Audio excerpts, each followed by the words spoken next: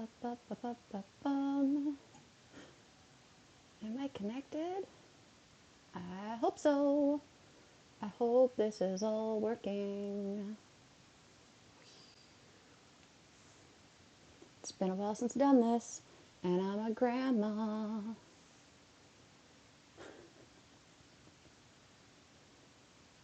Let's hope I got it right. Oh goodness, it says 3 people. Hello, Pokey people. If you're out there, say hi. Let me know if you can hear me. Yay! Hello, Leslie. Thank you for joining. Okay, glad you can. It's working for you. I hope sound and volume and everything is reasonable. It's been a while. Also, welcome to my new home. You can only see this much of it because camera on the computer is only able to capture so much. You can't hear me. Uh-oh. Okay. Nahal! Hello! All right, you can hear me.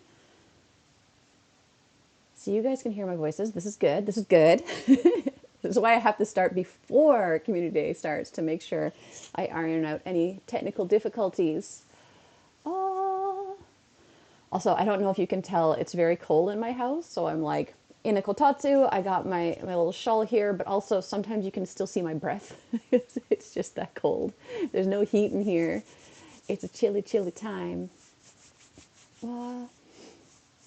I hope everyone's doing well. Happy New Year to everybody. Akemeshite omedetou gozaimasu. Kotoshi mo yoroshiku onegai shimasu. Life in Japan, it's busy, Nahal. My new position has me working a lot more than I was before. So I'm very busy, very tired, but I'm happy. I'm having a good time. As you can see, the background image here, I don't know where I'm pointing at the moment. That's Wakayama Castle, which is like a 10-minute walk from my office. So it's a very pretty city I'm living in now. I'm enjoying it. Slower pace of life. It's so quiet. I have a whole house, so I can be as loud and noisy as I want. It's winter and hot in your room. Oh, yeah, you guys have proper heating over in the UK, don't you? I miss proper winter. We had a little bit of snow here during like the winter holiday, but not enough. You can never have too much snow. Oh, it snows over there, right? Did you get any snow for Christmas? I hope so. Even if you don't celebrate Christmas, like no snow during a winter holiday is just sad. It's like criminal. Also, sorry, I don't know how well you guys can see me. I can't get that close to the computer screen and still be in the kotatsu and warm. And then I've got a door behind me with light backlighting me and then a light above me. So, yeah. I also might get interrupted to have to get a delivery at some point, but we'll see. I ordered yarn because you can never have too much yarn. You can never have too much yarn. There's always something to knit. As you can see, I'm wearing this that I knit. I did not knit this sweater. Oh, it's a gibble raid. It's a gibble raid. It's a gibble raid. Gibble, gibble, gibble. Gibble, gibble, gibble. I looked away for 2 seconds.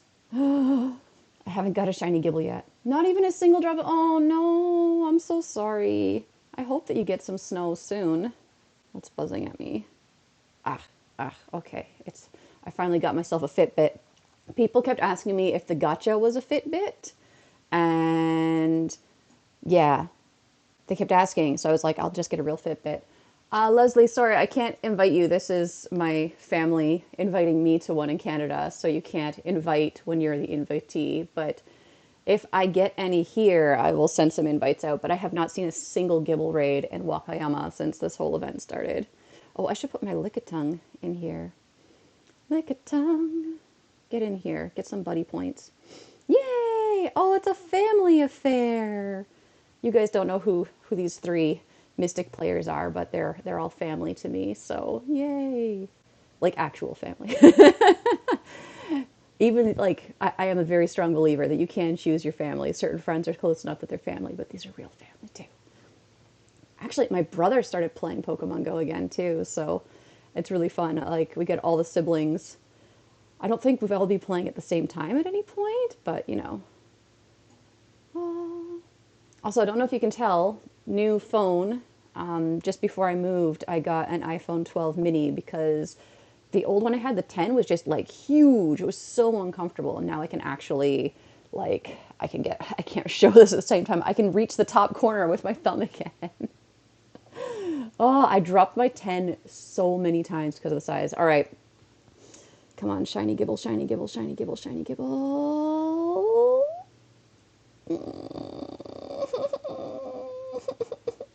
Feed him a pinap so he wants to turn yellow. Tell your buddies that I'm an awesome person and that they should be shiny for me. Okay, little gibble friend? Okay? That's how we do here. You gotta give them berries. You gotta berry all the Pokemon you want to be shiny so that if they don't decide to stay with you, they go and tell your friends how kind you are. What have I got around me? Yeah, so this is what I have right now around me for gyms. And you can see I've got 3 potential 1-star raids coming up after 11, but I haven't seen a single Gibble raid, so I'm expecting it's going to be like Chimchar, Turtwig or something, which just hurts my feelings. It keeps doing that to me. But my friends have been nice enough to invite me to some things. Oh, look at Tom, you're so cute. I don't know if you guys saw on Twitter, I tried entering their little contest for the Kanto thing, but being like, I'll be pink and normal. That will be my team. So I made Lickitung my buddy, and now might as well make him, work on getting him to best buddy status, because I need quite a few more. How am I doing here? I know it's a lot. It's going to take a while before I get there. Where's the buddy badge? Buddy badge, buddy badge, buddy badge. There it is. Yeah, I just got to 10 recently. It's going to take a while to hit 100, and then 200. Like, what were they thinking? Oh, oh. Actually, at some point, if I get bored of Machops today, I might ask you guys for some help with this. Just the battling part in the league was fine, but the winning battles is just no, no, no. I tried to do a couple more. I don't know if there's a glitch here or what. Like, look at this. Why are all the rewards berries? Just one berry for everything? Like, ugh, I don't even want to play. I want Pikachu Libre. I don't want a Frillish. That's all I'm after. But I can't get beyond rank 5. But the last time I went and did these first 2 battles, as you can see, I didn't win them. It matched me with people who are rank 9. I'm like, why would you do that? Why are you ranking with me? Why are you putting me with people ranked so much higher than me? Like, easy wins for them. I'm sure they were happy, but like, I'll never be able to progress if they keep matching me with people who are nearly double my rank. So, oh, how was this Gibble? Is he strong? No. But it's from Calgary, so I want to keep it. Oh. Oh. I was watching another stream just... Oh, cool. Who were you watching before? Were you watching someone for Roblox or maybe Minecraft or something? I know Roblox is your thing these days, right? Oh. I wonder if... I don't think any of my friends are streaming today because, at least not yet, their whole thing won't start until much later on. It'll be a while. You know, I just realized I haven't shared this to anywhere. Share. Let's tell Twitter I'm streaming. Hi Twitter, I'm streaming. Yeah. I could tell Instagram, but that's just too much work. Should I tell Facebook? I could. Let's go tell Facebook. Hi, Facebook. I'm really, really bad at this whole self-promotion thing. I don't know how other people do it. Like, for me, it just feels really awkward to be like, hi, I think I'm important and you should pay attention to me. Because that's just like, oh. But also, like, what's the point of doing things online if you don't share it, I guess? I don't know. I don't know. If you see my personal Instagram, you know that I'm fairly, like, meh. Like, most of the time I don't put captions. I just put an emoji, no hashtags. I'm just like, meh. I'm putting it up because I like the way things look, and the people who want to see the things I do will find it. But I know some people wish to be informed. Some people need a reminder. How are we doing here? It's, as usual, as I'm connected to my computer, my phone just keeps saying it's 9:41. And I have to keep looking at the computer being like, oh, what time is it? It's 10:56. Get just another couple minutes before it'll start up. Doing pretty good for items here. Look at this, look at this, look at this. Oh, I'm so prepared. My office sits like right smack dab in the middle of 3 Pokestops. So when I'm at work, I have this thing running all day. And even though it's also catching Pokemon, it spins the stops a lot. So I just have to like check in and delete unnecessary items to get my Pokeballs back up. Because when I come home, as you can see, I don't have very much around me. So like, that's part of why I'm playing from home today. Because if I went out to play, I would have to just, I don't know, run a lot, I guess. Or I'd have to go downtown, the castle park, that beautiful castle that's in the picture there. It's actually really good for playing Pokemon Go, in my opinion. I've only been down once. My friend and I went to see the castle, and I was staring at my phone the whole time. But there is still a pandemic happening, so not a good idea to go out yet. But I do want to make some Japanese friends locally who play Pogo. That would be fun. Oh, no worries, Nahal. You do whatever makes you happy. And I think it's evening for you, isn't it? Yes, yes, you should be safe. Also have to like, now that I'm a supervisor. Oh, that's the postman. I'll be right back. I'll be back. I'll be back. Hi! Hey, you guys can still hear me while I'm walking away, though. Hi. Hi. Hi. はい、ありがとうございます。ありがとうございます。Yatta, yatta, yatta. I got yarn. I got yarn. Oh, no, I forgot to put my slippers on to answer the door. My feet are dirty. Ugh. Okay, okay, okay. I got yarn. I got yarn. Yarn, yarn, yarn. Happy times. Happy, happy times.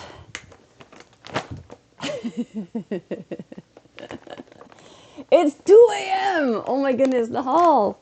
I guess it's a Friday night for you, right? So, you know, it's not school night or anything. You do what makes you happy.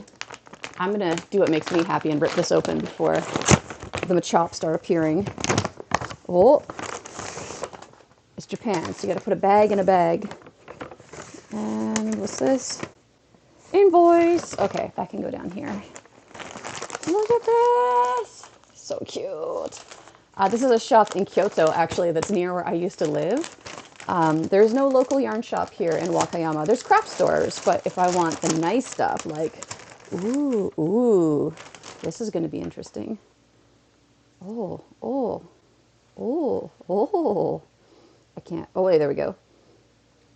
It's 100% wool, and it is from Portugal. Ooh, this is where I just turned full grandma. And then, oh, look at this. I know you guys aren't necessarily knitters. This is mohair and silk wool. Like, oh, it's so nice. Okay. It's like 1 minute till community day starts, so I should focus. Focus. Put the yarn over here. I got chosen to help test knit a sweater pattern, so I needed yarn for it. Although I'm still not convinced that that's enough for an entire sweater, but I gotta just like trust the designer.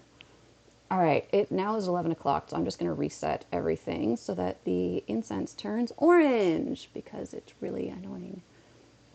Luckily, I didn't understand what I heard in Japanese.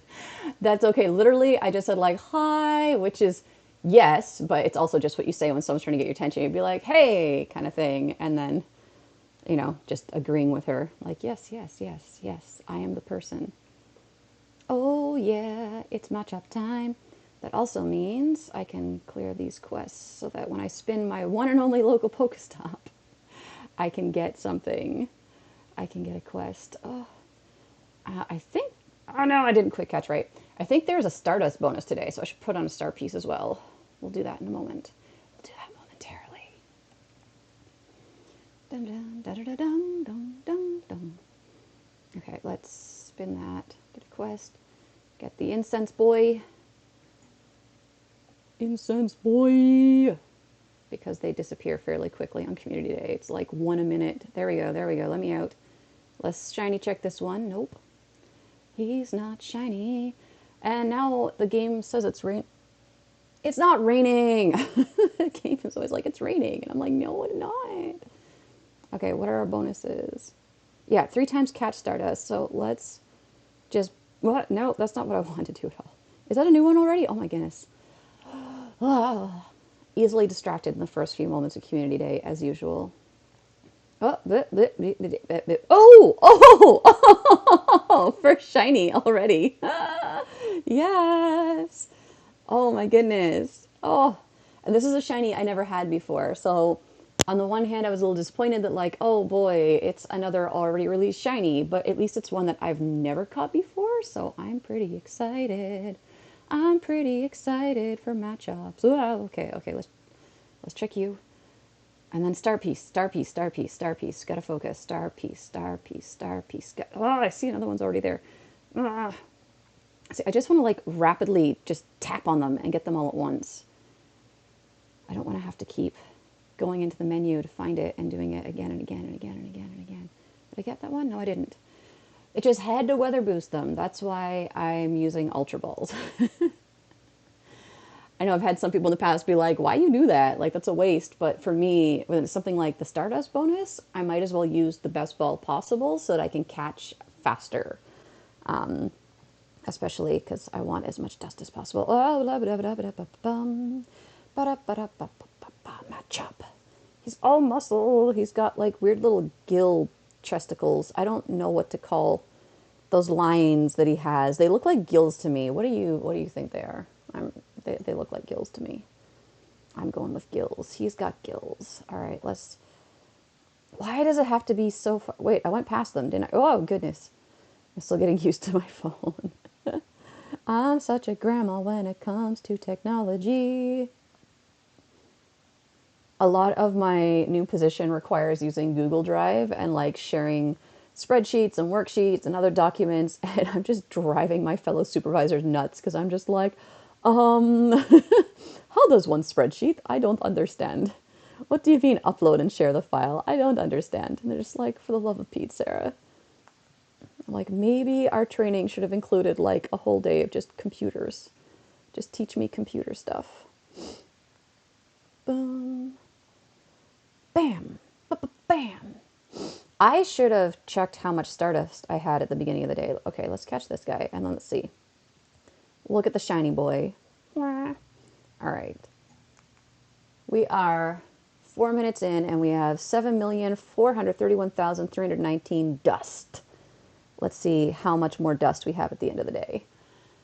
I mean, I probably won't be streaming the full 6 hours. That would be bonkers. But you will be hearing from me later on, I'm sure. Did I get them all? I think I did.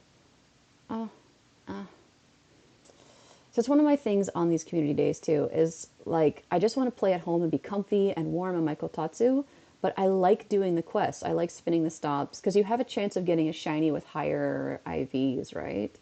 But, I mean, that's my option. I have, that's like, I could walk down to those Pokestops and then back home in like 15, 20 minutes. It wouldn't be a big deal, but that's pretty much my only good nearby option. As you can see, there's not a lot around here. It was one of those things before moving. I kept saying to people like, oh, when I go looking for apartments or homes to move to, well, first I was just thinking I could only get an apartment. Let's start with that. I was like, oh, I'm going to make sure to open the app while I'm in the place and like check for Pokestops and gyms and things. And when I saw this house, I got so excited I completely forgot to do that. I was just like, ooh, ooh, ooh, house, detached house. So in Japan, a lot of the time houses are really close together. Like I'm very close to all my neighbors. But sometimes they're so close together, they might as well be attached or they are attached. So you share walls, even though it's a house, which is like, what's the point in having a house if you have to share a wall? So it's fully detached. I don't share any walls. I don't share ceilings. I don't share floors. It's so, so nice. This place was built like 4 years after I was born, so it's almost as old as I am. It's like, it kind of looks like it too. It's just kind of quirky and old, and I love it. So as soon as I saw the place, I was just like, I want it, I want it, I want it. Even though it's a little awkward, like the kitchen is spacious, but it's like a high traffic area, so you can't really put anything in it. So like beside the shelf where my computer is, I have my fridge. isn't even in my fridge. The owner of the house was like, I'll just like lend you a fridge and a washing machine that you can use while you live in my house. And I'm just like, oh, so nice. So nice. I haven't even met the owner. This was just communicated to me through the real estate agent. Oh, see. Oh, well, at least it was a Shinx this time and not something else, but we're not going to fight a Shinx. That's not worth using a remote pass spawn. It's just not. I like you, Shinx, but not that much. I need Gibbles. I need Gibbles. Ba ba ba ba da ba. I haven't seen them lately, but sometimes neighbors' cats go walking by behind me out here. So I'm always like hopeful. I've seen at least 4 different cats come hang out by my door. There was one who tried to pee on the house, and so I banged on the window, and he was like, "Oh God," and ran off. And there was one who came right up to the window and put her little paws on the glass and looked at me, and I was like, "Oh, friend!" And then she was like, "Oh God, there's a person home," and ran for her life. And I was like, "Oh, come back." I need to make friends with them. I'm allowed to have pets in this house too, which is nice. I can have pets. I don't have a pet yet. I'm going to wait a while because that's a big financial responsibility and time responsibility. I don't know if I can juggle it well with work, but I'm allowed. If I wanted to get one, I could. And it might be a really good idea for me to do so because I did find a mouse turd not too long ago. So just one single deposit from a mouse, but that's enough to be like, maybe having a cat would be a good idea. Not that I want a cat to be bringing me dead mice, but like sometimes just having a predator present will chase prey animals away. Like they'll be like, oh, this is not a friendly home. We shouldn't go to it. We should not go to that home. Oh, oh my gosh. It's so cold in here. What is the temperature today anyways? Let's just have a quick peek. Oh, it's 11 degrees. That's just not bad. Feels like 11 degrees, which is nice. There were some days where it was like, oh, it is 5 degrees, but feels like 0. And I was like, yeah, I could tell. Although I was having fun taking little like Instagram stories and sending that to friends and family of just me sitting in the cold of my room, breathing out fog, like, oh. 1, 2, 3, 4, 5, 6, 7, 8, 9. Boom. Get out of here. Machop! Oh no. I hate when this happens. I hate it. That's been happening to me a lot lately where I can touch the buttons, but I can't touch Pokemon for some reason. I'm just like, why? Why? And now that Machop is gone forever. I hope it wasn't a shiny boy. I can only hope. Alright, 2 minutes till that other egg hatches. Maybe it'll have something worthwhile in it. Let's do this though. Machop! Chip chop. Sometimes I think the freezing is happening, so I'm doing things like quick catching, which I think makes the game a little angry at times. But also it happens when I feed Pokemon a berry and run away from them. And it seems to happen sometimes if I just touch buttons too fast, but I don't know. I don't know what's up with that. Oh, wow, a Machop. What a surprise. I couldn't have seen that coming. Not in 1,000 years. Oh, God, stop talking to me. Bleh, bleh, bleh. No, I don't care what you have to say. Pokemon are appearing. Get out of here, Professor. He's just so pushy. He thinks he's so important. He thinks he's so important. Mwah. Mwah, mwah, mwah, mwah, mwah, mwah, mwah. Mwah, mwah, mwah. Mwah. Oh. Also see how long my energy lasts. I'm nursing a bit of a headache at the moment. But it appears as though we have 2 people with us right now. So hello, wonderful 2 people. I hope you're having a lovely day, evening, night, morning, twilight, dawn, dusk, whatever it is. Is that Sunbeam trying to come for me? I hope so. That's one nice thing about this little living room is sometimes I get sunbeamed so good. The sunbeams come and they're so toasty. I love it. I love the toasty sunbeams. That's what I want to say. I love the toasty sunbeams. We need a second incense on. And let's just hit another Star piece while we're here. Because why not? If it's going to give you bonus Stardust, you might as well go crazy. So that's the only thing I'm really missing out on right now by playing at home and not going someplace busier is I'm not getting a lot of like just random wild spawns. I do usually get a fairly decent amount of Pokemon appearing around my little house, but it's not too crazy. Transfer 10 Pokemon. I don't have anybody overly good. I don't have anyone overly great right now. We'll do that in a minute. Oh, I gotta stretch my legs out. Get as much of my body under the kotatsu as possible to keep myself warm. And stay warm, but also on camera. How can I manage this? Oh, ho, ho, ho, ho. Machop. Chip chop. I'm trying to remember what his Japanese name is. It's escaping me right now. Well, he was caught. Heat rat. Nobody likes you. Go away. Look, see, Chimchar called it. One of them was a Chimchar. Next one's at 24. Fingers crossed. Although if my friends and family are raiding, maybe they'll send me invites. I hope. Send me the gibbles. I need gibbles. I should check on that, actually. I should see what's happening. Nope. Nope, nobody is saying that they have gibble raids right now. Oh, the cord for the kotatsu is in a weird spot. Meh, meh. Stop hurting me. Meh. Usually, like, if I'm home, I'm sitting on my little sofa over here. I finally own a sofa. Yas. But that wouldn't be very good for streaming because I'm already kind of far from the camera. I was trying to figure out how I could do this. Like, maybe I need like another device, like a tablet or something, so I could stream and have everything close to me. But for now, this is working. This is okay. I don't know how it's working for you guys. I hope that like the view isn't terrible. Okay, let's get rid of some of these bad Machops. These mediocre matches. Boop. Goodbye.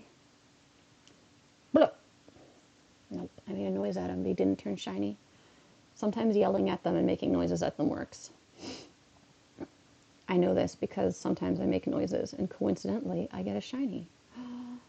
Oh, hello, Machop. Boop. Excellent. In your face. Yeah, I got him. Have I already caught you? I can't remember. I think I did, yes. That's the problem with quick catching. Pretty sure I had some guys set aside here. Yes, you guys are set aside for evolving today. I just heard another one appear.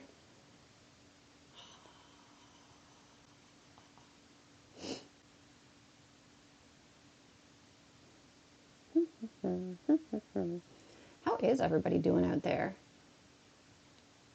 I know there's only a couple of you, but... Oi! Shiny boy! Shiny number 2. Boop. Oh, that should have been an excellent. Come on. There's only a couple of you out there, but how are y'all doing? Did you have a good winter holiday? Are things like crazy where you're living? Is it calming down? Are people being safe? Are they being bonkers? I hope everyone's all right. Oh, it's so cute. It's a nice shiny because it's kind of like greenish gold. So like for me, it feels more kind of like a gold than a green color with this one. I'm trying to think of what metal that would be. My brain's like, copper! And I'm like, no, not even oxidized copper is the right color. You don't leave your house. That's good for safety. I think for those of us who are kind of introverted anyways, and like I can be a bit of a hermit sometimes, it all kind of works out. Like, oh yeah, I can just stay home. Like this works for me. Hey, yeah. But I know for my more social friends or like the people I care about who really enjoy going traveling and going out to restaurants and things, they're really, really suffering. And I feel so bad. But we all got to do what we got to do to keep everybody safe. There's not many options, right? Oh, suddenly it says 5 viewers. Hello, people. It's weird because it'll just pop up and be like, there's more. Yeah, hugs. Oh, I mean, my friends and I have never really been like big hugging people, but it's like it really sucks to be in a situation where things are stressful and everybody could probably really use a hug right now, and we can't give and exchange hugs. Although I have seen some funny things, like I saw, was it an old folks home? Might be like a senior center or something, where somebody like made like a plastic wall and it had like sleeves in it, so you could stick your arms in this plastic sleeves and hug people through the plastic, so you could actually like, it's so sad and so funny and so like endearing, but also just tragic at the same time. Like, it was just like, oh. But that was the best solution that particular place came up with for like, here's a way you can have human contact but still be safe. At least the people using it seem to be pretty happy about it. I mean, also any port in a storm, right? Better than nothing. It's also tough in my job, not so much for me now that I'm in the supervisor role, but for my teachers. Like, you get really little kids coming in sometimes who are crying, and we're allowed and encouraged to hug kids and comfort them when they're crying here. I know in other countries that'd be kind of like, whoa, you can't touch the children, but here it's kind of okay. It's expected, but right now we can I can't really do that. So sometimes it's like the parent comes in and their child's crying and they want you to take their child from them and hold them and hug them and cuddle them, but the kid's like 3 years old and not wearing a mask and there's just fluids everywhere, and you're like, this is bad for everybody's safety. But they're expecting it, so you feel like you have to. It's odd. Lego fan Jack. Ah, hello. It took me a second there. I was like, Legolas, Lego Ann. Hello, Lego fan Jack. What's up is we're trying to stay warm in the kotatsu in a house without insulation and catch some shiny Machops. What's up with you? How are you doing? I hope you're doing well. Oh, there's some boys. Okay, that one's not incense, so he'll stick around for a second. No!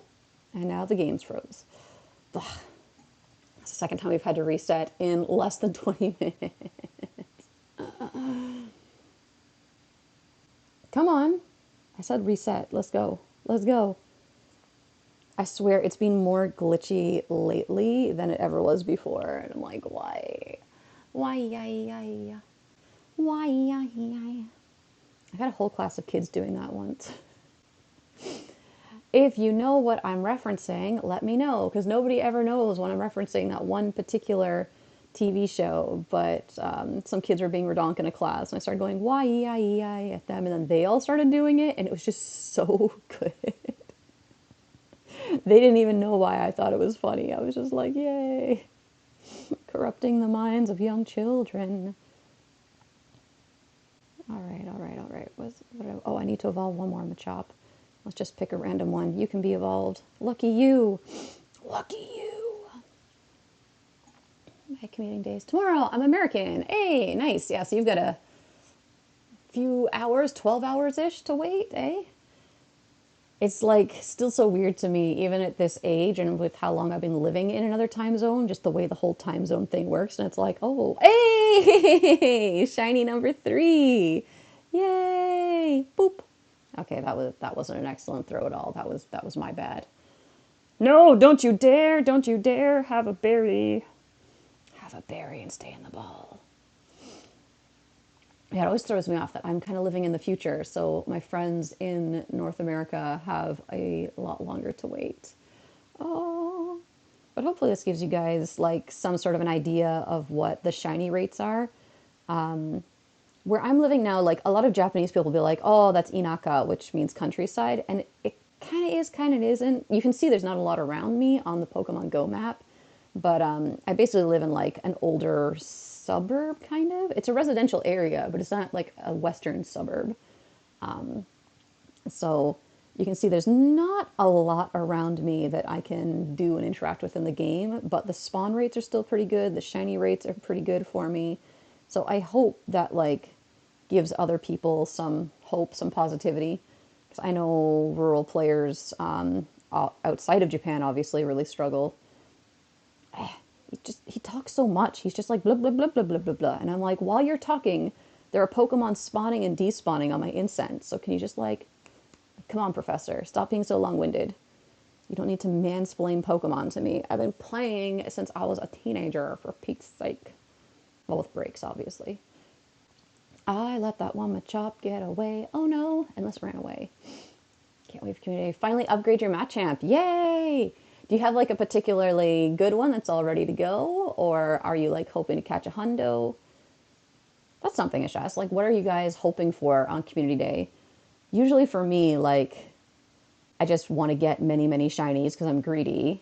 And then if I can get one hundo or like a 98% or something, then that's just like extra spice. That's super nice. It's not necessary, but I'm not really into the PvP side of things that much, so I don't need someone that's particularly good for that purpose. I just want lots. I need to evolve one Machoke. Another transfer 10. I feel like they put those quests in there just because they know people complain about box space. It's like, okay, yes, that's not a bad idea, but I just don't want to deal with transferring right at this moment. And it's so much effort. Sorry, my neck wants to crack, but like just isn't going. I think I mentioned earlier I'm nursing a headache and it's just going like from here down here. And I feel like if I could just crack this, everything would be better. It would just like release the Kraken. It would release all the tension, but I can't really force it to do the thing. I haven't got a hundo yet, right? No. But maybe let's jump before the Machop so that I'm not deleting anyone who could be potentially really rad. All right, bye-bye. Go away. Brah. No, not shiny. I want a lot of good ones for raids. Ah, that's true. They are really good for raiding, aren't they? I should be checking my 3-star ones and see if there's some high boys in there. I'll wait until they're there. There's usually a point like around the 3-hour mark, 3 or 4 hour mark, where I start to get tired, and then it's like, all right, I'll let the gotcha, or I'll use the Pokeball Plus or something and catch Pokemon that way, and then I can like check all the IVs and see who's good. But initially, it's just like, oh, I need to shiny check everything. Okay, right, you live in the middle of Oklahoma. Ah! I have like 2 friends in Japan who are from Oklahoma. So it's funny because that whole like, was it Tiger King thing came out and people were like, whoa, Oklahoma. And I'm just like, I've only ever known really nice, awesome people from Oklahoma. Like, I don't know. Every place has its good and its bad people, but I have a really good impression of your state. You've sent out good representatives to this country at least. Ah, Oklahoma. Someday I will visit the U.S. I don't know about right now. I'm sorry, you guys. Things seem kind of bonkers for you. I hope it gets better. I really, really do. I have a lot of friends and people I care about who are Americans. I hope things get better. And then someday, when Corona's gone and things are calmer, it'd be really fun to go visit. You guys have a lot of really nice national parks I want to go see. I want to go see all the trees and the birds and the mountains and the rivers. I mean, we have lots of that in Canada too, but like, I grew up in Canada. I want to go see somebody else's trees and birds and rivers. Uh, Oklahoma is the state that is overtook by farmers for some reason. Oh, it must be good land. And I mean, nothing wrong with farmers, I think. Although I'm at that point in my life where, like, even though I can't keep a houseplant alive to save my life, I'm just like, I want to go run away, live in a field or in the middle of the woods and, like, grow food and just be a hermit. Like, all that cottagecore life, I want it. I hear noises outside. That is one thing I'm still not entirely used to because I'm in a house, is I'm on the ground floor now. So having been in apartments for like the last decade and a bit, like, God, like 13 and a half years, getting close to 14 years now, of being abroad. So yeah, like 13-ish years, I was used to living in an apartment and always like second floor or above. So being in a house, part of my brain is just like, oh my God, you're on the first floor. That's so dangerous. And it's like, wait, I grew up in a house. Like, what the heck? Houses are only on the ground floor. It's also taken me a while to get used to the fact that, like, I could just leave this as it is. I don't know if you can tell, this side is dark because there's actually storm doors. The typhoons here can get pretty bad. So I have these storm doors I can slide across, and it's like an extra level of security as well so that people can't break in. But, like, I never lock the security thing. So it's like I slide it across, and in my brain I'm like, I'm safer now. And I'm like, but it's not latched shut, so it's not actually doing anything. Maybe you just need to chill out. It's not such a big deal. Plus, it's Japan, so it is pretty safe here. Machop, I need to evolve one of you boys. You can go. Yep, that's fine. 100 candy, no big deal. Everywhere you look, there is a bundle of cows. Mmm. And I bet they're delicious. I'm sorry to the vegetarians and vegans out there, but I like a good steak. I like a good steak, a good hamburger. Oh, I mean, ideally, cutting meat down from the diet or cutting it out is actually pretty healthy and something I would like to do. And I'm not a fan of like factory farming and the way that animals are treated when we are producing them en masse for food, but like, steak. Actually, something my dad and my stepmom do. They have a friend who has a farm, and they butcher their own animals, obviously. But what they offer is you can like buy a share in an animal, I guess is the best way to put it. So like they have a cow and they're like, this cow is gonna like be slaughtered this year and it's gonna be like probably this amount of these different cuts and meats and things, and you buy like part of the cow. So my dad and stepmom will actually go over and like help take care of the cow too. Like they'll go over and like feed it and stuff sometimes, but also like part of what they're paying goes into the feeding and care of the cow. And then when the cow's time comes, they get some steaks. So like that's kind of cool. I don't know if they're doing it with a cow this year or just a pig. But I was like, I kind of like that idea. Like you can go over and like, I mean, I don't know how well I would actually like looking my food in the eye. Like, oh, that might actually traumatize me and make me vegetarian again. I was vegan for like a whole year because I saw Meet Your Meat by PETA and I was just like traumatized. But I don't know. I like the idea that at least you can go and see what you're going to eat and know how that poor animal is being treated and whether or not it's living a good life. And if that changes your feelings on it, then maybe you shouldn't be eating meat. And if you can look them in the eyes and be okay with it, then bacon. I'm just talking controversial stuff now. I should stop. It's like having an unapplied supply of steak outside your house.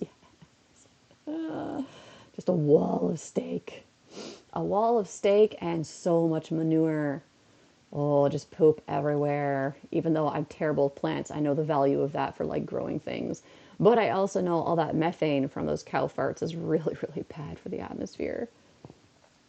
I've had I've explained that to students in Japan a couple times where because we actually have like a thing and it's one particular lesson we do where we show them a picture and it's about like saving the environment. So it shows like, oh, here's like a car that's just belching out fumes and here's a factory belching out fumes and then here's a field of cows.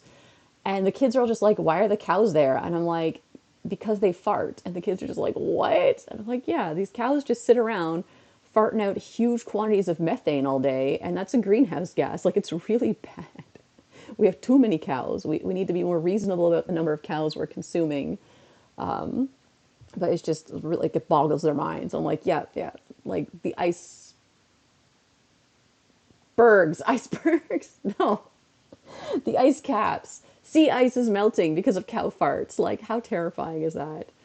But on the other hand, could you imagine being like, I ruined the world with my farts? I want to own chickens one day, but I'm not looking forward to giving up the nugs. Fried chicken is all that you grandparents eat.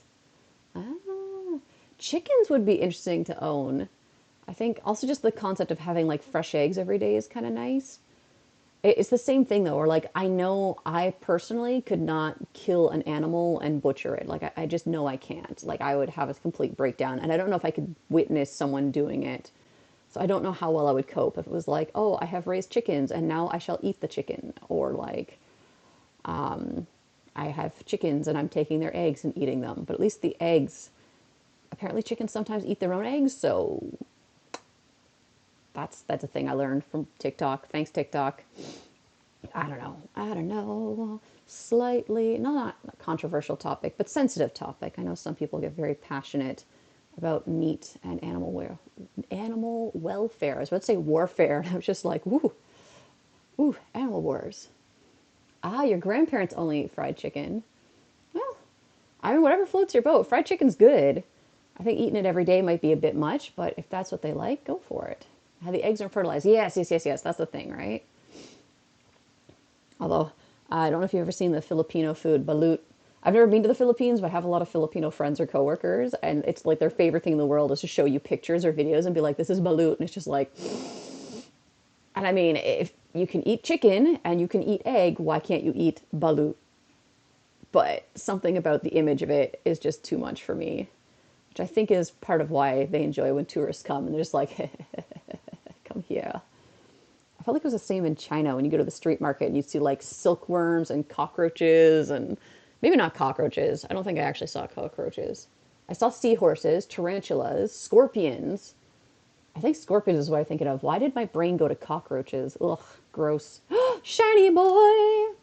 But you can get all these like bugs and other odd animals on a skewer and fried.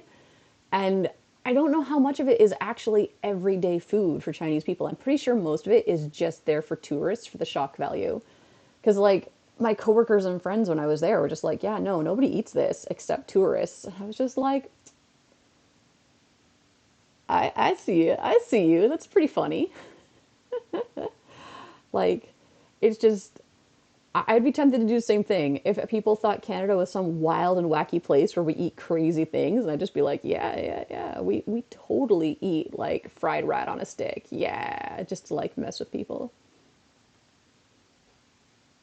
Oh, that just made me remember that I have an acquaintance who's from Ecuador, and they eat guinea pigs there. And like when she first was talking about it online, I was just like, oh, horrified. But the more she talks about it, the more I'm like, I want to go eat a guinea pig. I guess that's my final thought on the matter. If you can eat one animal, you can pretty much eat them all.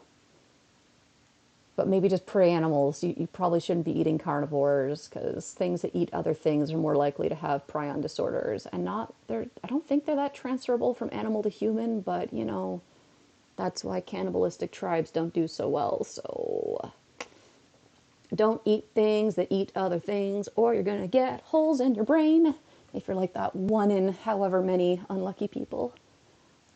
You eat seagull eggs. Interesting. Do they taste any different at all? Like, I remember being terrified of the idea of eating quail eggs, and then like, oh, it's just another egg, but it is smaller. So I was curious to know, like, do different eggs have different tastes? Are some like more sulfury than others, less sulfury? I feel like a seagull egg should be naturally salty for some reason. Now I just want eggs. I have like a baker's dozen eggs in my fridge right now. They're big. Ooh, interesting. I also have to remind myself that like what I'm used to seeing as what I'm used to seeing and referring to as seagulls are actually like ringneck or rock gulls maybe. They're smaller than like proper seagulls, so oh, big old yolk. Ooh, the yolk's the best part. I already had breakfast. I had a bowl of cereal for breakfast, and now I'm just like, I want some beaten eggs.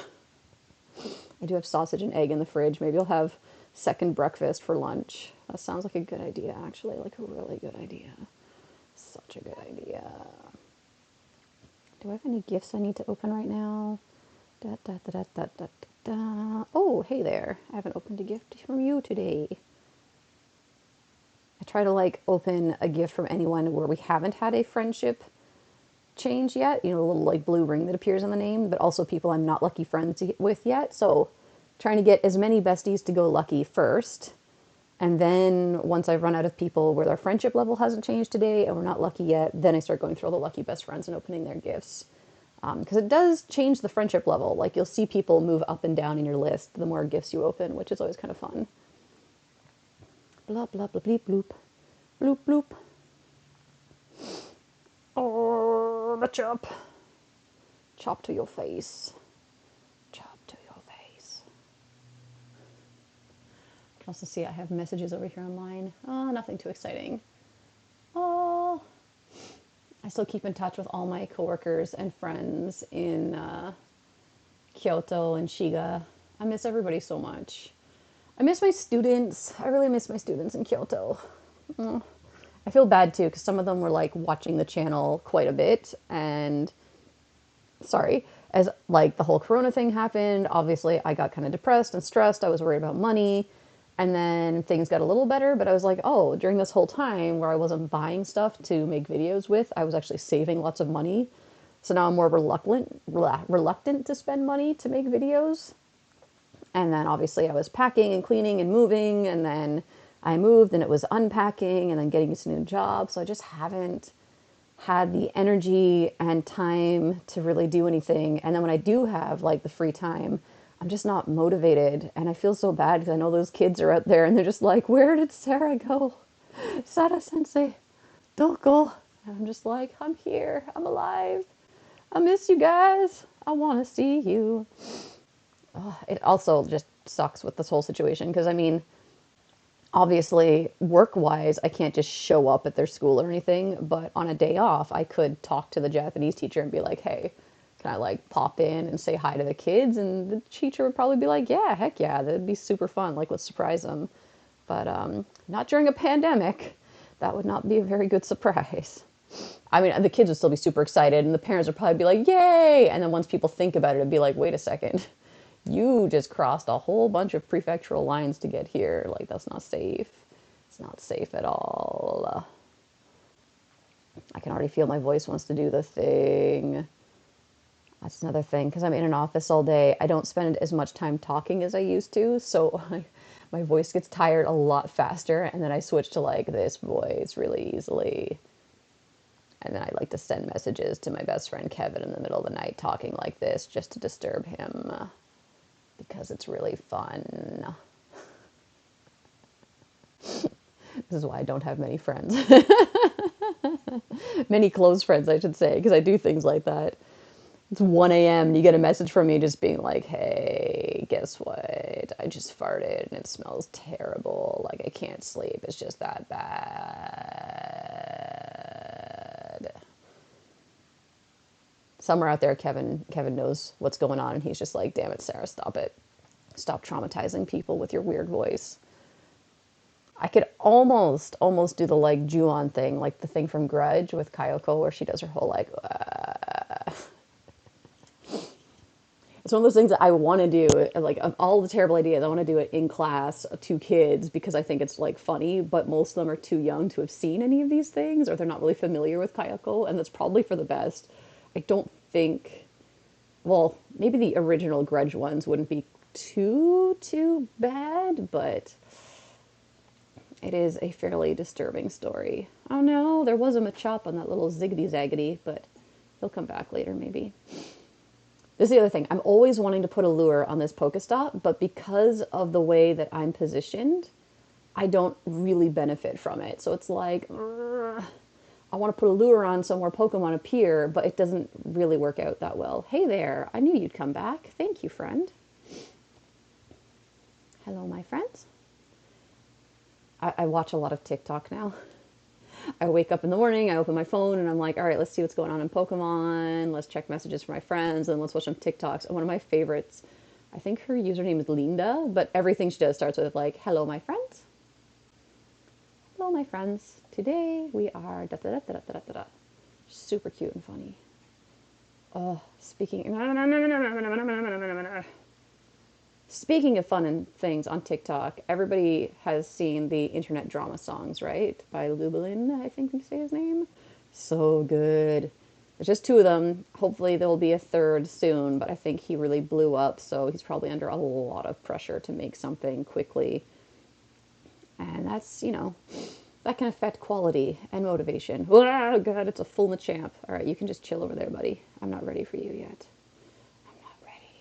Why am I touching you first? You're not going anywhere. That's okay. It's too late now. Boop. Tick tock. Tick tick tock. What else? I've also thought about that. I'm like, it would be fun to just like hang out and share my favorite TikToks with you guys, but I think the stuff that I find funny or that appeals to me is just so all over the place. I don't think it would make for the best reaction video.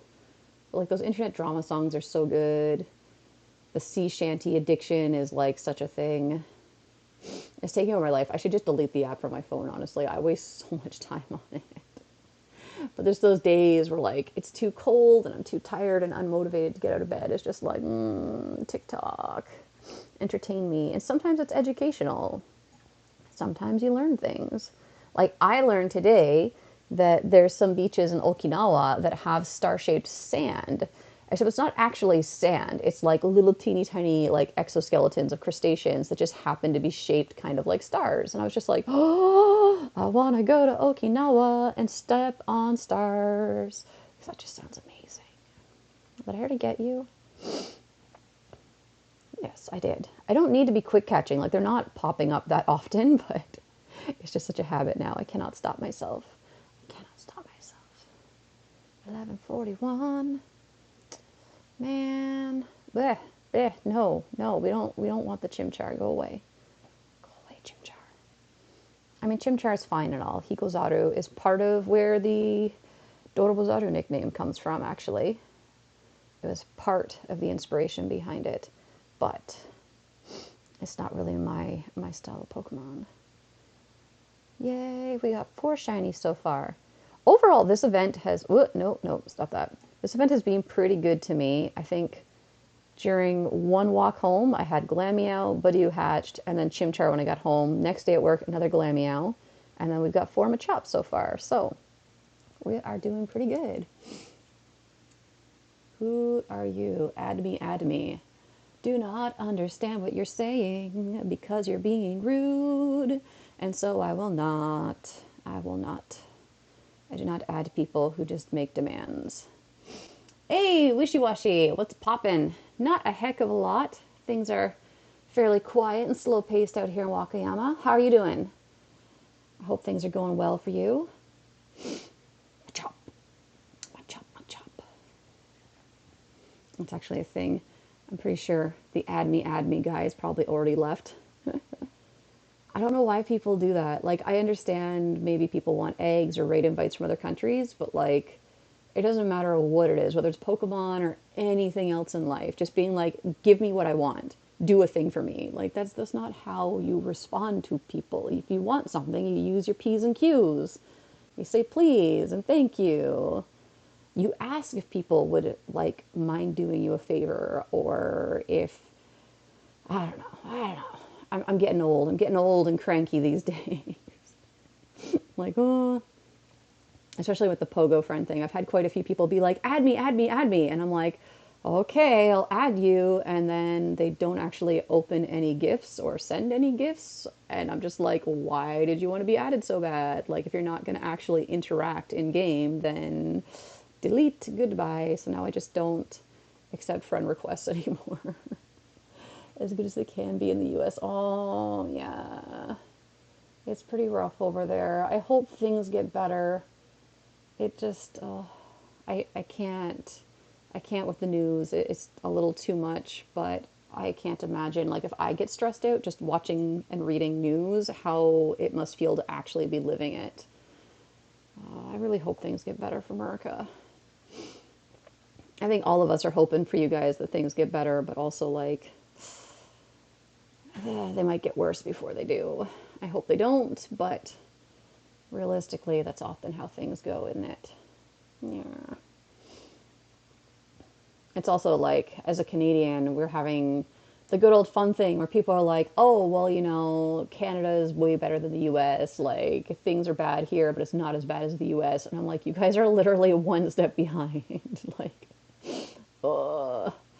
Trudeau might not be that bad of a prime minister, but like the premier of Ontario is basically a Trump. And we've got all the same things. We've got anti-maskers, anti-vaxxers, white supremacists. Some of our white supremacists, I think, like, helped with what happened in the Capitol. So, yeah.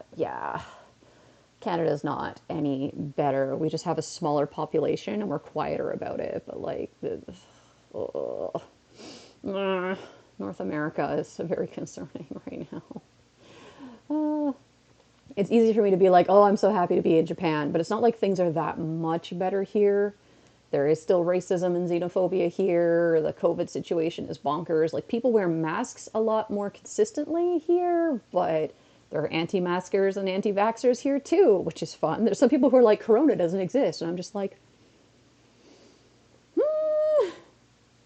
And then the government's just like, oh, we don't need to lock down. We're gonna have the Olympics. The Olympics are coming next year. We don't need to lock down. It's all good. And it's just like, guys, everything's getting completely out of control while you're refusing to do anything about it. Oh, my neighboring prefectures. So obviously Kyoto, where I used to live, Osaka, and I think Kobe. They've all declared states of emergency on their own, I think, or they like told the government they want to, and the government was like, okay, but it doesn't really mean anything. It's like we're in a state of emergency, and that's it. Like they're not closing schools. They're not making businesses close. I don't even know if they're offering financial support to people who choose to close. So it's just like, what is happening?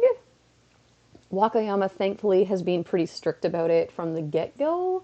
So the numbers aren't as crazy here, but still, we're not at like full-on emergency levels yet, though. Our hospitals aren't overwhelmed. Still, it's a weird time to be alive. Oh, I think all of us at some point were sitting in a history class learning about scary and terrible things that happen. And, at some point your teacher's got to ask you, like, can you imagine what it would have been like to live through that? And you're just like, haha, no way. And guess what? Now we are living it. And ooh, hopefully things take a turn for the better soon. I mean, the vaccine's coming around, right? Oh, my hands are cold. It feels like I'm doing everything in slow-mo. I need water. Water. That's a fun thing I've started doing again here. So when I lived in China, I always drank hot water because you can't just drink tap water in China. At least 10 plus years ago when I was living there, you couldn't. So you always would drink water that had been boiled. So it's just easier to drink hot water straight from the water cooler, which sounds like an oxymoron. Or you boil water and just wait until it's drinkable. So I've been drinking hot water here in Wakayama. The water's totally drinkable, but it's just so cold coming out of my tap that it is giving me stomach aches, which was a thing that would happen in China where, like, even though it was filtered water from a water cooler, if I drank cold water, I always would end up with a stomach ache. So it's like, interesting. I'm back in that mode of life where, like, I can't drink cold water. But hot water's better for you anyways. You should drink hot water. Or at least, like, warm, like lukewarm. Cold water is not as good for you. I don't remember why. Just Chinese medicine, trust me. Oh man, you had 10 teachers quarantining in your town. Aw. Yeah, that's the scary thing too. Like, with my job, obviously, I'm a supervisor now, so I'm in an office with other like managers and supervisors and other staff that work for the company. But part of my job means going to different classrooms to see the teachers in the classroom and see how they're teaching, which means like in one week, I could go to 3 or 4 different locations and see completely different groups of people. So if someone like me were to catch it and not know, I could just be like walking around sprinkling it all over the place, which is bonkers, but like that's the job. And I mean, obviously, wearing masks, hand washing like crazy, we're disinfecting classrooms and children's hands and whatever we can as much as possible, but still just like all it takes is one staff member like me or one of the teachers or one student, and it could just be like blah, everywhere. It's just like, whoa. Why can't we just get the vaccine already? Japan was so slow with that. Everyone else was like, yay, vaccine. And Japan's just like, we shall get it in time for the Olympics to vaccinate the athletes and maybe the spectators. Meanwhile, those of us who live in Japan are just like, can we have it now, please? Like, I would rather get it as soon as possible. Like, can it be an option? Why aren't we getting this? What the heck, Japan? For Pete's sake. And now they're just like, the hospitals are overwhelmed. How did that happen? Like, I wonder how that happened.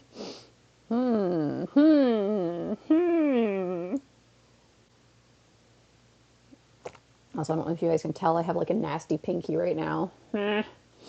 I keep getting like this one little wart that wants to grow on my pinky, so I finally was like, I'm just gonna put this medicine stuff on it. That's supposed to be for taking warts off your feet, but I hope if it works for feet, it'll work for this finger, because I'm sick and tired of this damn thing.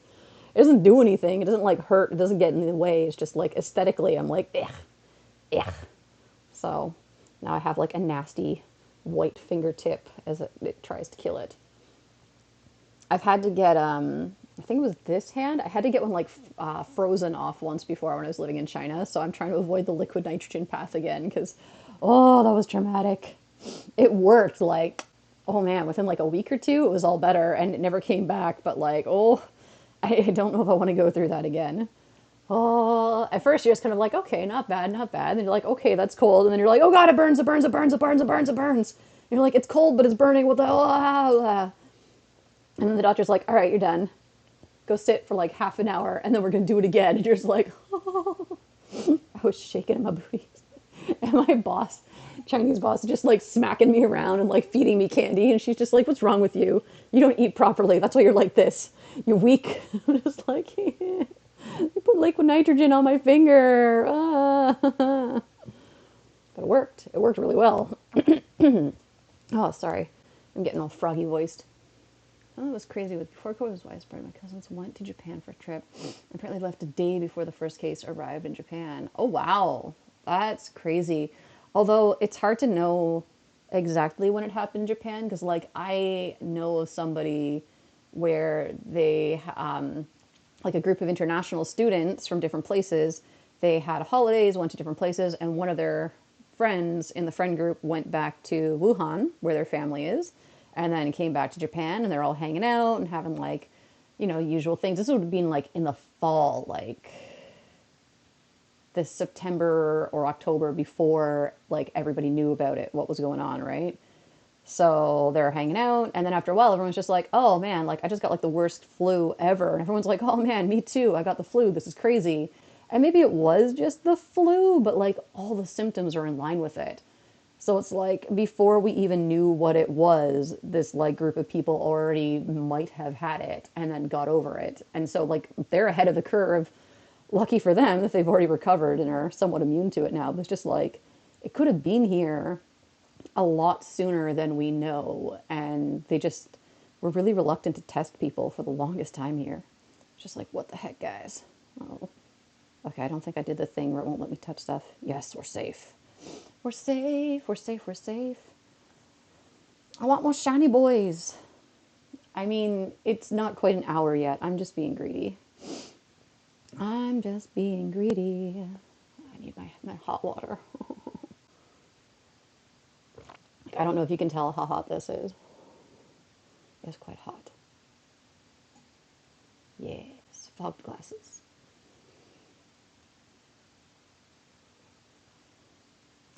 Yum, yum, yum. Yum, yum, yum, yum, yum. I like water. Water is good for you. Ugh. This is also just a really awkward position to be sitting in for such a long time. Yeah, which is why I'm leaning on this little thing I got here. Uh, Waiting for the sunbeams to come and get me. Oh, I might actually get some sunbeam today. It was raining this morning. The game says it's raining, but it's not raining outside, so maybe there will be some sunbeaming. That would be great. And I finally got something last year that was bad, and Dodgers too could figure out. Yeah. Well, that's the thing. Like, even if you didn't travel anywhere, like, from the way that we know that it's transferred, like, somebody could have it, be asymptomatic, and then go around and give it to somebody else. So it's possible, like, is that, what, 6 degrees of separation from Kevin Bacon kind of thing, where, like, person A passed it to person B, passed it to person C, passed it to person D, passed it to person E, and the person E is the one who actually gets sick. Like, some people were just completely asymptomatic and just carried it around, which is bonkers. Oh, man, I would feel so guilty if I did that. Like, obviously, you don't know. Like, if you don't have symptoms, you're probably not going to try to get tested. In Japan, if you didn't have symptoms, you couldn't get tested. Now, if you had close contact, they'll test you. But even then, sometimes they're like, did you have close contact with somebody who went to China? No? Okay, you're fine. You're like, no, I literally slept in the same bed as somebody who's sick. And they're just like, were they Chinese? Were they a foreigner? Had they traveled abroad from the UK? No? Okay. You don't need to test that. And it's like, wait, what? No, guys, no. But of course, like, yeah, what was I trying to say? If you have no symptoms and you don't think you've been in contact with anybody, then you wouldn't get tested. So of course, you could just be walking around sprinkling it everywhere and have no idea. In that case, I guess ignorance is bliss. Because if you found out, like, I know for me, if I found out, I would just be devastated with, like, guilt and shame. Like, I don't know how I would cope with that knowledge. I mean, if you know you've got it or you've been exposed and then you go out and do things, you should still feel guilty and ashamed of yourself, but at least like you know exactly what you're doing and that you're making a choice. But when you have no idea, it's kind of like, ignorance is bliss. Up, up, up, up, up, up, up, up, beep, beep, boop, boop, boop. In my head, I'm still thinking of sea shanties. Sea shanties. Like I said, the TikTok thing got me hooked on them. Got me hooked. Hey, shiny! He came because he heard me say sea shanties and got excited. And in my head, I'm just like, I want to like hum or sing or something, but I don't know what is and isn't copyrighted anymore. You would think something like a sea shanty can't be copyrighted because it's like a song that's, like 150, 200, 300 years old in some cases. Like, how can someone own that? Like a folk song, But you never know. Like the Happy Birthday song is copyrighted, which is just bonkers. Like, absolutely bonkers. Technically, if you're like, how some restaurants do the thing where you say, oh, it's so and so's birthday, and they like bring out a slice of cake or some other dessert and sing the happy birthday song. Technically, you're breaching copyright when you do that. And like restaurants that do that could technically be sued for that because they are not paying for permission to use the birthday song. And I think in a lot of those cases, like the dessert's free, right? But in a way, they're still making profit. Like, I don't know. It's such a weird thing. So it's like, it's the happy birthday song. Like, what the heck? What the heck? So even like right now, I can't like hum that tune or anything because the person who owns the copyright could strike this and be like, nope, you sang the happy birthday song. And be like, what? That's crazy. That makes no sense. No, I don't have too many fantastic Machops, but that's okay. I'll make it easier for later. That'll make it much easier for later. Hop, up, up, up, up, up, boop. I wonder how my friends locally are doing. Well, not quite so local for me anymore. Not much action happening here. Where are the other Poke people? There they are.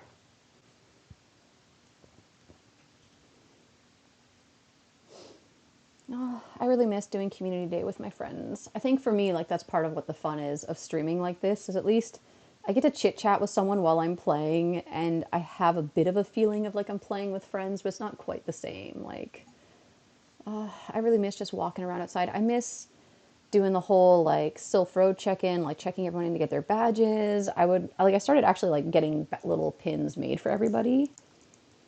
And I don't know, it was just really fun. I really enjoyed organizing meetups. Oh God, there goes Frog Voice again. Hello.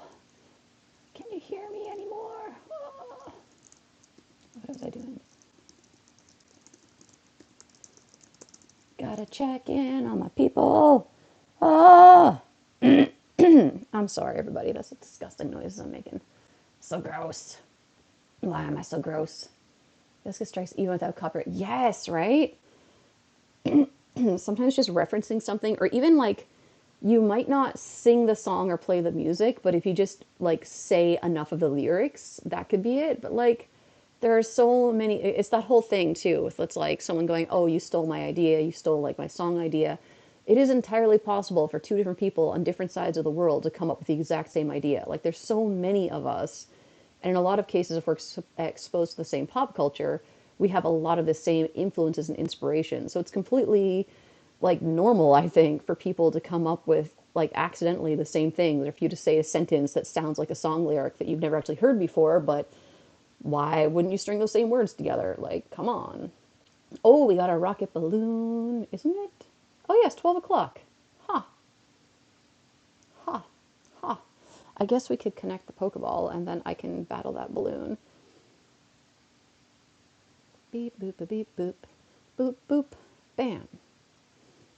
Ugh. Oh, my friend group doesn't play much anymore, so I just walk around listening to podcasts and music. Yeah. I think if I was to be outside, I would be doing the same thing, like just podcasts or music or something. But since I'm home and I have the ability to do this, like I've got the channel, I've learned how to stream, I figured it out. It's like, oh, I might as well. And maybe someone will enjoy hanging out. Oh, I feel bad for poor people who are just like, oh my god, yes, a new video from Doro Pozaru. And they're like, oh god, it's like 3 hours of live streaming. And she's just talking about nonsense like eating steaks and coronavirus and whining like, oh, do I want to keep that guy in there? I think I do. I'm trying to remember what Arlo's team was. I don't really recall. Let's put another water boy in here to be safe. F. I can't type. I can't hold this and type at the same time. Water. What else do I have? Let's try putting you in instead. Let's give this a shot. Let's just see how it goes. I don't remember what his team is. I just know he starts with Growly. He starts with a Growly. I have this really bad habit too of being like, I'm going to do a stream, and then I have a giant cup of tea with my breakfast, and then I'm like, I need to pee. It's like, it's not a big deal. I just have to like mute my microphone for like a minute and walk away. It was just like, oh, effort. I have to like stand up and go over there and like, my life is so difficult. I picked a Gyarados who doesn't have any water attacks. This is why I'm the master at PvP. I wish these battles counted towards those battles. I just want to get out of level 43. I just want to move on with my life. Oh, Blastoise. All right, well, let's crunch you to eat a shield, and then we'll get out Melmetal. Big beefy boy. Big beefy boy. Big beefy boy. Zippity zappity. Take that. Bah, bah.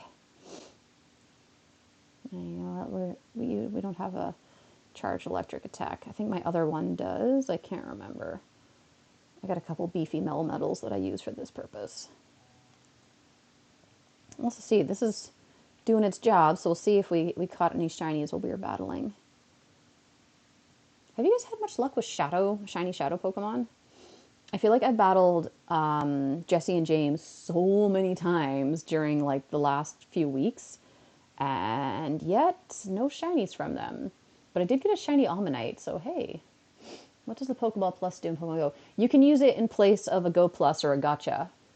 So it's just the same as having a Gotcha, essentially, or I don't know, maybe not Gotcha. It's the same as having a Go Plus. Like you press the button and it catches Pokemon for you. And if there's a buddy that you're walking, it auto spins Pokestops, which is pretty sweet. Yeah, basically, it's catching Pokemon for me while I'm battling. And spinning Pokestops, which is nice. I think I have like all 3 devices. My Go Plus is somewhere hidden away because I rarely use it anymore. But yeah, my problem with the Pokeball and the Go Plus is the vibration. So if you want to try and play on the down low at work, it's kind of obvious. Plus you have to press the button or you have to find a way to hold the button down permanently. So like I've seen people use the strap and tighten it up to hold the button down so it auto catches. I used to put a Bulldog clip on the Go Plus, but that will do damage to it over time. Like I've seen some people where this whole top of it is warped because they've had the string pulled down on it. Whereas the Gotcha, it's nice. You can wear it as like a little bracelet, like watch looking thing. I think I said earlier, people kept asking me if this was a Fitbit, and I was just like, no. But it auto catches, and you can turn off vibration. So it'll just sit there and catch Pokemon and spin stops for you, and it doesn't make any noise. Nobody ever knows what you're up to until they ask you, is that a Fitbit? And you're just like, oh. But I do have a Fitbit now. Yay. It's been yelling at me all morning. It's like, you need to walk. And I'm just like, you shut your face. I've been walking like between 10 and 20,000 steps every day this week. And it's just like, will you stop? Stop telling me I'm not active enough. Actually, yesterday the battery died on it just as I was leaving work. So I walked my like 3 kilometers home from work. And then it was just like, haha, you did nothing. You didn't reach 10,000 today. And I'm like, you shut your face. I absolutely walked all those kilometers. We didn't catch a fresh shiny while I was in there, did we? I don't know what it's reacting to right now. Okay, it's reacting to that one. Let's just do a little shiny check here. No, we didn't catch another shiny, so it's just 5 so far. And I just caught that one. All right, and now we can disconnect it again because we don't need it to be connected. There's so few of them appear. Ah, you've had them this whole time. Yeah, it's really fun. Like, it doesn't hurt to use it sometimes. Like what I just did now, where it's like, oh, I want to battle something, but I don't want to miss out on Pokemon while I'm battling. So it's really helpful for that. It's nice too. Like the gotcha is pretty good, but because it is a third-party device, it's not of the highest quality. So sometimes it doesn't charge, even though it's plugged in and it says it's charging. It doesn't, and it'll just die randomly on me. So I like to carry both with me. So if I want to conserve the battery on that for while I'm working, then I use that one while I'm walking to work, and then switch to the gotcha when I'm at work. It's I basically play Pokemon Go like 10 hours a day, 10 to 12 hours a day. I never stop. Nobody can stop me. Nobody can stop me. I have a message back here. No shinies. Oh, interesting. That's something that really baffles me. I have a couple friends where, like, every community day, they're just like, no shinies.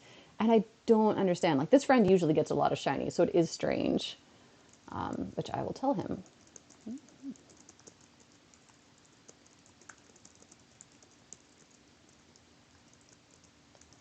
Well, like, one of the members in our little group, they play every community day, and it sounds like they're playing the whole day, and yet somehow they end up getting like zero shinies almost every time, or they maybe get like one, and I'm like, I don't understand. Mitchell, hi! I gotta miss you. Coronavirus is keeping us from being able to hang out because I would totally come all the way up to Shiga and see the lake and say hi if it was safe to. How was your community day going? Have you gotten some shiny boys yet? You gotta get them shiny boys. All them shiny boys. You got like 5 minutes till this egg hatches. I don't know why I'm doing this. I know how many. I'm at 5 shinies, but it becomes compulsive after a while. I'll keep opening it even when I'm walking and being like, 4 stars? No. Shinies? No. You're at 8 or 7. Nice. I feel like your messages got flipped around there. Or 8? 7. Went for a little walk, bought lunch. Nice. Yeah. Yes, Kotatsu Life. I'm also in mine. You guys probably can't really see it that well with the way the camera's angled, but Kotatsu Life. Oh, it's so good. That's why even though I need to pee, I haven't gotten up yet because I'm just like, I'm warm and toasty in here, and it's so cold. So cold outside of Kotatsu. Oh, that's the other really good thing with maybe not the Pokeball Plus, but the Gotcha, because I don't really want to take the Pokeball Plus with me to the bathroom, but I can like connect this so it'll auto catch, and then I can go to the bathroom and come back. How have you been? I have been busy with work, so I'm just like tired from that. But otherwise, pretty good. Life is pretty quiet, pretty peaceful here in Wakayama. How are things going up your way? Oh, I miss Biwako. A TikToker I like who talks about lakes and other bodies of water around the world finally covered Biwako in one of her things, and I was just like, yes, Biwako! Okay, it's going to catch that one for me. All right, well, now that I've connected the gotcha, I'm going to go to the bathroom, and I'll be right back. Don't listen to me. Ooh, standing up is so hard. For the love of Pete. Bye.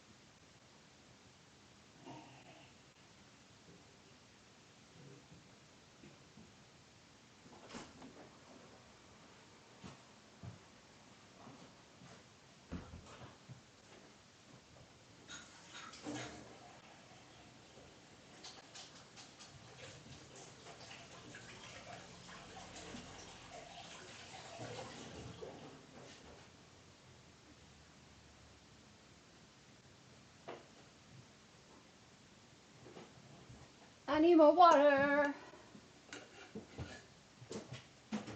I don't know how much you guys can hear me if I just shout over here. Oh, my water thing's actually pretty full. That's silly. That's very silly. I'm a silly person. Oh, bleh, bleh. So many blankets and things to maneuver around here. Yay. Oh, I see Oni is here as well. Yeah. We got double Mitchells. Yes. Nice. What am I doing with my shawl here? I don't even know. Did I catch any shinies from the bathroom? No, I didn't. That's okay. We'll disconnect this because it doesn't catch everything.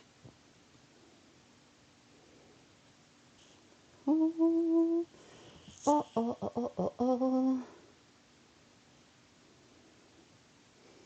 Oh, nice. My friend who was saying he didn't get any shinies today is like, no, I just got one. So I was like, all right, good, good, good, good, good.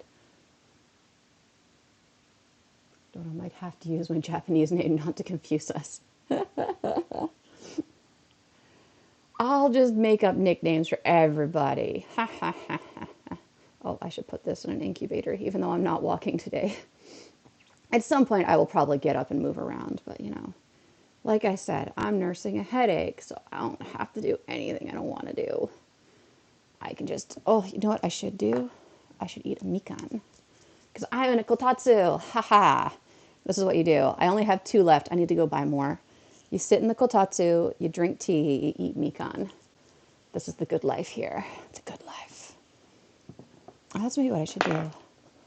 I'm debating if I really want to use this wool or not for sweater. It doesn't feel very soft. I might go, oh, hello, shiny, shiny boy. I might go to the craft store and get other yarn. I don't know. That stuff, it's undyed natural, so maybe I will do my own dyeing of it. I'm not good at peeling things all in one go. Don't judge me. Don't judge me. Don't judge me. I crave sustenance. Bleh, bleh. Trying to peel and catch Machops at the same time is not easy. I need an orange peeling and tea serving wench. That's what I require. Oh. It's also one of the first events in a while where I've like not been working and being at home because I have been elsewhere for a couple things. Like I think the Electabuzz and Magmar days. I don't think I was home for either of those. Where was I? Yeah. And then the whole like December one, I was away for both those days. But I didn't exactly have a tea serving wench, but I did have someone serving me food. So, hey. Hey, that's about the same. The goodness. Getting served food is the best. Oh, that's what this house is missing. Is someone who'll just come and cook for me. Cook and then leave. Make me food and then get out. I like my quiet. I like my privacy. Wench or hench, gender neutral name. I don't know. I guess hench could work too, but I'm not trying to cause trouble, so I don't need henchmen. But I don't know. I think a tea wench would be better than a tea butler. What would you call a male wench? I don't know. I'll just call him a strumpet. You can be my tea strumpet, because strumpet's a word that we need to bring back. We don't call strumpets enough. We don't call people strumpets enough. Huh. There we go. Mikan life is so good.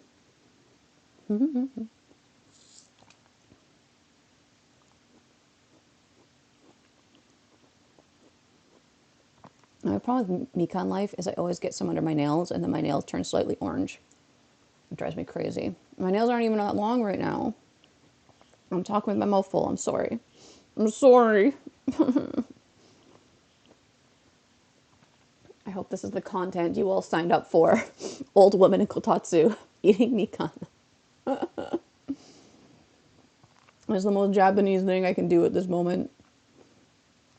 Oh, very like Japan Fuyu life, but also like old lady life. The metal soap? The metal soap. Like, do you mean like the metal bar that you use to like rub your hands to get rid of onion and garlic smell? I don't know what the metal soap is. Metal soap. It sounds pretty badass though. Um, are you shiny? Nope. All right, let's quick catch this one because he's not on incense. Boop. But you're incensed, so you'll try and leave me. And we can't let anybody leave me. I have abandonment issues. Ah, the metal soap would help with getting orange color out too. Interesting. I'll remember that. I keep thinking like that would be a nice thing to have for the odd times where I do cook, but meh. I really want to visit Japan once COVID is gone. Yes, I really hope that like everybody gets things under control. Japan especially really relies on tourism for revenue, so like it's in Japan's best interest to get their shit together. Like, let's get that vaccine out. And they really want to have the Olympics. Like, they're determined. They're like, no, we're not going to cancel, even though the entire rest of the world is like, we don't want to send you our athletes. Like, no, they're not coming. So Japan really, really like needs to get their stuff together. It shouldn't be that hard, but for some reason, Japan's all like, nope, nope. Yeah,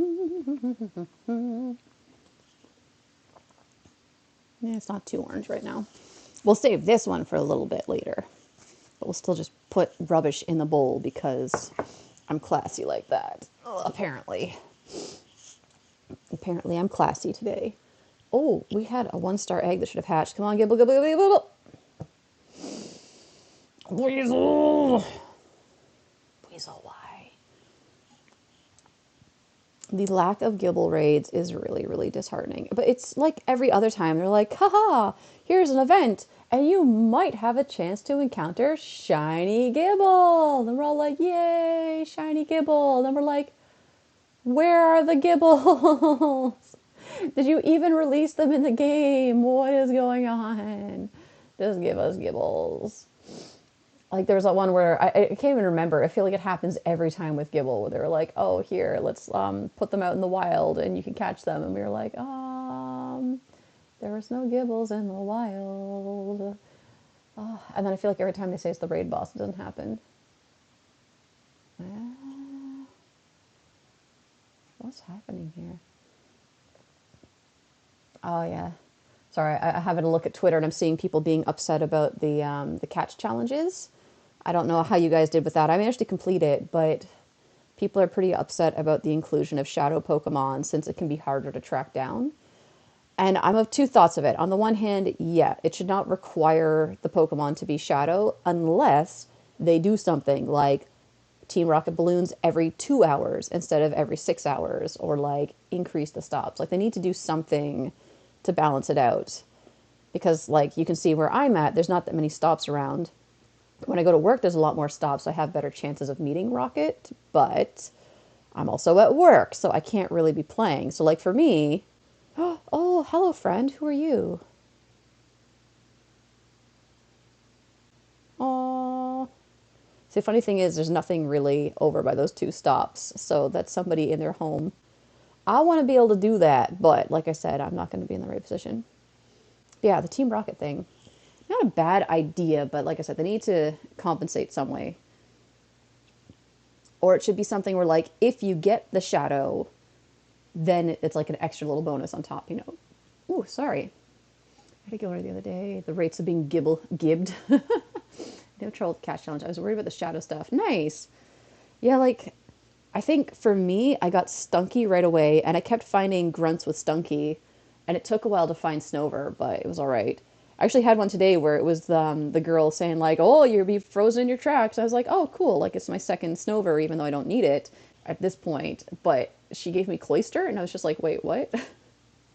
What?" It was like Cloyster, Abomasnow, which was a pretty fun team to battle against. But it was just like, "Wait, stop! No, this is why people are mad because they need Snover and they can't get it." As you can see, I'm getting sunbeamed a bit now. Like, oh, the sunbeam comes and I just perk right up like a happy little flower. In the summer, I'm just like, sun. But at this point, it's just like, yes, yes, natural warmth, natural light. Give me the D, the vitamin D. Not the other kind, you perverts. Vitamin D is very important. Yum, yum, yum, yum, yum. Why do I keep tapping on things? I know nothing's happening. You know what I should be doing when there's no Machops is I should be clearing out my quest research task reward Pokemon. I always want to call it quests instead of tasks. I just like the word quest better, I guess. Oh, we should also catch this big boy. He's so beefy. When's... I hate that glitch. Stop it. Okay, I think I just hit him in the crotch. Let's run away. I don't want to watch a grown man cry. Or do I? Oh, sometimes I'm mean. Sometimes. Okay, he looks like he was caught. Spinda! Man, it's been a while since I've gone in here. Oop, here's a ball for you. Let's go get that Machop. Bam! Yay! Shiny boy! Hoorah! We don't quick catch shinies. I haven't had one run yet, but I have done that a couple times where I was like, quick catch! And then I ran away from it and I was like, wait, what have I done?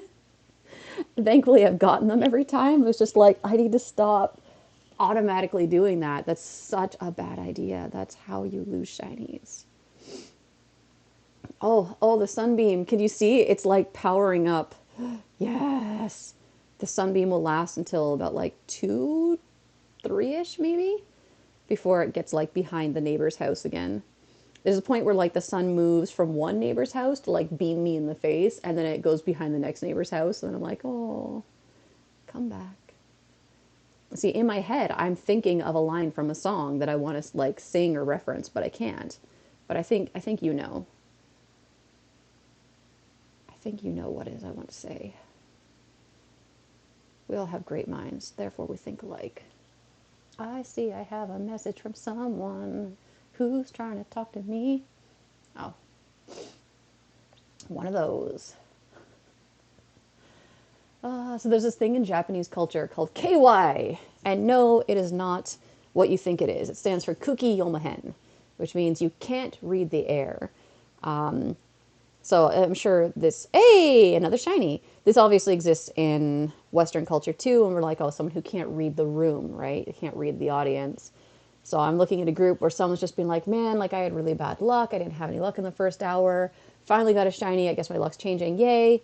And before anyone has a chance to be like, oh, like that's a relief. I'm glad that you're not stressed or anything. Someone has to pop in and be like, I got shiny on the very first Pokemon. And it's just like, if you were the first person to respond and be like, yeah, I got a shiny the very first go, everyone would be like, oh, wow, cool. And then the other person comes in being like, well, I haven't found any yet. Then we can all kind of like cheer up that person, congratulate the first and cheer up the second. But when somebody's like, oh, I haven't got any shinies yet, and someone's like, my very first one was shiny. It's like, KY, Kuki Yomahen. Sure, still very nice people, but it's just one of those ones where it's like, think about what preceded your message before you jump in. I guess that's why I'm a supervisor. I mute that chant every week. Yes, KY, Kuki Yomahen.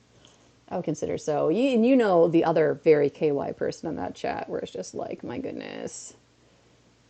Everybody's talking about something else. Like, oh, this Pokemon event's really, really fun. Or like, oh, I'm really excited for this thing that's coming up. And then someone pops in being like, I'm selling Dragon Ball figures. And we're like, what?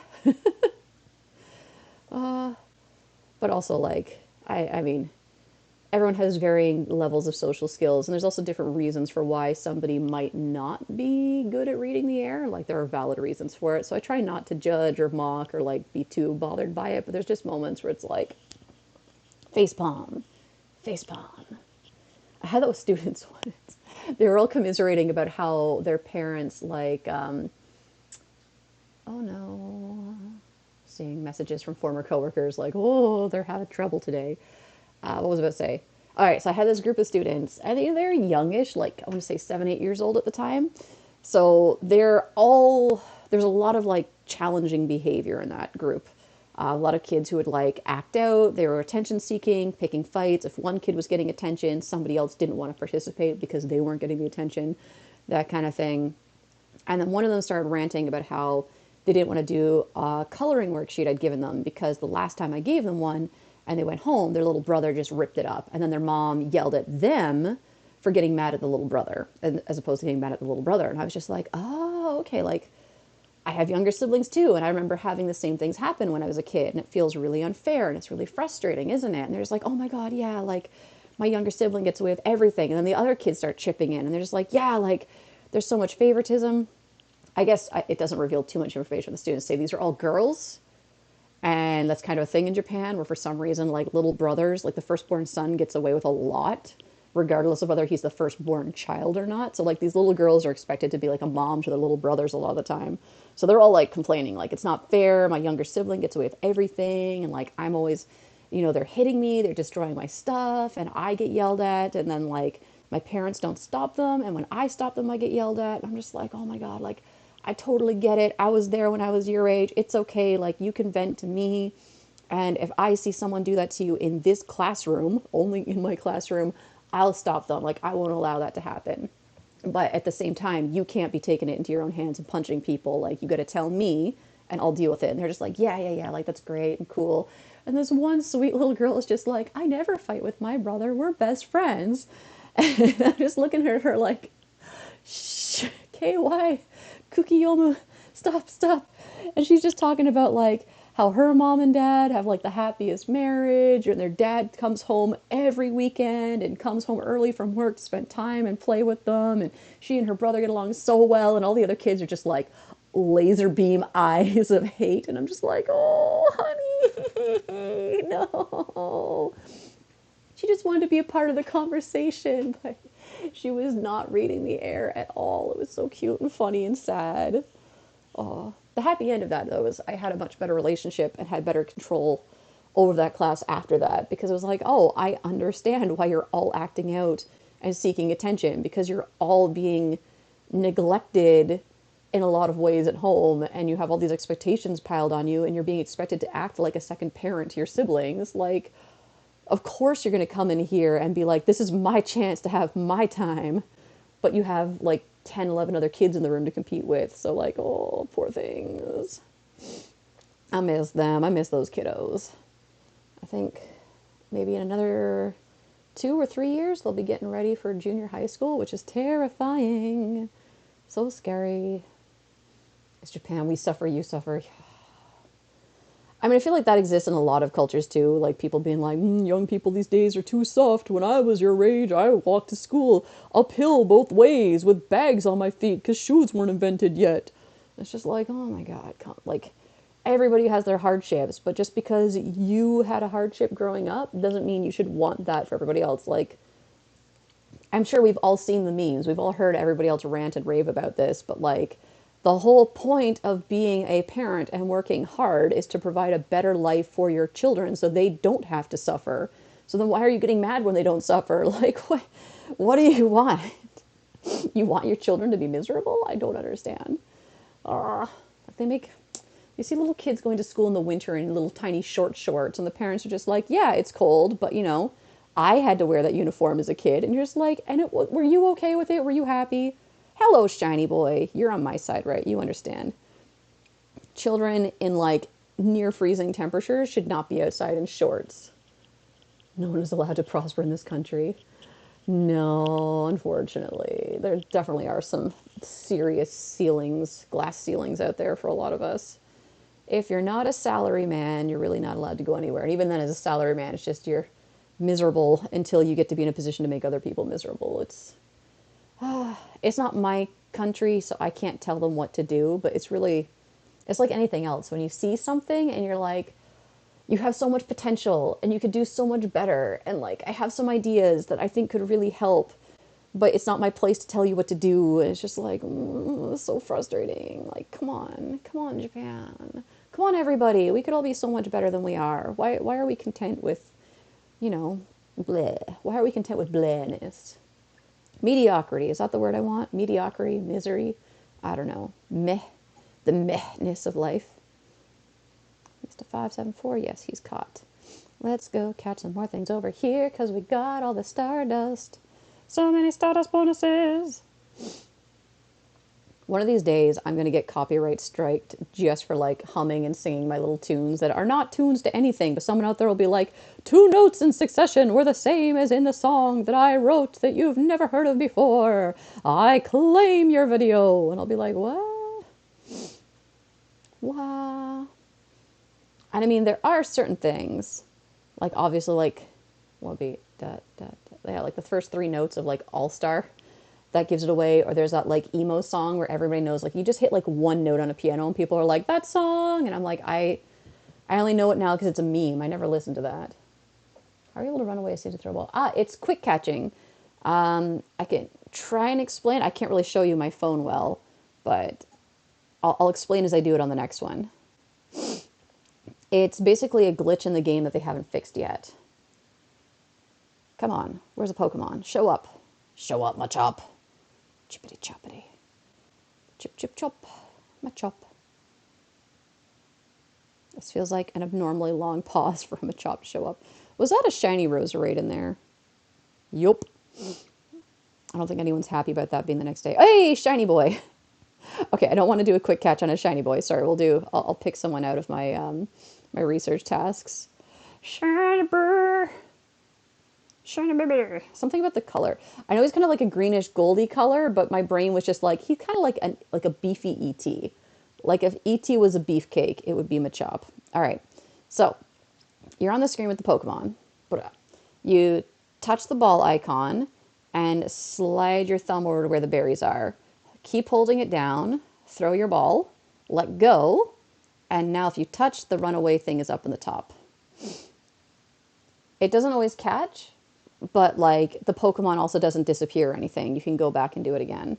So let's see. Yep, that Turtwig was caught. So I don't know why I'm doing this. You can see it here, but it's there.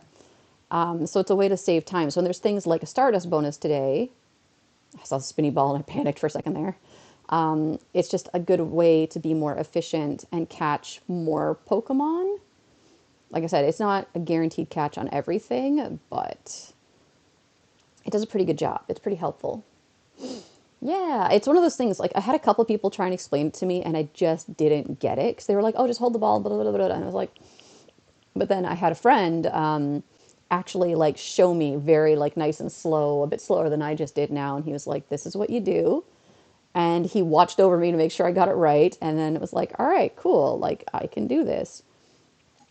The only problem is now it's habit, so like I said, sometimes I've done it on shinies and then panicked. Thankfully, I haven't had one run yet. Knock wood. Wait, this is real wood here. I don't know if the shelf is real wood.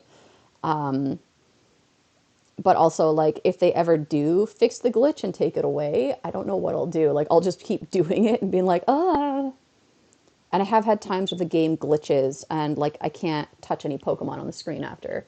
It's also frozen my game a couple times, so use with caution. But if, like me, you just want to get as much dust as possible, it can help. Hey, there's another one. All right, just for fun. Boom. Oh, did we get him? We did. He's caught. But yeah, that can be dangerous sometimes. But if we touch him, see he runs away. He just disappears because he's already been caught. And the one after him was caught too. We haven't gotten a hundo yet, right? No, no hundos. That's okay. That's okay. I saw another one appear that wasn't incensed. Let's get this Litwick. Get into ball. Boom. Yeah, I don't know why I made a noise at him. I don't need, like, a ridiculous number of shinies, but I want them. I also want to have enough that I can send one of every evolution to Let's Go to complete the decks in there, because I'm quite a ways away from doing that still. The shiny decks, I should say. And it's always nice to have like a couple spares just in case. Although I have been trying to send as many to Pokemon home as possible. Oh, the wait for the thing to charge is like, oh, that XL candy though. Oh, I should be looking at that. How am I doing with the XL candies? Bloop, bleep, bleep, bloop. Oh, 87. Yes, yes. That was one thing. I was a little like, on a couple of the community days, but the chance to get more XL candy for some of the previous Pokemon was nice.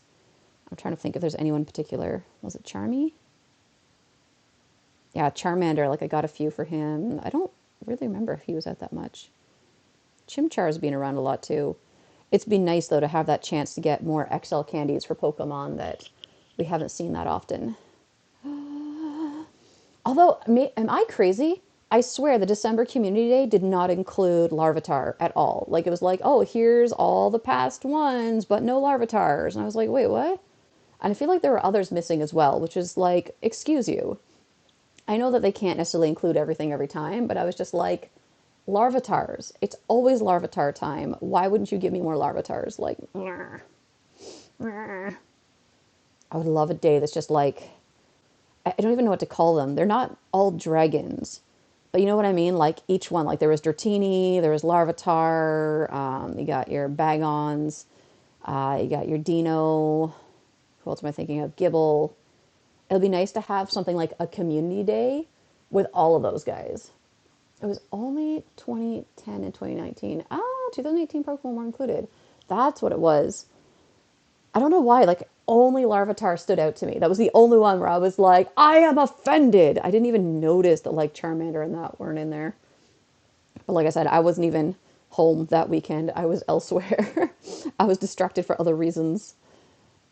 I was distracted for other reasons. Nudge, nudge, wink, wink. That's all I'll say for now. Because you never know who might be watching. Or something. Like sometimes I thought it was really clever and I was like, haha, like I haven't told anybody like my obviously I'm a supervisor now. I haven't told the teachers that work for me that I have a YouTube channel. I haven't given them the link or anything. And I was just like, haha, they'll never find my secrets. And then someone pointed out to me that in my Line history, Line is an app that we all use in Japan. I don't know if you guys know it outside of Japan. I'd actually at some point posted a link to a video and I was just like, oh no. So I had to go through and scrub my entire history. I also like scrubbed my Facebook before I took the supervisor role because I was like, any one of my teachers could go and find it. And I don't think I had anything like controversial or upsetting, but oh, the sunbeam, hello, hello, sunbeam. It just seemed like a smart idea to tidy things up a bit and be like, okay, this is how I want my social media to look. But yeah, imagine if one of my teachers found this and was like, hey, so my supervisor sits at home in her like ratty old sweatpants in a kotatsu playing Pogo on YouTube. Respect me. Respect my authority. Did anyone else play it? I think some people did. I mean, I was playing with the gacha. Like, I had the gacha running almost all the time, and I wasn't engaged in conversation or being fed food. I was absolutely playing and checking in on things. So I got a decent number of shinies. I've sent a whole bunch to Let's Go and Home already, but you can still see, like, there's the evidence of them there. Oh man, I sent quite a few already. Good for me. I was being pretty efficient. Oh, just wait a second. That number, was that over 700 shiny? I've been trying to clear them out. But for a while, because I didn't have internet at home, I couldn't figure out how to get home working again. I was really, really worried because when you put home on your phone, it's like, if you screw up linking your account, you can never fix it. And I was just like, so I had to wait until I had internet at home and knew that I could like look up the info I needed on my computer at the same time as on my phone and get my Switch like connected to the internet. So everything's all good now. But there was like a good like, I don't know, 6-7 weeks where I couldn't send anything to home except like doing the Let's Go, catch them and Let's Go version of things. And even that I couldn't send them to home. I could just catch them there at least, like Bluetooth them over. But I need to get some shinies out of my boxes and I don't want to delete them. iOS 14 couldn't play for minutes. Ah, nice. I hope you were able to get the shinies you were missing too. Oh, that's good. See, that's like the December community days I really enjoy because it's like a chance for everybody to get what they were missing before. I just don't particularly like it when they go, oh, let's have another Charmander day. And I'm like, for Pete's sake, like Charmander's had 2 community days, plus it was at 2 December community days, plus it's being released at all these different events. Like, come on, guys, we don't need that many Charmander days. But for people who didn't have any chance, the December ones are just such a nice idea. I really love it. How about, oh yeah, I'm just like, I'm looking at the camera now and I'm like, wow, I am just blazing in the sun. I can also hear like my window and like the house making little like crackling noises. It's getting toasty and I'm like, ooh, sunbeam, Sunbeams. I love sunbeams. I was debating doing laundry this morning, and now I'm regretting that I didn't, but maybe there'll be sun tomorrow. Let's have a quick peek. Let's have a quick peek. Oh, yeah, cloudy all day, but looks like it should be sunny tomorrow. And sunny on Monday. I have a 3-day weekend, so I'm gonna wash my bed sheets. You have no idea how exciting it is when you're an adult and you're like, I can clean the linens. I don't trust men whose favorite Pokemon is Charizard. Well, I am a man whose favorite Pokemon is Charizard. Charizard's one of my favorites. I think Gengar is like my number one. But I think it has to do, like, it's a combination of things. Like, there's a lot of nostalgia with Charizard. Like, I was one of those people who got a Charizard card when the game first came out, and I didn't have anyone to share that excitement with, but it was like everything to me. It was just like, man, like, this is so awesome. I got the super rare, super amazing card. And so it's kind of gutted me that my mom tossed out my collection, so I don't have it. Imagine how valuable it would be if I still had it. Although I don't think I would have, it probably wasn't in very good condition. It's because it's Charmander. Yeah. I mean, Charizard being popular by default is fine. I think for me, it's just like if you're going to repeat a community day. So let's say if they do the same thing, they're like, let's give you Bulbasaur because we know everybody really wants to have a super awesome Mega Bulbasaur or Mega Venusaur and you want your XL candies. Like, all right, cool, let's do that. But do something like November where they gave us 2 Pokemon. Now, mind you, there are 2 Pokemon you could already get shiny if you'd ever hatched the babies. But like at least being like, okay, one weekend Bulbasaur and then one weekend new shiny or a shiny that hasn't had a community day yet. I think that would be better. Plus, they're all about that money, so let's go crazy. I only got duplicates. Oh no, you didn't get a shiny right on. I'm sure there will be more chances though. They do seem to be eager to bring back a lot of shinies, so you'll get your chance for your ride on. It's coming. I'm sure of it. Also just like Sunbeam. As if I could get any whiter. I'm just looking at the camera. It's just like this is just oh, shiny. I'm shiny and the Machop is shiny. Hello. I do need to eventually get curtains. There's no curtain rod, and I'm pretty sure I'm allowed to install one because there's screw holes from somebody else putting one in the past. But yeah, I will have to get curtains before summertime so that I can have the window open and have some privacy at the same time. Although I don't think the neighbors can really see it. It's not like they're out there that often, but you know, you know. But I could slide the little door over so I'm getting less sunbeamed, but I like the sunbeam. I'm sorry for like the video quality for you guys, but I'm very happy for me who gets to be toasty in a sunbeam. Sunbeam. I'm just gonna keep saying sunbeam. Sunbeam, sunbeam, sunbeam, sunbeam, sunbeam. How many times can I say sunbeam before it ceases to have any meaning? Everybody else does that, right? Yeah, yeah. I really love Turtwig's noise, doesn't it, everybody else? It just makes such a good noise. I don't understand why everybody doesn't like Cricketune noise. It's a great noise. Like, it makes me happy. Moved to a new town, got the card, moved back, and got lost from the news. Oh, no. Yeah. 2020 Charizard was from Megazard. I just feel like there's been too many. Like, I'm at a point, too, where people are like, oh, you should evolve things. But, like, look at this. This is ridiculous. Why? I don't need this many Charmanders and Charizards. I don't, like... I don't know how to organize them, what to do with them at this point. I don't know what moves are important anymore. I don't know what things I should be saving in case other people need them for trades. Like the Shadow Ball Mewtwo's, that was a big one when they first came out, and everyone was like, oh, we can trade now. Give me your Shadow Ball Mewtwo's. And I was like, I had like, I think 2 or maybe 3.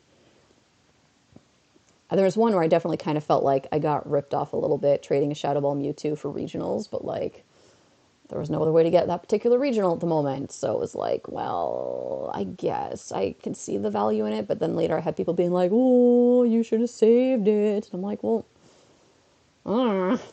regionals, meh, meh. I need Sigilyph, Klefki, and Bouffalant. I've seen people, like I have Bouffalant and Sigilyph in my scene because people have put them in gyms here. And I'm just like, how'd you do that? Boufflant, I could see a little bit more, but I'm just like, wait a second, how were you able to go to the US and catch that? And I do know people are spoofing to be able to do the trades, which is really obnoxious. I'm like half jelly because they're getting the regionals, but also just like at this point in the game, how come Niantic hasn't done anything to fix that yet? Like they keep saying like spoofing is against the terms of service, real bad, you do it, you bad, we finger shake at you, but it's like they haven't done anything to stop people from being able to do it. So I'm like, I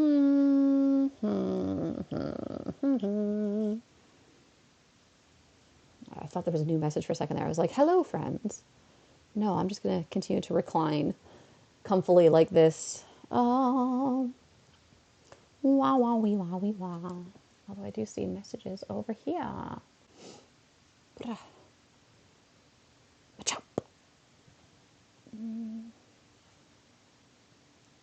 What's happening here?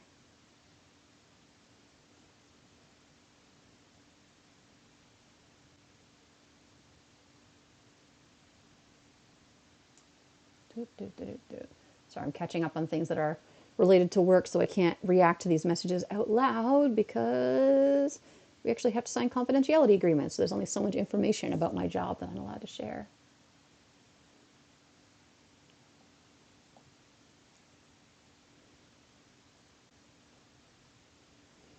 Oh my goodness.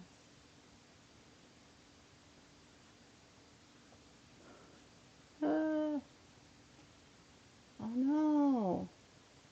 So now I see I have two other people saying that the shiny rates are really bad, but I'm at 12 right now, so I don't know. I don't understand. Like, I know it's all just luck, but I don't understand why community days I tend to do well regardless of where I am, and then I have friends who are like doing so poorly. Oh, I need to send them the shiny fairy. Shiny fairy. I wish I could send the shiny fairy to you guys on YouTube so you could see it. I have one more strike on my account because someone got into my account and spoofed on it. What? That's crazy. Oh, that sucks. I'm so sorry to hear that. I got like the lightest form of ban at one point where like, oh, Primal. Hi Primal, thank you. Oh my goodness. I was just like 2.99. What's happening? Thank you, buddy. Oh my gosh, how you doing? Yeah, I have a face. I'm a person. I don't know if you guys are familiar with Primal. We're part of the same group of like Poketubers slash streamers slash just people addicted to Pokemon Go who help each other out with raid invites. And he actually helped me out a lot recently because he took a big box of like Pokemon toys off my hands because it was stuff where like trying to sell it on eBay from Japan just isn't worthwhile because it ends up being like a fortune for shipping for an item that's worth like $3 or $4 really. So rather than giving it to a secondhand store for pure yennies, he took it off my hands for me for a reasonable price, and I think we're all happy. Yeah, yeah. So if you guys are ever looking for Pokemon goods, go check out Primal. You're on eBay, right? I think so. Yes, yes, yes. Yes. I need to start selling some stuff off. I'm just so lazy. All my Pokemon stuff is currently, well, the plushies are upstairs in the closet, but all my cards are in this closet. I haven't gotten any of them out yet. I have boxes I still have to open. I think though, like I should make a video and address this all at some point. I don't think I'm going to collect cards anymore because it's just way more money. Next will be card packs. Yes. Oh my goodness. Next time, like once things get a little more normal, because I don't know if Japan's shipping to the US right now or if it's like only Japan Post that said, no, you can't. But because the USPS got so crazy for a while there, Japan was just like, no, we're not going to send things because we don't trust that it'll get there. And they're really big on like customer service. So they want to make sure if they send something that it's going to get there in good time. Once it's in the US, they have no control over it, right? So yeah, that could be fun. Send you a bunch of packs or something. We'll talk in the Twitter DMs. We'll figure something out once things have settled. Once it's safe for me to go to Osaka and go to the Pokemon Center. I mean, I have to go to Osaka for work sometimes now, anyways, but the Pokemon Center is always packed full of people, regardless of the day or time. Hmm. I do miss it though. I really enjoy opening packs. I enjoy collecting, but it was the whole issue of after, like, oh, now I have all this bulk that I have to sell, and it's a nuisance because going to sell bulk in Japan, you have to go to the store and they start throw the cards one by one and check the quality of the card and the value, and then they like assign it from there. So it can take like an hour to sell your bulk, which is insane. And then like trying to sell extra things online, like, oh, can you help me how you're streaming? All right, so what I am doing, I'm sure you can see the cord on my phone. I use a Mac, so I don't know what system you're on, but it should be similar.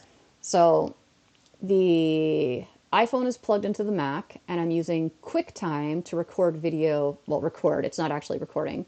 QuickTime is connected to my phone, so it's capturing the video and audio from my phone. And then I'm using OBS, which is a streaming program, to feed this video so it's up over the side of me here. And then my webcam, the built-in webcam on the computer, is what's catching me. And then I've got my little headset thingy here that I usually use for phone calls or for running to listen to music. That's what I'm talking into. It just took a little while for me to figure out because Macs don't naturally allow you to capture. Oh, no, that's a crash. That's a freeze, got to restart. Macs don't allow you to capture sound normally. Like you can like capture video. So if you're playing a video game or watching something on YouTube, you can record your screen, but you can't record the sound. So I had to get a separate program to be able to pick up the audio and also to be able to like get this audio and this audio all into one thing. I'm really bad with technology, as you can tell from my description. It took me quite a while to get it all figured out. But once you get it set up, it's not that hard. YouTube makes it super duper easy because you just tell YouTube you want to stream, copy the stream key into OBS, tell OBS start streaming, and bam, you're online and you're streaming. It's really, really quite fast and easy once you get everything in order. It's just the initial setup, like, did my head in. I can also stream on Twitch this way. It's just the issue with Twitch for me is it doesn't automatically save your video. So YouTube will automatically save this stream, and at the end, I can just tell it, oh, publish it as a video. So people who couldn't be here for the live can watch it at their leisure later on. And because I'm already monetized, this is automatically monetized too. And so will it be when I just tell it, yeah, publish as a video. So I don't make much at all, but I can at least monetize this immediately. Whereas with Twitch, I'm not able to do that. Twitch doesn't auto-save it.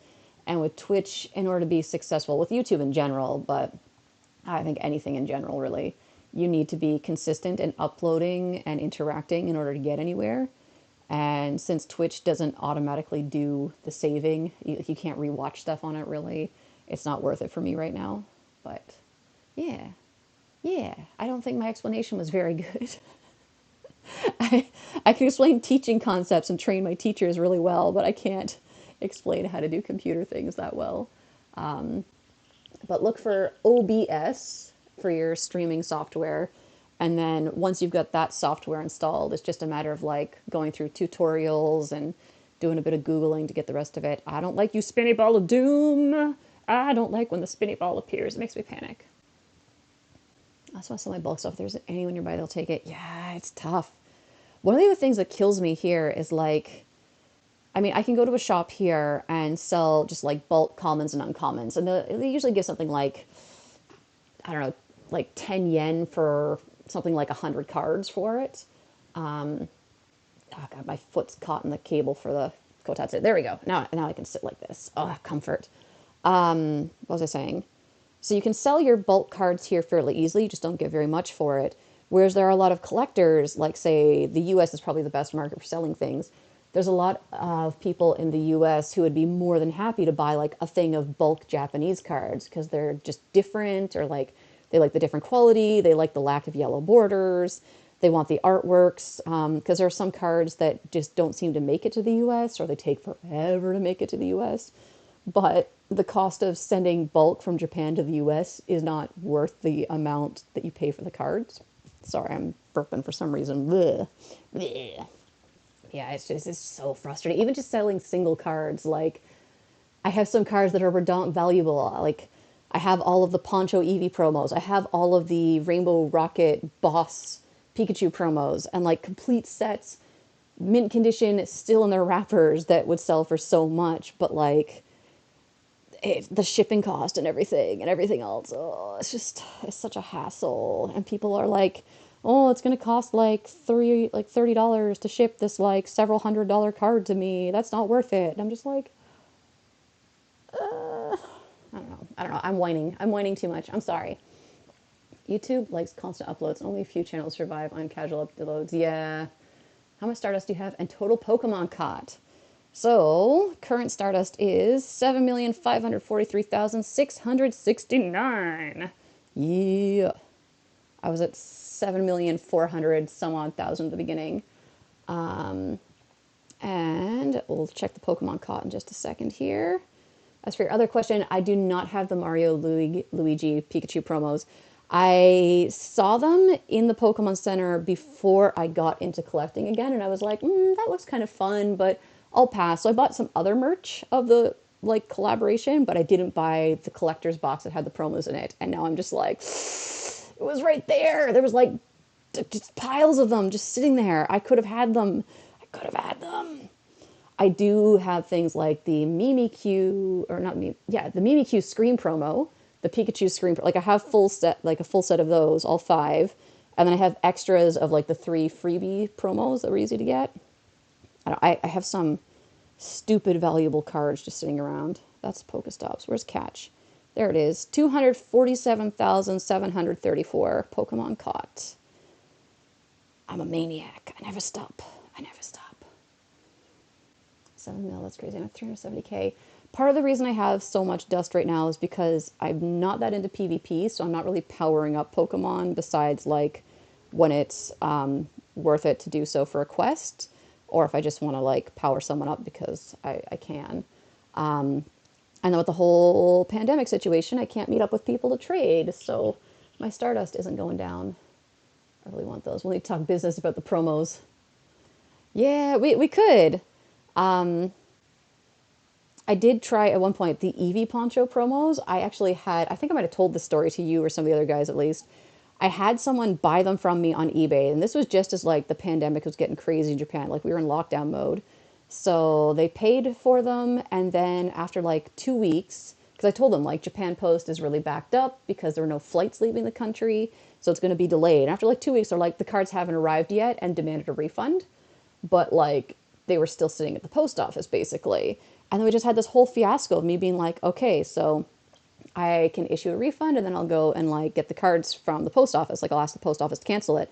And they're like, oh no, just like wait a little bit and see if anything happens and then give me the refund. And I'm just like, why would I do that? Like, do you want your refund or do you want the cards? Because you can't have both. And that's what they were trying to do. They were like, they really thought that they could just wait until the cards left Japan and then demand a refund through eBay. And then they would have the cards and their money. And I was just like, no, thank you, scammer. So I went to the post office, canceled it, got the cards sent back to me. And as soon as they were in my hands, then I sent them their refund. And they had the audacity to send me a message and be like, can you list them again? I really want to buy them. I'm just like, no. Like, I will never sell anything to you again. Like, never in a million years. Like, nah, no, thank you. I was like, God, like, absolutely ridiculous sum. I can't remember what they sold for. I think it was close to like 200 US or something. Like, it was an expensive bundle of cards. I think they're worth even more now, so it's a good thing I got them back. But I was just like, no, I don't think so, buddy. Uh, and you know, like this is just looking at the guy, like his whole eBay account was like selling cards too. So he's thinking like, oh, I'm getting a good deal. I'm going to flip them. I'm just like, no. You're not going to get your money back and get the cards and then sell them for profit. This is not happening. Goodbye, sir. Good day to you, sir. Even the customer service at eBay made me laugh so hard because I sent them the thing because I'm thinking like, usually they take the side of the customer, right? But even they were like, do not voluntarily issue a refund. Like, drag this out as long as possible until they, like, the product is back in your hands or they force it through our system. Like, do not voluntarily give them their money back. This is like sketchy as heck. I was just like, thank you, eBay. Like, wow. I don't think I've ever felt so valued by eBay before. Wasting your time, absolutely not. Exactly. Wasting time and money, like, oh, that was a large quantity of money to have to like pull out of my PayPal and send back to them. The funny thing was, like, I had other people buy items from me at the same time, also in the US, and not things that were anywhere near as valuable, like a lot of exclusive sleeves and like a couple other promos, but things that were under like $30 each. And they were all just like, yeah, yeah, yeah, no problem. Like, I understand the shipping situation. I sent them constant updates. I sent everybody constant updates about what was happening with shipping from Japan to Japan Post. I let everyone know, like, if you want a refund and I can send you your money back and I can cancel the shipping. Don't worry, like, no hard feelings. And everyone was just like, no, no, no, no, no, no, no, no, no problem. They got their items. They were all happy. So I'm like, no, it's just the guy who bought the most expensive thing who had to be like, you're an old lady. You don't know what you're doing. I'm just going to take advantage of you. And I'm just like, yeah, I'm an old lady and I might not know everything about selling Pokemon cards, but I'm not stupid. I teach children for a living. I know when someone's trying to pull one on me. Come on now. Come on now. I think the value of card I have. Shiny Charizard from Hidden Fates. Ooh, nice. Sometimes you just don't know. Like, I have a couple cards where I mean, it's nothing like particularly old and fancy or anything, but I've had a couple cards where people pop up being like, wow, this card's worth so much money now. Like some of the Lily full arts where I'm just like, oh, okay, yeah, that's just sitting in my binder. And I really like, I think you guys know from my videos, when I was doing a lot of Pokemon card videos, I really, really love full art. So it's like, ooh, I don't know if I could ever sell that, but it's good to know that if I ever really get into trouble, that I have a lot. I need to unpack the Pokemon cards before Typhoon season. So, fun fact about this house, it's in a flood zone. Plus, Wakayama is an area where there's like signage everywhere warning about tsunami risk. So, I should not be keeping the Pokemon cards on the first floor. I should move them up to the second floor, but I need to get my closet spaces organized. I need to put some shelves in the upstairs closet, and then I can put all the cards up in there somewhere. But yeah, I should make sure that there's somewhere where if a flood happens, they don't get destroyed. I mean, humidity is humidity in Japan. It's unavoidable. I can use dehumidifiers. I can use dehumidifying sheets and things, but an actual flood, I need to be aware of that. I've never had to think about these things before. It's like, oh yeah, I'm living in a spot now where earthquake safety I need to think about. Like the shelf my computer's on, you can't see, it's rather tall, so I should be buying braces to stick on top of it to stop it from falling over. I should also be moving anything that could be damaged by water upstairs, just in case. Yeah, I have to think about things like flooding, tsunami, typhoons, earthquakes. I should have an emergency thing somewhere. I need to make like an earthquake emergency safety thing. Oh, so much effort though. Yeah. I'm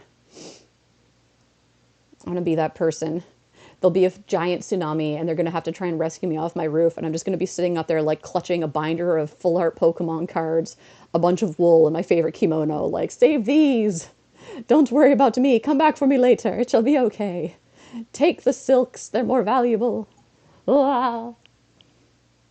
I'll do card openings again, but I'm considering moving in with a friend once I turn 18 and cards on his off them on praise.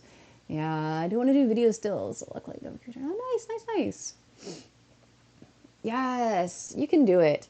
I think too, like, just personally, the market for Pokemon card videos is so flooded right now. Like, I haven't been watching anyone's videos lately, like on anything related to Pokemon, but like, for example, Zoe Two Dots is one of the Pokemon Go YouTubers that I particularly like because I've met her in person. She's super nice, and you know, got to support my fellow ladies out there.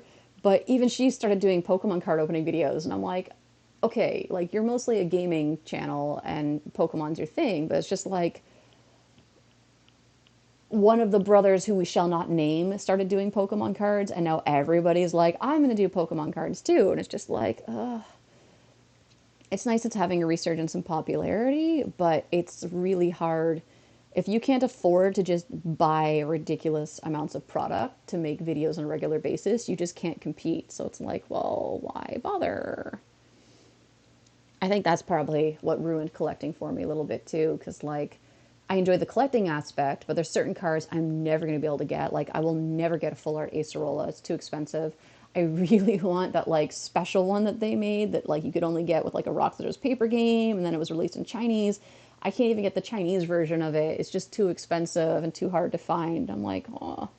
So knowing that there's things I'm never going to be able to get, never going to be able to afford, it like really kind of crushed me. And then the idea that I'm spending so much money, like just to open one box, that's 5,000 yen plus tax. So a minimum of like the equivalent of like 55 US dollars, right? To make a video, and I'm going to get maybe 10 cents ad revenue on it. So if I'm not enjoying the collecting aspect of it, it's just not financially intelligent. And then, like I said, selling bulk, selling the spare extra full arts or whatever else I might get is a hassle, and even that doesn't equal out usually to the cost of the box unless I sell the full arts that I get, like whatever the super rares are, might cover the cost of it, but then it's not in my collection. So it's like I made a video I don't profit from, and I made my money back by selling the cards I showed in the video, but I'm still not really profiting. So it just kind of felt pointless, which is sad. I really enjoyed it. So against two Pokemon YouTubers. Never to see you do like 8 hour non doing expensive box openings. Right. I agree with that too. It is hurting a lot of smaller channels. And like, I don't know. Once you have a following, you can do pretty much whatever you want, I think. Like, you can switch your content up and people will be fine with it. But it sucks for people who are smaller, where it's like, if someone's coming to you only for Pokemon card openings, which is what I was for quite a while, and you try and do anything else, people are just like, this isn't what I came here for. Goodbye. And it's like, mm. And then just the money factor. It's so much money. Oh, yeah. It's also a lot of people are opening the older stuff too. I don't know what all everyone's doing. Like, I know Leonhardt was all about opening the older boxes for a while. Poke Soup, who is a friend of mine and who I adore, can do, like, he can do no wrong. He's opened a lot of older product too, and it's always super, super fun and exciting. But I feel like there's a finite amount of these older products around, and you have these like younger, I want to call them kids, like they just feel like very young, immature YouTubers who are like, I'm just going to buy this like $1,000 box in multiple and open them all. And it's like, oh, they're driving up the value of the stuff that hasn't been opened yet, which is good if you happen to own some of those things, I guess. But just like, there's only so many of these things. Like, oh, I could open an Elite Trainer box of Bulge and I can't find a boss. Yeah, yeah, yeah, yeah, yep, yep, yep. The sponsor thing too, the sponsoring. Oh, and I know I'm biased. Like I have like I mean, obviously we both know Chris and he does get sent stuff from the Pokemon company and gets a lot of support from them. But like he's our friend, so when he's doing well, I'm just like, yeah, nice. Like I'm happy about that. But when I see these other people, I don't know, like I see the really like fake personalities and things. I was like, and then of course, you know, obviously if they have lots of following, they get more exposure, so it's worth it to like the Pokemon company or other shops and stores to sponsor them by sending them product or helping them get things early. It was like, even with me, like I like Hungry Cabion. I haven't watched his stuff in a while, but I like him. I've met him in person. He's a nice guy. But it really was frustrating for me that like we both live in Japan, but because of his proximity and relationship with some of the card shops, he could get product early. So he could open a box the day before release sometimes and then get way more views, way more attention. And there's just nothing I can do to compete with that, which isn't anything bad on him. Like he's not bad or wrong for doing that. I mean, if you can do it, do it. Like get that ad revenue. I mean, you know, you got to make that money somehow. You got to hustle. But like, if there's people who just want to see the product, I can't, like, oh, I just can't compete. It's not, if I'm not, I don't know. If you're doing it for the money, then you have to be able to compete. You have to have a thing that's going to do it. If you're doing it for the love of it, then it doesn't matter. And I think that's my problem is I'm not in love with the opening and collecting anymore. And I was feeling a lot of pressure to keep doing it and was definitely spending way more money than I should have been. So, yeah, yeah, yeah. I feel like I'm being very negative right now. Yes. No, I agree. Chris doesn't go overboard with it at all. He's definitely not flaunting things. And I feel like, I don't know, his reactions to everything are like really genuine. And that's a big thing for me too. Like I know obviously if we're talking like Leonhard or Unlisted Leaf, a lot of their audience is younger. And what appeals to kids is over the top, exaggerated reactions and drama, but they're sometimes way too fake and like it's just too much. As an adult watching it, it's just like ugh, cringe. But it's also, I don't know. I don't like fake. Yes, yes, yes. The Pokemon Evos. That's who we're talking about. More on a first name basis. Like that's something to brag about. Like I have a friend and their name is this. Haha. Yes, yes. That's the Chris we're talking about. Professor K. Super nice guy.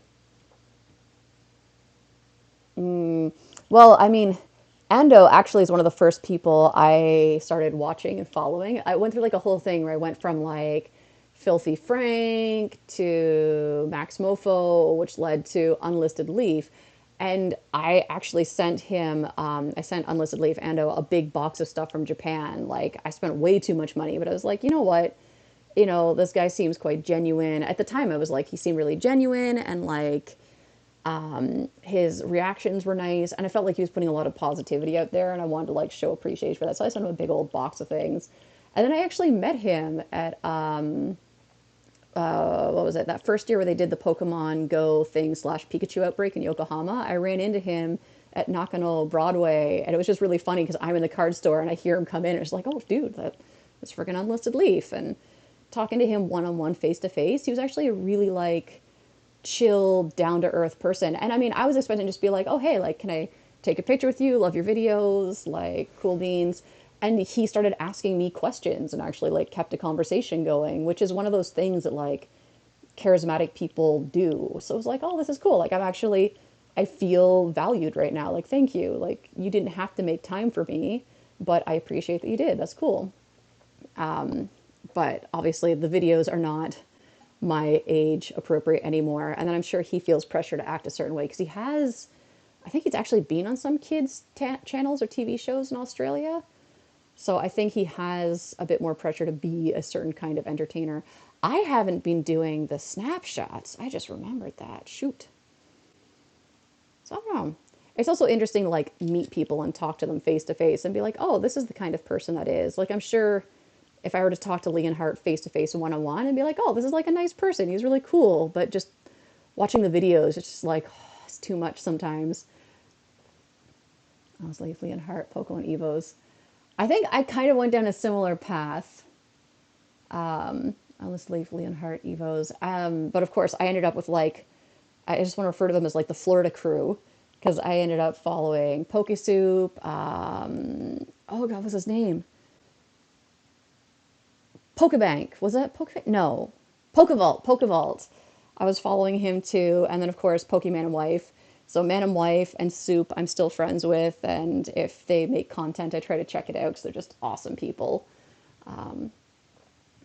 If you care to share, what about his videos do you not like? Do you mean Leonhardt or Ando or both? I know for me, a big thing that turned me off all of them and Max Mofo too was when they started doing card destruction videos. So the things like, oh, you gotta like cut it or rip it in half while and then flip it over and see what it is. That pissed me off because it's just like there are kids out there and people who don't have as much money who would love to be getting this product and you're just flippantly destroying it. Like that's just so wasteful in so many ways. Leonhardt, I think it's just the over the topness. Like I said, his content is definitely geared towards children. So for me personally, like I have no connect with that, like the very like overblown, over exaggerated reactions. There's times in his videos where he seemed really genuine. Like I know there were a couple times where he was reading mail or messages from fans and he started crying and it was like, oh, this seems like a really genuine kind person. But I think once people hit a certain level of popularity, there's pressure on them to be a certain way. And since the thing that made him popular is being way too over the top, way too dramatic, Ando does the same thing too, where they're over the top dramatic and sometimes saying things that are not accurate. And I don't think they're intending to spread misinformation, but like if you say something that's not true, That's not okay. And they're like, oh, Lucario Gaming. I don't know who you are. I'm sorry. Julius packs are staged. I've heard a rumor of that because every video he pulls something spectacular. Oh, Shiny Boy. Hello. I don't know if I believe that or not. It could be possible, but also it could be that pulling fantastic things is what makes him popular, so why not edit out the ones that aren't great? I mean, I would believe that over believing that his packs are staged or weighed or tampered with or something. It would be very, very easy to just be like, okay, I'm just gonna edit out the ones that aren't great because people came here to see the awesome ones.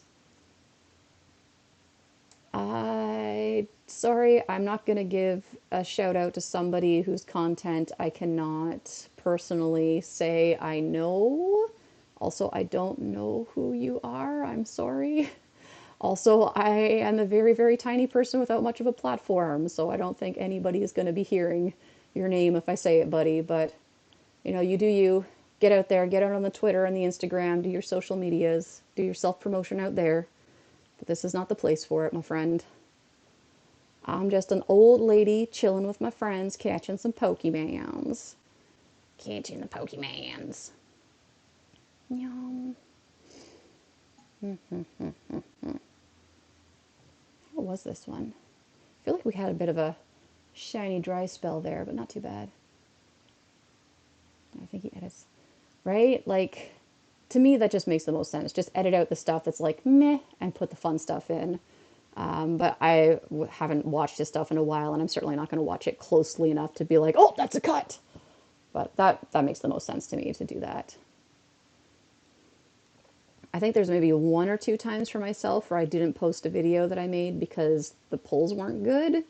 But it wasn't just like, oh, the polls aren't good, so I'm not going to share it. It was also like my attitude in the video was negative. And it's like, well, if I'm sitting around whining and being miserable about it, that's not fun for anybody. Like, why would anyone enjoy this kind of video? That's not what I want to be putting out there. So I'm just going to file this one away. Just file it away. Da, da, da, da, da, da, da, bam. Hey! Hey! Shiny.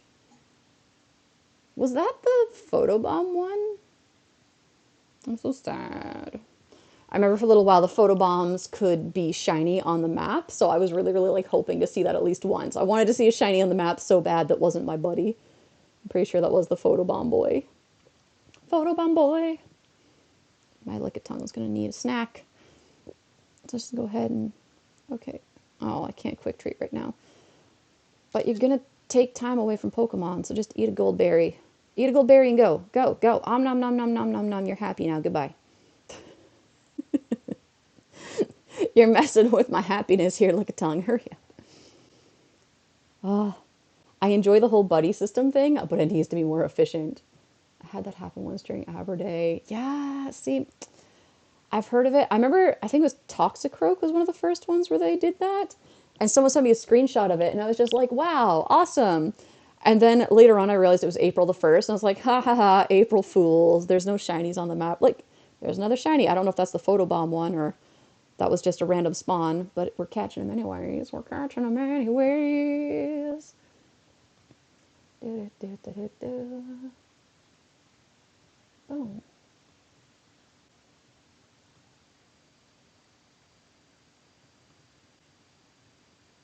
Yay. Oop, somebody just disappeared while I was clicking on things. Oh, someday, if I'm ever like a big and popular person, I will have to have moderators who can delete things for me. uh, I remember. What do you mean, Pokemon and Wife? So I told you guys, like, I sent fan mail to Ando. I sent him a big box of stuff to open up. I'd sent something to Pokemon and Wife when I got into their stuff. I think this is how we first got in contact. And I remember with Ando, like, I was just getting started, so I didn't feel comfortable asking for, like, a shout out or anything. But I remember with them, I was like, hi, I'm sending you a package. And I feel really, like, awkward and inappropriate asking this, but, like, if you open it in like a stream or on a video or something, can you like say, hey, thanks to Dorable Zaru? Like that'd be really cool. But like, no worries if you're not comfortable. Like, oh, I'm really sorry. I felt so bad asking, and then they ended up being some of my biggest supporters and helping me out so much and like promoting me sometimes when I was just like, oh, it's okay. I'm a nobody. Yeah. I just can't do the self-promoting thing. I don't even like putting stuff on my own social media and being like, I'm doing a thing. Yay. Being a mod, I think would be kind of fun, but also like, I guess it depends on how big things get. Like, oh, being able to like be there whenever someone streams sounds pretty difficult. I mean, that's a big commitment too. But some of the things people do, I don't understand it. There's some stuff like, no offense, I know there are some kids who will tune in even though this is not a for children channel. I know sometimes kids are watching. No offense to you guys, but sometimes kids are a little impulsive or they don't totally think things through, so they'll just pop out and be like, give me a shout out, give me my friend, add me as friend, here's my friend code, give me like card codes, yeah. And it's just like, calm down. Please calm down. So, yeah, I can imagine. I don't have that much exposure to it, but I have had some pretty strange people. I've had quite a few people be like, add me, add me, add me. Here's my friend code, add me. You should add me. Here's my friend code, add me. Why didn't you add me yet? I sent my friend code, add me, please. And I'm just like, and then a couple times when I've added them, they don't, like, I think I said this earlier today, or like, they don't interact at all. They don't open gifts, they don't send gifts. So it's like, I don't know why it was such a big deal to you. So, because you're not playing the game. So goodbye, delete. And then they'll start sending me messages being like, oh my God, I don't see you in my thing. Did you delete me? How could you delete me? Like, add me again, add me again, add me, add me, add me. And it's just like, what? I don't understand. I don't understand. Uh, like I've got like obviously a couple people on my friends list who from my perspective are kind of a big deal. So like of course I would never want to delete them and I would be sad if they ever deleted me. And I do sometimes have an urge to be like, look who's on my friends list. I know so and so. But at the end of the day, like only other people who are into the same things as us would get it. Like if I were to turn to my coworkers and be like, "Oh my God, I'm friends with so and so in Pokemon Go," they'd be like, "What? What?" Yeah, the storage space thing is tricky. I think for me, at least if I can see some sort of friendship interaction, so opening or sending a gift, because I try my best to like I open the max gifts every day and I try to make sure I like spread it around and hit everybody, unless we're already lucky friends, in which case sometimes I neglect it for a bit. But you know, like you go on your friends list and it'll say, oh, they caught this Pokemon 2+ days ago. And it's like, okay, so I can understand why you might not open gifts, or maybe you don't have gifts to send, or you're prioritizing people you want to get to best friend level with. But like, you're not even playing, you're not even catching Pokemon. So why are you so upset? All right, we've done all 5 thingies. This guy should be disappearing soon. He just doesn't want to leave. He's just being weird. That's the photobomb boy. Photobomb boy. Just hanging out. But also, like, how am I doing? My friends list is pretty good at the moment. I'm at 167. Oh, I need to open this gift. We're not at lucky friends. Nah. Oh, we got a shiny. Oh, I need to open this one too. Oh, I've already hit my limit. Well, there you go. That's what happens. It happens sometimes. Yeah. I have a lot of best friends and lucky best friends. And it's just like, well, I want to meet people and trade, but we can't. Times anyways. Oh, almost one. I was gonna say 3:30, and I'm like, no, 13:26. I'm having to squint even at this distance. I need new glasses really, really badly. I really need new glasses. My eyesight is terrible. So terrible. Bleep bloop. Bleep bleep bleep bloop. I don't know why I keep looking for raids. I know they're not out there.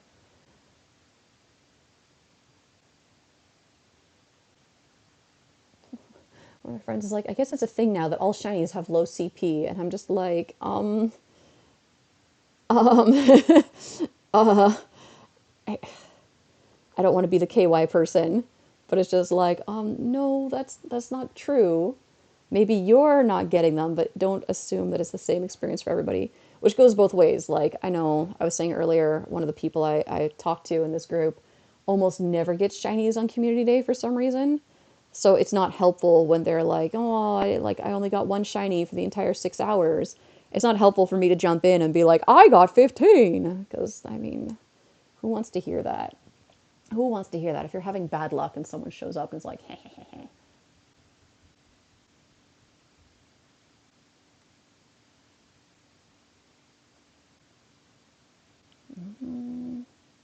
Gloop. Start catching up with messages.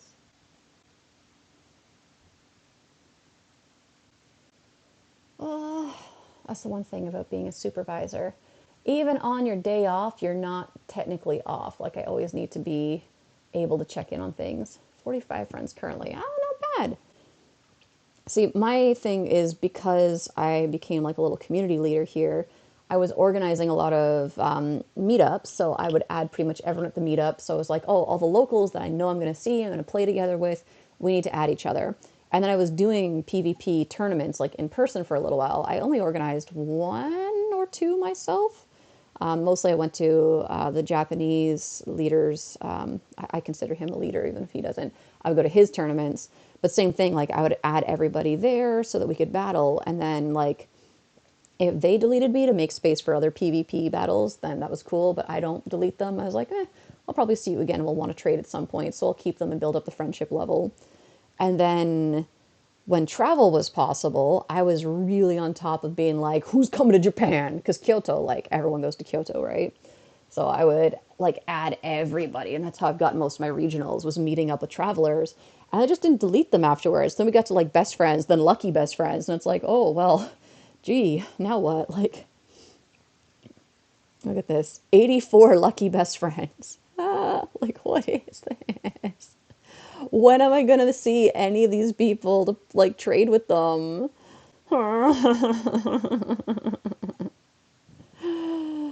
Oh, I saw somebody invited me to something. Is it a gibble? No. Why would you invite me to that?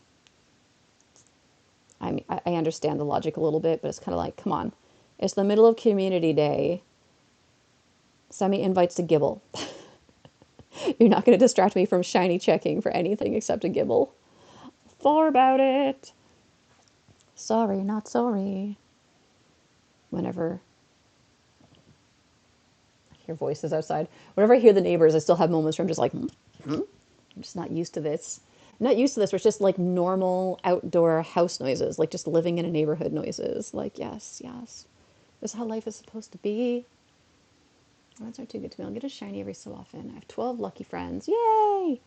I like they keep doing the little distance things. So they're like, oh, if you're in 40 kilometers, you can do trades. So I really hope that since they're testing that out, that there will be something where they're like, oh, special event, like maybe Valentine's Day, for example. They could be like, oh, special event for friendship. Yay. I'm just going to reset so that Machop disappears. He's bothering me. It'd be really cool if it was like, oh, it's Valentine's Day or some other event, like it's Friendship Day. Let's trade for one day. You can trade worldwide, or for like X number of hours, you can trade across the world. Obviously, people would go bonkers, but like, man, like I have a lucky best friend who's in France. I think I might have two actually. So it's like, oh, I could get Klefki. I don't think I have anyone in Greece, but I have enough people who are in or near the US that Boufflant might be possible. So it's like, oh, I could get some things. I need Maractus. I haven't seen one yet. Yeah, like for example, I can go in here. I think they're Unova, aren't they? Yeah, like I've seen one, but I need one. I need one. Boofy! Oh, he makes a good noise. I like his noise.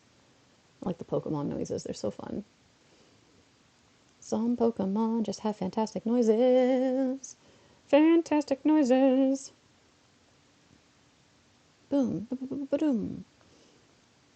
That's a lot of Machops. We still have like nearly 900 spaces. We're good. We haven't had any. What?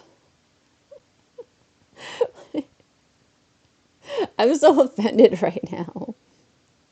But I like his noise. It's just so cute. It's kind of like, it sounds like a balloon rubbing against a balloon. You know the sound. You know the sound I'm talking about. Chirp. Chirp. Chirp. We're doing all right. I should have been keeping track of how many Machop I had beforehand. These are things I was thinking about like midway through the day where I'm like, oh, I sort of screen capped my Pokedex at the start of the day. And then like it would have been fun to see exactly how many I encountered, especially since I'm relying on incense more so than anything else, because the lure wouldn't really help me right now. And my spawn point here isn't the best, but yeah, it could have been fun to see how many there were. Ah, see, like there's things like that where it's like, oh, I'm so jelly. I want the Bouffalante, but I'm sure there's some regionals here that you don't have that I have access to, where it's like, oh, I wish I had that. Did I get him? Yes, I did. Yes, I did. Like I know Mr. Mime was one for a while, where like everybody I knew from Europe was like, oh no, not Mr. Mime. Hee hee. And like this is one where I got it from a traveler. He's from Hungary. Like, oh, so exciting. I miss that. I really miss meeting up with travelers. It's also just like weird how that is. I mean, the idea of meeting up with randos from the internet is kind of scary, but if someone's like, I've got a shiny regional, I'm just like, hello, stranger. Let's meet in a dark alleyway and exchange Pokemon. Throw all caution to the wind. Let's go. Let's get them Pokemon. I need them. I need them all. Might as well try and get another star piece or two. Because why not? Why not? Boom. Were you able to get shiny Tauros over there? I know a lot of people like struggled with their own local shiny regional, and it was like, oh, so sad. I'm really excited for the Kanto day because, like, obviously, if you're supposed to catch all of the Pokemon in the Kanto Dex in one day, that means they have to give you the regionals, right? Like, they can't be like, oh, hey, person in Japan, you can't get Kangaskhan and Tauros and Mr. Mime. Like, they're going to have to be available here. So, yeah, maybe I can get a shiny Tauros and a Kangaskhan without trading for them. That would be really exciting. Oh, my goodness. Oh, my goodness. But I'm also worried about things like you're supposed to get all 151, right? Or 150, and then you get your shiny Mew or something. But I'm worried about the part where maybe some of them, if you like, depending on which color you choose, you can only see certain Pokemon, right? So some of them maybe you have to trade for them, which would be in line with the original games. But there's a pandemic happening, so it's not safe to meet up with people. So I think two things are going to happen. One is someone like me who isn't living in the most convenient place to play, I might not be able to go and meet up with anybody, or I'm going to have to travel across prefectural lines to do so, which isn't really safe. That's kind of a dumb thing to do. But also, even if I do go out and I'm like, okay, I'm going to go to Osaka, who wants to meet up? A lot of people multi-account. So they're just going to buy a ticket on each account and then trade with themselves. And it's like, but I need help. Please trade with me. Please be my local friend and trade with me. Blah, blah, blah, blah. I also forgot until yesterday that because I bought the ticket for the Kanto event, I got the community day thing for today, and I get it for next month for Rosalia too. Although Rosalia, like, I don't know how it is for everybody else. Huh? Wait, stop. Do this and do this. Yeah, I really don't need a Rosalia day, but I already have. I get the extra quest line for free anyway, so I will participate. Obviously, I don't know if I'll stream it or anything. I think I will have the day off. I get to kind of decide my own schedule now, so I can just give myself the day off. But the Kanto day is the more important one to have off for me, so that's what I care about more. Stop jumping. You're supposed to be a fighter, not a jumper. Stop it. Calm yourself down. Putting a decent dent in my Ultra Balls. Manam, manam, manam, manam. Ba-dum, ba-dum, bum, bum. Oh, oh, oh, oh, oh. A few shiny Rosalia. What about a hat? Oh, nice! You managed to hatch a Badoo too. I only just hatched my own Badoo the other day. Like since this it's Sinnoh now, right? Yeah, since the Sinnoh event begun. I got one before in a trade from a friend. So it's like, oh, like now I have mine that was given to me. So that's special. And then I can pay it forward to somebody else if they don't get one. But at the same time, with Rosalia getting a day, I imagine we're going to see what we've seen with other ones like Magmar and Electabuzz, where you will have an increased chance of hatching it through eggs on that day. Like all the eggs will hatch Budew and you'll have a better chance of hatching a shiny one, which will be pretty exciting, I think. But sometimes for me, it's like, oh, I wish I could like have a chance to trade some of my Pokemon before they're just like everybody has it, and I'm like, oh, I had a chance to be like, I have something special. Give me something special for it. But you know, I wish community would only be new shinies day. Me too, but I also understand the other side of it. I'm on the fence with it because for me, of course, I want new shinies, but I also understand the frustration of like you have to work or you have a wedding or you're in an area with no Wi-Fi or you're in the middle of the ocean. You can't like there's no Pokemon out there. Like there's a lot of reasons why someone might not be able to participate in a community day. So I understand that frustration of not being able to participate. So having it be a Pokemon that is a shiny that's already in the game but hasn't had a special event yet, I'm like, okay, I can live with that. So it's something where like other people might have gotten it because they were lucky when it was first put out, but it's not like the rate was boosted. So giving the rest of us a chance, like for me, Machop, this is my first time getting shiny Machop. It's really nice. But it also means like the Rosalia day, if I wanted to, I can schedule myself to work and I can just have the gacha running in the background. So I can still catch some shinies and get whatever the benefit bonus is of the day. But I don't feel the necessity to like perhaps waste, for example, a paid vacation day in order to participate, which is kind of nice. As I think that's one downside of when it's a brand new Pokemon. Like I had to work on Larvitar Day and Bagon Day. So those were ones that were like really big to me and I really, really wanted to get them and I had to work and it was just like, "Ugh."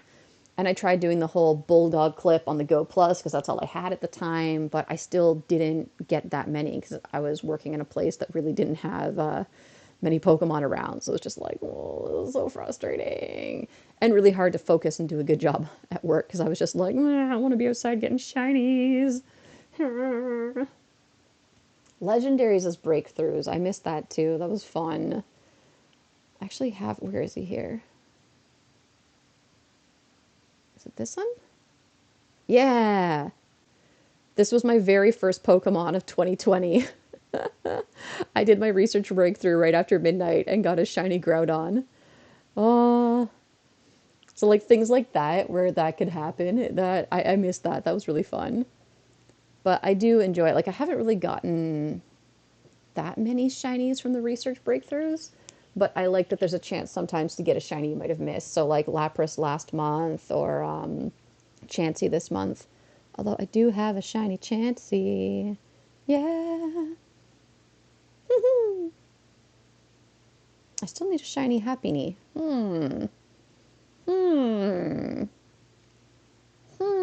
That would be nice on Kanto Day to get a second one. Chansey's one of those ones, like when it evolves to Blissey, you can't even tell it's shiny anymore. So I don't want to evolve it, but I want the Dex entry. So it's like, I need one more. I need one more so I have obvious shiny and unobvious shiny so that I can feel content. I need it for my happiness. Oh, we cleared out all my reward guys here. Alrighty. Alrighty. 3 more hours to go. 3 more hours to go. Am I going to hang out here for the whole 3 hours? Probably not. I need to like make myself food at some point. We got shiny Lugia, Latias, and Moltres from Breakthrough. Nice. That is awesome. Congrats. Oh, I remember that Articuno was one of them. I really needed shiny Articuno, and I was so frustrated that I couldn't get one. I was just like, "Ugh." I did eventually get them all in the end, though. Where are they all here? Yeah. I actually had 2 Articunos, so I was able to send one to Let's Go, which made me very, very happy. Boom. Boom, boom, boom. Some of these guys I need to send, like the extra Giratina and Cresselia. I need to send them to home. I need to send them home. So having to wait a whole week is just such a nuisance. Gotta wait a whole week and then I can do that thing. Blah, blah, blah, blah. So you stop jumping. I said stop. So rude. Very rude little Machop. What am I? I think on Wednesday I can send them again. I hear like little tappings, and I'm like, whoa.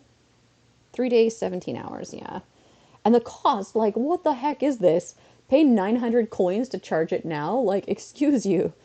I'm already paying to use like the better version of Pokemon Go or Pokemon Home so I can store more Pokemon. And then you want me to spend like in-game currency to send things faster? Like, are you bonkers? No.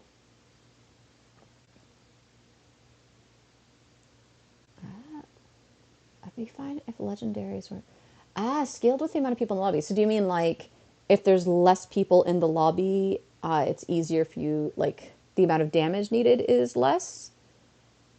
Because that would make sense. I do like that we can invite people now, but I still think it's kind of BS that if you don't beat it, you lose your pass. Like if you don't beat it before time runs out on the overall presence of the raid boss, your pass is gone. That bothers me. Because a lot of us are spending a lot of money on these passes. I'm like, well, either scale it or they need to like I guess the mega evolutions kind of help, but they need to give you a way to like boost the amount of damage you do. So if you went in and it was like, oh, or like paused for a second, like if it went counted down to 0 and then it popped up and was like, you only have 3 people. The recommended number of people is 5. Would you like to continue as is? Would you like to use an item to improve things, or would you like to quit so that you don't lose your pass? And then everybody has to choose the same, like, everyone has to say okay for it to continue or something. I don't know. I can see, like, from a programming perspective, why that might be really difficult to implement, but, like, I think a lot of people, as a quality of life thing, a lot of people would be happier if they didn't have to worry so much about, like, literally losing money. Oh, we're almost at 7,600,000 dust. Yes, let's get that dust. I really want to put a lure on, but I know it's not worth it. I just keep looking at it and I'm like, I want to lure it up so bad. Oh. Funnily enough, that Pokestop is also where my garbage goes. That's such a challenge here. I have to wake up. So garbage has to be out before 8 a.m. If you put it out after 8 a.m., I don't know what happens, but I know the people who live near that spot are going to get really pissy. Like they get really angry if you don't follow the garbage rules exactly. And I haven't made them angry yet, so I'm trying to behave, be good, follow the rules. But it's just like, gotta wake up extra early, get dressed just to go put the trash out, and like, I mean, I gotta kind of get up early for work anyways, but just like, and you can't leave it out overnight. That's the other thing. You can't leave your trash out overnight, which probably sounds ridiculous to some people, but realistically, for where I'm living, we have tanuki, raccoons, badgers, weasels, cats, stray cats, crows, and maybe not my neighborhood, but if you get a little closer to like the farmers' fields, there's like inoshishi, like wild boars. So there's a lot of animals, and of course rats and mice that can get into the trash, and they're plentiful. So that's why you can't leave your trash out overnight, because not everybody puts it out properly, and that's all it takes is like one of those animals tearing it open, or just somebody not like securely tying their bag shut, and that's it. There's trash everywhere, and the city workers who come and collect it, I don't think they clean up trash off the street. I think it ends up becoming the responsibility of whoever lives closest to it, which is just like, what? Why? Oh my god, the battle. It's 5 seconds per timer hits 0. Yes! Yes, yes! That drives me crazy.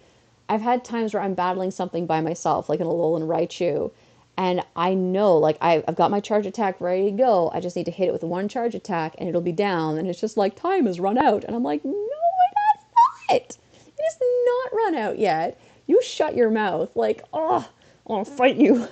I want to fight this whole system. Oh, it just makes me bonkers. Oh, and it takes a long, like if you do the full raid from start to end like that, like it's such a long amount of time, and then to like be so close and know it just needs one more charge attack, and then it's like time is up, and you're like, well, now I have to do all that over again, or my pass is wasted. Like, oh, just not fair, not fair at all. Mm.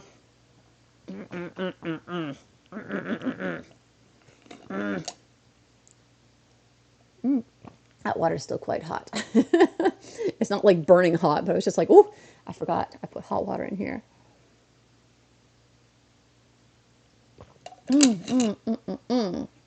Drink warm to hot water. It's better for your health. I don't remember why. It just is. Actually, I'm not a medical doctor. Don't take my advice. But I have heard different things. Like I've heard people say, oh, it's good to drink cold water or even ice water because, well, if you want to burn fat, because your body has to use energy to heat the water before it can absorb it. So you're burning calories when you drink cold water. And I'm like, oh, okay, that makes sense if that's like your whole thing, although that's a pretty lazy way to burn some calories. But when I was in China, everyone was like, no, no, no, don't drink cold water because it'll give you a stomach ache and then you're going to get diarrhea. And I thought it was kind of bonkers, but I had students who would do that. Like they'd be like, I don't feel like studying today. Drink a cup of cold water. And then they literally would have diarrhea. And I was like, what is happening? And I think I was saying earlier, like it was just habit to drink hot water because it was just more accessible. And then I noticed it started happening to me too. Like if I drank cold water, I got a stomach ache. So I was like, oh, interesting. This is actually a thing. So the water being warm already, it's already warm. Your body doesn't have to burn any calories to heat it up. It's just easier for your body to absorb. So I guess if you're dehydrated, warm to hot water is better for you. It'll just like get in you almost immediately. It's just so weird. I also, like I said, I'm not a medical doctor. I'm not an expert. I could be completely wrong. I could be totally misinformed. Do your own research before taking my advice on your fluid intake. The important thing is that you drink water. Get hydrated, kids. Get hydrated. Hydration is very, very important. Very, very, very important. You know what I want to do? Is I want to go in and do this. Eject. No nearby Pokemon.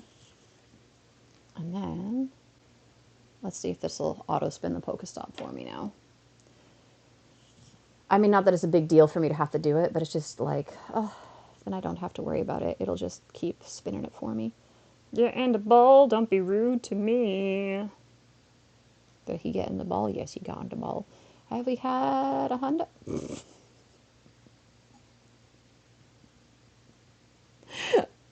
Why? It's always the research task reward ones, but like, look at these. Look at, like, I have multiple hundos of so many Pokemon, and it's just like, what am I gonna do with these? And I know there's some people out there who just like, delete. And I'm like, I can't. Like, it's a hundo. I cannot. Like, I have four.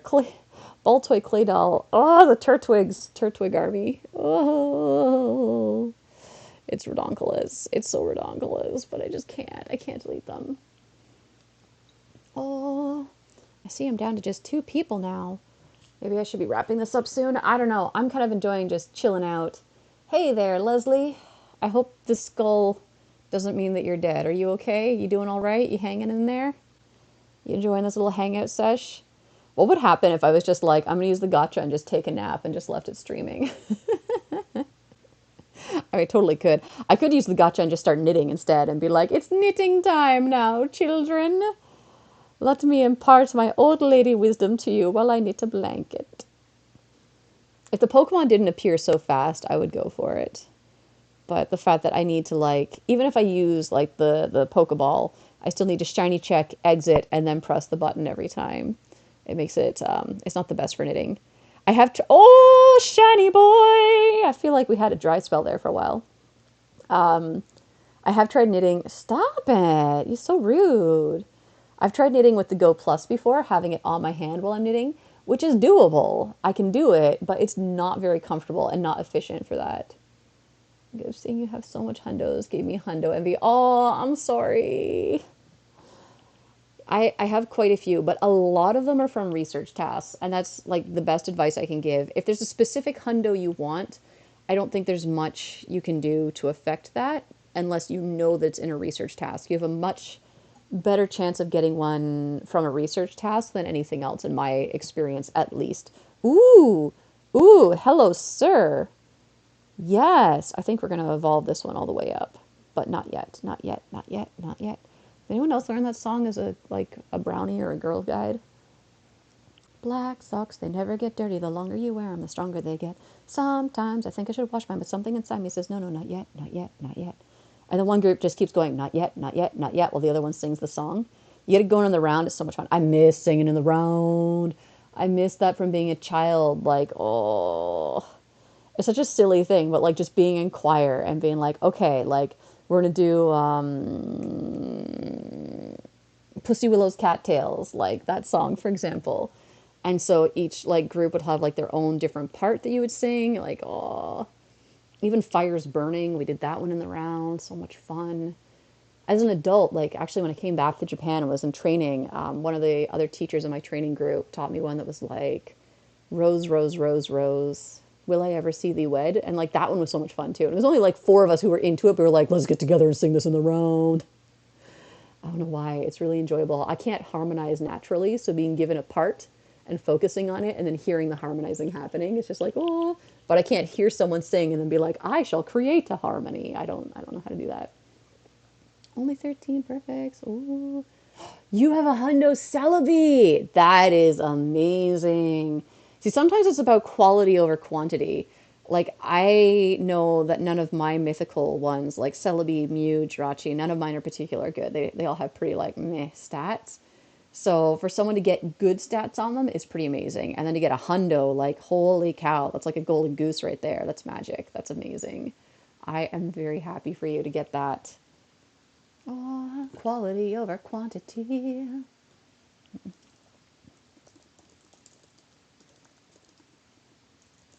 Just gotta reply to some messages.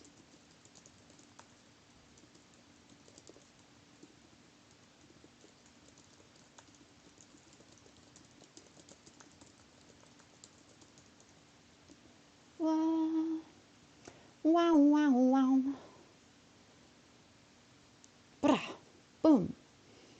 So I imagine I'll get down to about 500 Ultra Balls by the time the day is over. By the time the day is over. Oh, my friends in Kyoto are like, man, it's raining. And I'm like, I was thinking about it here. It's overcast. Hey, hey, come on, Pokeball, spin that stop for me. It's your job. Spin the stop. Spin the stop. Sometimes it gets grumpy. Oh, there it goes. Yay! Oh, that's good. That's one less thing that I have to do. The conveniences of life. The modern age. Wow. How are we doing here? I need for items. Oh, okay, we've put a decent dent in the items overall. Yes, we did just catch that Pokemon. Good, good, good, good, good, good, good, good, good. Oh, oh boy.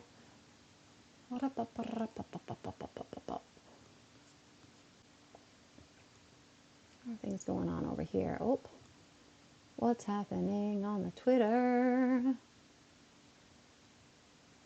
Oh, I see friends getting excited about Pokemon cards that are going to be released.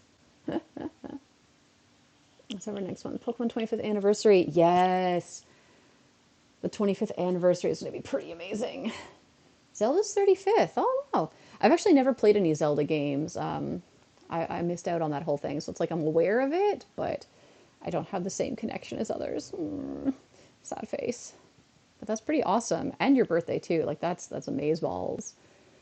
I will probably have to make some sort of a trip into Osaka and go to the Pokemon Center or order some things online. I'm sure that there's going to be some crazy things going on.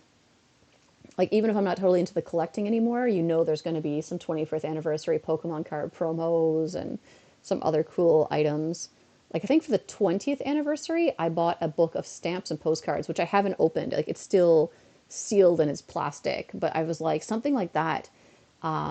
Even if it's not like the most exciting thing ever, just having it sealed because postage stamps have value that they retain regardless. So it's like keeping it all like that. Like, ooh.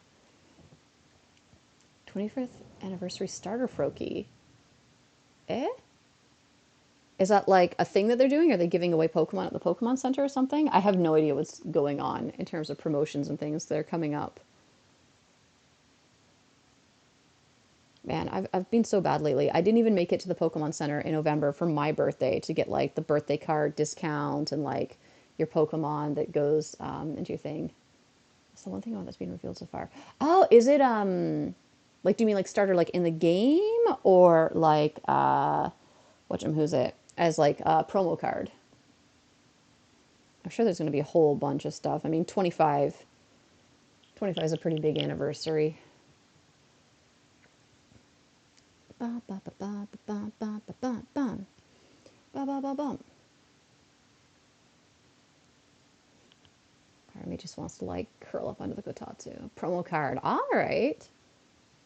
That's something to keep an eye out for. I wonder if they're going to choose like the most popular Pokemon like they do sometimes or how they're like deciding things. I know Froakie's quite popular, but I think Greninja more so than Froakie. People really like Greninja. It's one of those ones, I don't dislike Greninja. When I first saw it, it was like, oh, that's a pretty cool like Pokemon. I really like the design and everything. I thought it was really cool. And then I realized that like his scarf is his tongue, and I was just like, oh, they're doing all the starters. Okay. Am I going to try and do that or not? That'd be crazy. Because I have a complete set of like, if they're promo cards, a complete set of starter Pokemon 25th anniversary promo cards. That's something that definitely would increase in value over time. That also means everyone's going to go bonkers for it here. Oh, that's also one of the things that kind of put me off collecting a bit. It got better for a little bit here and then got crazy again. I mean, obviously, anytime there's something big and exciting with Pokemon, that people are going to get bonkers. But it's like, I guess, like the scalping and resellers is the best words for them. The people who flood the Pokemon Center and buy up all the product and bring their friends and family to help them buy everything, and then they're just selling it. And it's like, I understand there's demand, but ugh. Basic cards reprinted with the 25th anniversary logo. Interesting. Torn. I'm torn on that. I'll have to check out some of the news at some point about it. Because for me, there's the aspect of like, ooh, that would definitely have value over time, especially if I were to ever get really back into things and start grading cards or something. That would definitely have value to have a graded set of something like that. But at the same time, like, I prefer cards that I like the look of. And base set's pretty cool, but like, how many times do I need the same card with the same artwork, you know? Sometimes I'm just overly cynical / practical. Sometimes, not all the time. Brah. I thought that would make him be shiny. Not that I need any more. I'm just greedy. So greedy. I got the shiny greed. Wow, it's almost 2 o'clock according to my computer. Oh my goodness. Is that right? We only have 2 hours of the event left. Am I really just going to sit here and stream? No, 3 hours. Oh yeah, it ends at 5 o'clock. That's right. We're exactly halfway through. I don't know why this like bamboozles me every time, every community day. I hit a point where I'm like, oh yay, it ends soon. And then I'm like, oh wait, no. 5 o'clock is the ending. KG Machop Day! Yes, it is. It's a very exciting day. Getting some shinies. All the shinies. All the shinies we can eat. Okay, maybe don't eat the shinies. That's not healthy. I think with Machop especially, it feels a little bit too close to cannibalism. Although I am hungry, so we're going to eat this other Mikan. It's Mikan time! Oh, hello, Machop. So the fun of juggling food and Pokemon at the same time. But we need the Mikan.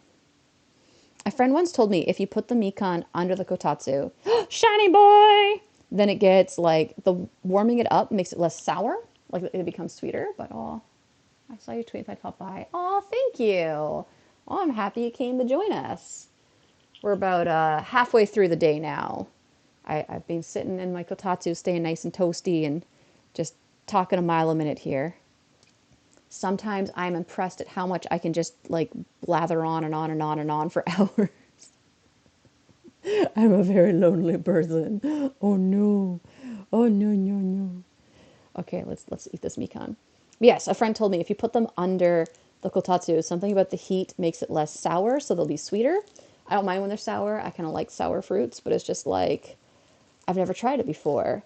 And I always have a moment where I'm curious, but then I'm like, what if it was a nice sour one and I've ruined it? What if I've ruined the flavor? The kotatsu and Mikan. Actually, Wakayama Prefecture is known for mikan. It's one of those funny things. So for me in Canada, I would have thought this is like a mandarin orange. And in Japan, it seems like that might be what it would translate to. But also, like, my students call all oranges mikan, but technically only like this kind is mikan. But there's also other ones that are mikan, but not mikan. And I just can't even keep track. So since I'm in Japan, I just say mikan all the time. It's easier.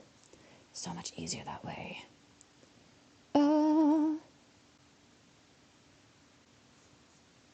My favorite thing is if I'm doing fruits and a lesson with kids, and it's like, okay, let's guess. I'll tell you the color of the fruit, and you have to guess what it is.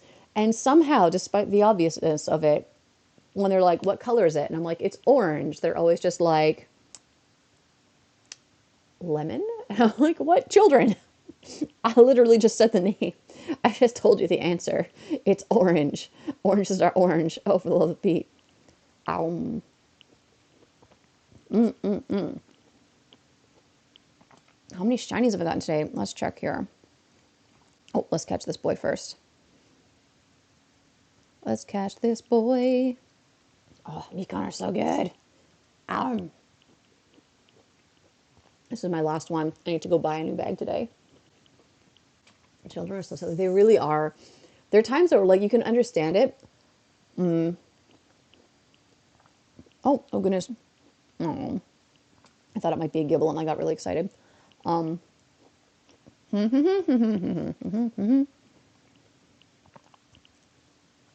orange one I can kind of understand because if they're talking color, whoop, let's just put age 0. That's easier. If you're talking color, their brain is thinking only colors, and then they don't put together fruit and color and realize it's the same word, but it has two different meanings. We are at 17 shinies right now. So I kind of understand it, but it's also just like, I literally just said the answer. Oh no. And there are other times too where kids, like, it's supposed to be a guessing game or a trivia question. So I'd be like, what do you call an elephant? And then I sit there and I'm like, oh, I just said the answer. What do you call an animal with a long nose? And the kids are just like, I don't know. And I'm like, I not only just said the answer, but I reacted in a way that let you know that I said the answer. What? Children, children, are you paying attention to me? But you know, when your brain's in one mode and then you suddenly have to switch to another, it bamboozles adults too. We all get a wee bit lost sometimes. Good try, kids. They do try.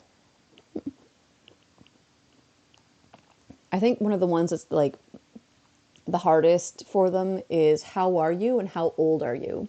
Because there's only a one word difference and one syllable in difference, but you have it happen so many times where a kid comes in and you're like, hey, I don't know, Genki, how are you? And the kid's just like, I'm 10 years old. And you're like, okay, good try. But I asked, how are you? And they're just like, what? I feel bad because, like, it should be obvious, but it's not. See, there's another 1-star raid that turned into a Piplup. Like, come on, game. I just want Gibbles. Gimme, gimme, Gibbles. That should be a game in the Pokemon world. Gimme, gimme, Gibbles. But we still have 2 more chances for Gibbles here. But we have to wait, 35 minutes for the one. That's a long time to wait. I mean, I'm going to do it if it's a Gibble anyways. Like, I'm going to be here, like, always. Your teacher seems so funny. They just don't know how to use it. Yes. I mean, I've seen some pretty, like, bonkers, uncoordinated stuff from children, too. And it's just like, are you okay? Like, you poor child. Want to hear a little silly story? Sure, share a silly story. I love story times. You can never have too many stories.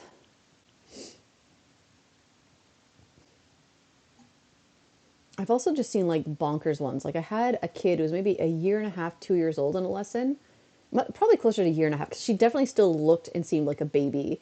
And she just suddenly got up, walked over to the wall, and whacked her head on the wall. And we were all like, oh, okay, shocking. This is like a mom and babies class, by the way. So we're all kind of like, oh, shocking, like she bonked her head. But then she continued to intentionally whack her head against the wall 3 more times before her mom was able to like react, run over, and stop her.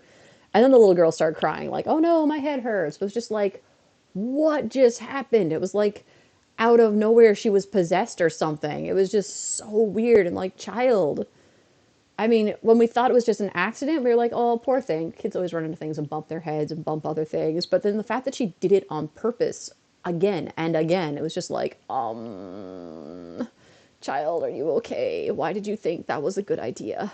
What made you do that? Please stop, child. Please do not be doing that, Mr. Child, who's a girl, but we'll call you Mr. anyways. Yeah. My friend is a more casual Pokemon Go player, and they don't play as often as I, so they don't always catch the calm days, and they needed to evolve Porygon for the Pokedex. Alright. And there's the setup. They need to evolve Porygon for the Pokedex. Well, and they'd need the item for that too, wouldn't they? Blah, blah, blah, blah, blah, blah, blah, blah, blah, blah, blah. I just have to yell at them. So I traded him some Porygons so they could get candies and transfer them. Ah, very kind of you. I miss doing that too. I miss trading just to get candies. Like, let's trade the same Pokemon and then transfer them so we get the trade candy and then the transfer candy. Like, yes. Felt like little candy barons.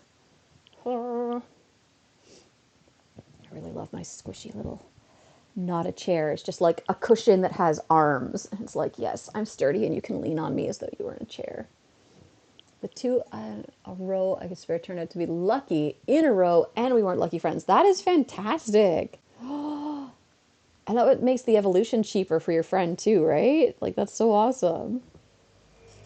So they had 2 lucky Porygons. I got a lucky Zubat and a Magnemite. Oh, the Zubat's a little bit like, oof, but Magnemite, like that's a nice one. Magnezone's pretty useful for a lot of things, I think. Aw, nice. Man, I miss trading. Getting lucky Pokemon at random was just so much fun. Like, I had a friend, when we were both living in Kyoto, we would play like the entire day until our extra batteries and our phone batteries were dead and we were both exhausted and we'd exhausted the full 100 max trades for the day. But we would just like catch as many Pokemon as we could, and then when we were tired, go sit somewhere, eat, have a drink, and do all the trading that we could. It was just so much fun. I miss that. It's all the excitement, not knowing whether or not it's going to be lucky too, and just being like, come on, come on, come on, and just coming up with like different little rituals, like how can we make the Pokemon be lucky? Like, what do we have to do to make the Pokemon want to be lucky? Oh, I miss it.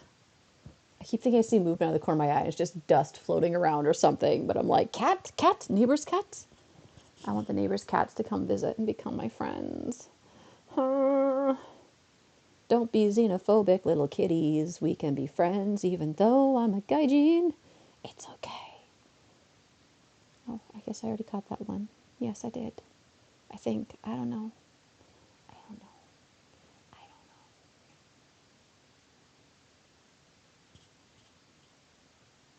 I don't know. Boop, boop, boop, boop, boop. Wah! Yeah. I hoped. I hoped for a second there. Wah, wah, Waluigi. Well, this is working out all right. I wasn't sure if I'd be able to do a stream or not today, if I'd even be able to remember how to set it up, let alone if anyone would come and join in. But this has been really fun. I'm enjoying just chilling out and telling stories and conversating with people and catching Pokemons. And I get to be lazy at home. I hope everyone who's coming by is enjoying themselves too. I mean, it's a bit unfortunate that I do live somewhat in the middle of nowhere in this little residential neighborhood, so I don't have mass amounts of Pokemon. It's not like bam, bam, bam, bam, bam. Look at all these shinies. Whoa! But, this is a very manageable pace for me. I can enjoy playing and I can talk. Like, it's good. Whereas sometimes the shinies are coming too fast, and it's just like, well, not the shinies, the Pokemon are coming too fast. My goodness, though. We have seen over 1,500 Machops. Not all today, obviously, but like in total, that's a lot of chip chops. Chippity choppity. I don't know why I keep saying that. It's not a thing. Why am I trying to make it a thing? Yeah. Yeah. Under smaller streams of fewer people, because it's usually more calm. Yeah. Like, even when I've joined in on like viewing streams of people that I'm an acquaintance or a friend with, and I'm like, oh, hey, how's it going? Because they're bigger, like, my messages get completely lost. But I've also had moments where people kind of like, where, you know, my friend or acquaintance notices that I said hi, and they're like, oh, hey, like, happy to see you. Thank you for joining. How's it going? And other people will be like, who are you? How come you know them? And it's just like, I might not be like their most loyal fan, but like we have a friendship or we're acquaintances. Like we have a relationship that isn't just I'm someone who views their videos, so that's why they know who I am. I'm sorry, like maybe I don't donate as much money as you do, or I don't like come to every stream, but this is my friend. I'm allowed to be here. And then just seeing how fast messages pop up. I don't know how some people keep up with it. Like, oh, although it makes sense, like once you reach a certain level, that's where things like having paid tiers, so your messages are bigger or they're more likely to make it through because you have a membership, or you know you make your donation and then you have your message pop up and be like, blue, blue, blue, happy times. Like that'll make sense then. But at the same time, like I don't know how I feel about like incentivizing things in that way. Like, hey, you're more likely to get my attention if you pay me. Ah. I don't know. It doesn't make sense to me. I guess if like it was someone who's well known or like a celebrity, it makes a lot of sense to me. Like if Johnny Depp was doing a live stream, it would make sense. I'd have to pay to get him to say hi to me specifically. But like, I don't know how I would feel about someone being like, I pay $5 so you shout my name out, and I'd be like, what? But how? That doesn't get you exposure. I'm nobody. What is the benefit of this? Why did you pay for that? Are you okay? Do you need someone to talk to? Uh, I know someone out there's going to be like, don't talk yourself down like that. But like, no, seriously, like, I don't upload consistently. I don't stream consistently. I think I have something like 1,300 subscribers on here. So it's like, yeah, and not all of them watch. I think my views are at most like maybe 100 views per video, maybe 150, something like that. So when somebody is like, hey, pay attention to me, shout me out, promote me, it's just like, wait, why? Like, is not going to do you much good. Because for me, out of 1,300 people, maybe 100 will come and check out what I'm doing. And out of those 100 who get the shout out, like hear the shout out, maybe like 5 of them will go and look at what you're doing. And out of those 5, maybe like 1 will subscribe or like something. But I mean, if you're going to spend money and time and energy to get somebody to promote you, maybe pick somebody with a bigger platform. Oh, it's like going to like the neighborhood lemonade stand. The neighborhood kid said, "Hey, shiny boy." The neighborhood kid set up in front of their house, and you're like, "Hey, here I am with like my own little lemonade stand in a wagon. Can you like promote me?" And be like, "Wait, what? Like we're barely making 25 cents here. Come on." Yeah, less subs that all watch is better. I agree with you there. Like just the sub number doesn't really mean anything at all. And it like those are some interesting stats. Because you see people who have like a really high number of subs and they're like, yeah, I have like 200,000 subscribers. But then you look at the videos and it's like, you have 500 views per video. So that doesn't really add up. And then you look at the likes and the comments, like the actual engagement, and it's like, And then sometimes even those videos, like out of the 100 views I get, for example, a lot of those people watch the first couple minutes and then turn it off. Or there's people where you can tell that they just skip to the end. Like if it's a Pokemon card video, they just skip to the end to see the polls and then they leave. So even out of those 100, a very few of them are actually watching the whole thing in its entirety. Even fewer are liking things, fewer are commenting. Most of them are just like, oh, I just want to see how many shiny Pokemon did you get? What pulls did you get from the card pack? All right, goodbye and peace out. Which I can totally understand. Like I do that sometimes, more with tutorial videos than anything, where I'm like, ugh, I don't want to listen to all your promotion at the beginning. Just show me how to do the thing. It's like instructions. All right, skip the intro, skip your promo, instructions, skip your outro. Like I do the same thing too. I understand it. Oh, also like for me as a viewer, I don't particularly like some of the bigger stuff. Like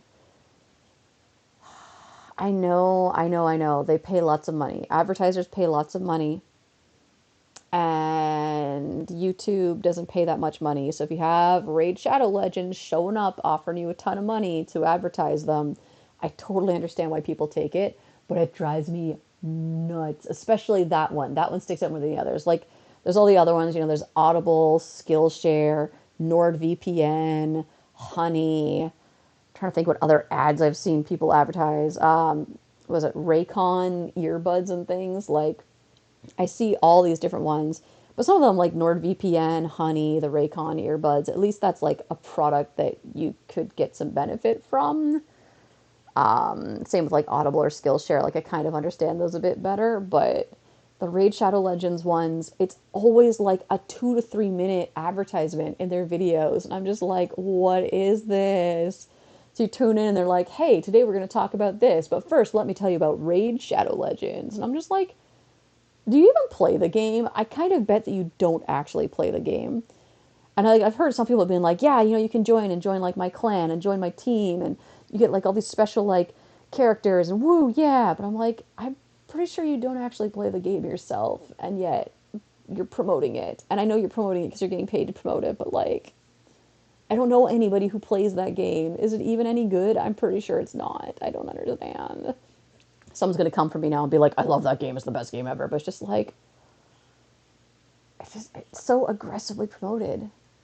There's a shoe one. I haven't seen anyone promoting shoes yet. Huh. I thought they got longer because more YouTubers started mentioning their fave character or something. That's interesting. I feel like too, like I'm sure a part of it is also a requirement. Like the company comes to you and they're like, "Hey, we'll pay you X amount if you promote us for 1 minute, and we'll pay you more for 2 minutes." But like, oh, some of them are just so bad, so bad. BetterHelp.com is another one, but at least that one too, like it actually is useful. That's one that I actually use it because it's almost impossible to find an English speaking psychiatrist, psychologist, therapist, counselor in Japan. If you do find one, it's usually a bit of a ripoff and a scam because it's somebody who's not Japanese and they technically don't have license to be working doing that here. So they overcharge you a lot of money. And I had a really bad experience with a psychologist in an American psychologist in Tokyo once. Avoid at all costs. So for me, BetterHelp was like, oh, heck yeah. Like I can speak to someone in English. The price is the same for an entire month. The price for me is the same as one session with the English speaking people who are in Japan offering the same service. And I get so much more out of it. So I was like, oh, okay, like that's an advertisement. I don't mind when it pops up. So it's like, no, I use the service and it's doing me good. Like I can get behind this one. But then there's other ones where it's just like, the Honey one where it's like, oh, put this add-on, like this plugin on your browser and it saves you money. And I'm like, well, how do they make money? Where are they making money from? And that one kind of bugs me because it's like, okay, like I get that you're saving me money by applying coupons and discount codes and things, but like they're making enough money to pay people to promote them. So how are they getting the money? It must be from selling your information to third parties. Like how else, right? Like I don't get it. Let's see. My most viewed videos are the Ah, yeah, we did the Battle Tower. That's right. Some old Black and White I opened, and my dad and Plasma Freeze.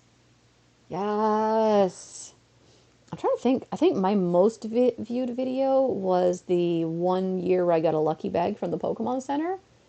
Because I think that was like, it was appealed to more than just Pokemon card people. It appealed to like people who go like crazy for lucky bags every year. That appealed to just general Pokemon fans. I feel like that was like my big one. Oh man, that Battle Tower, that was interesting. I think it wasn't organized very well, so I think everybody got a little bit frustrated with it, but the idea was fun.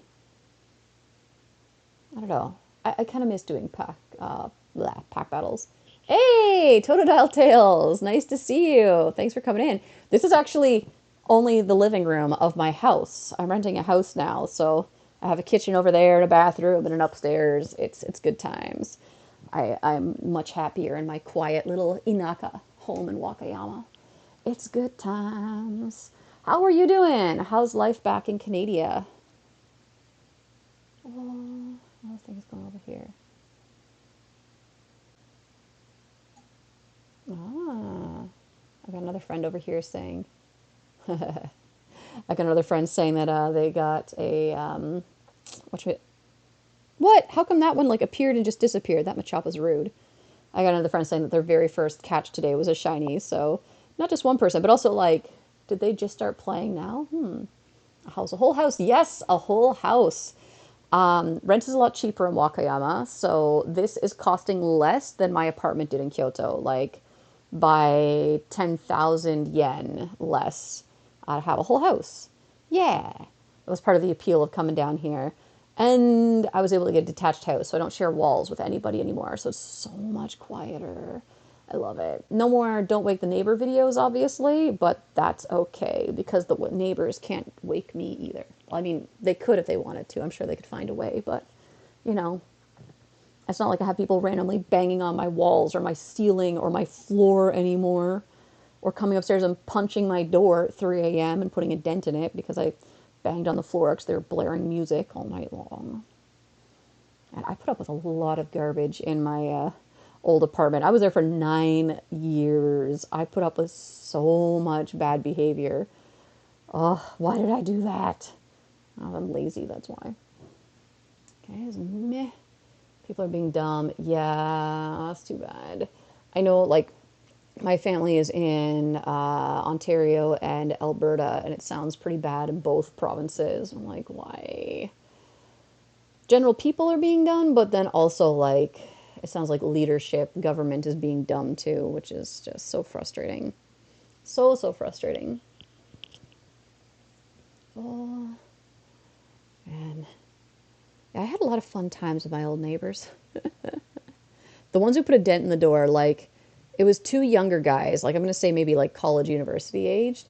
And I mean, I was only sleeping on a futon at the time. So like I spent 10 years sleeping on futon. So basically directly on the floor. So if you sleep and you put your head to the side, your ear going through the pillow, the sound is basically just going straight into your head, right?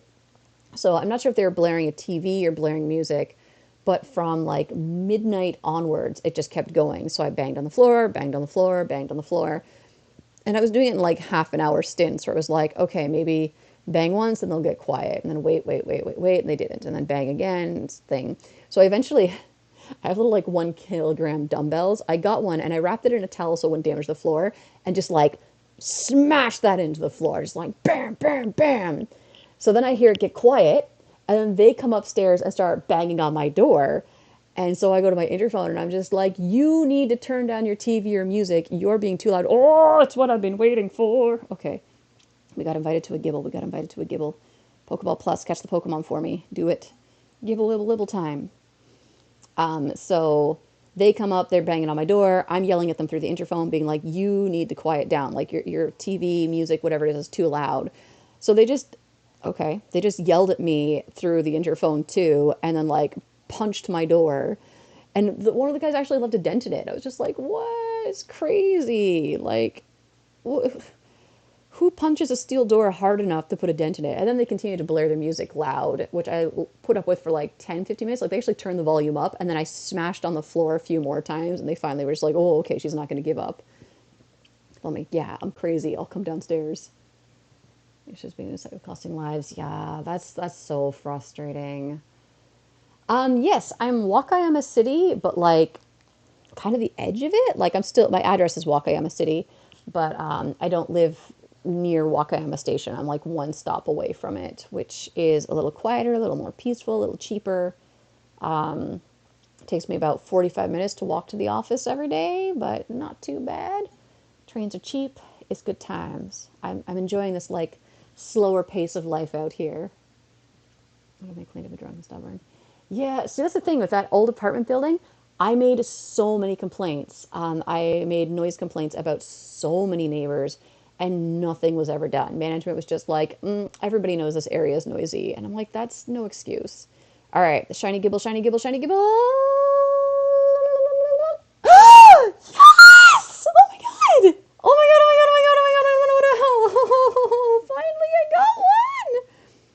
a golden berry, even though I know he's not going anywhere. He needs a golden berry. We finally got shiny Gibble!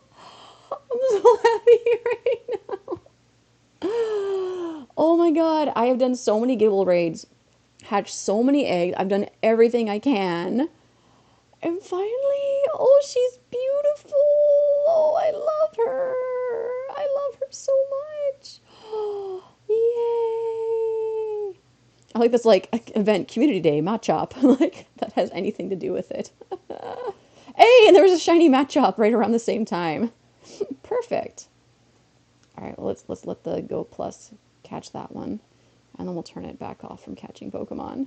Oh my god! Oh my god! Oh my god! I'm so happy right now. I'm so happy. Look at her. Baby. Baby. Nope. Nope. Nope. That'll probably get me struck, won't it? We won't do that. Yay. Thank you guys. Thank you for the congrats. Oh, I am so happy right now. Like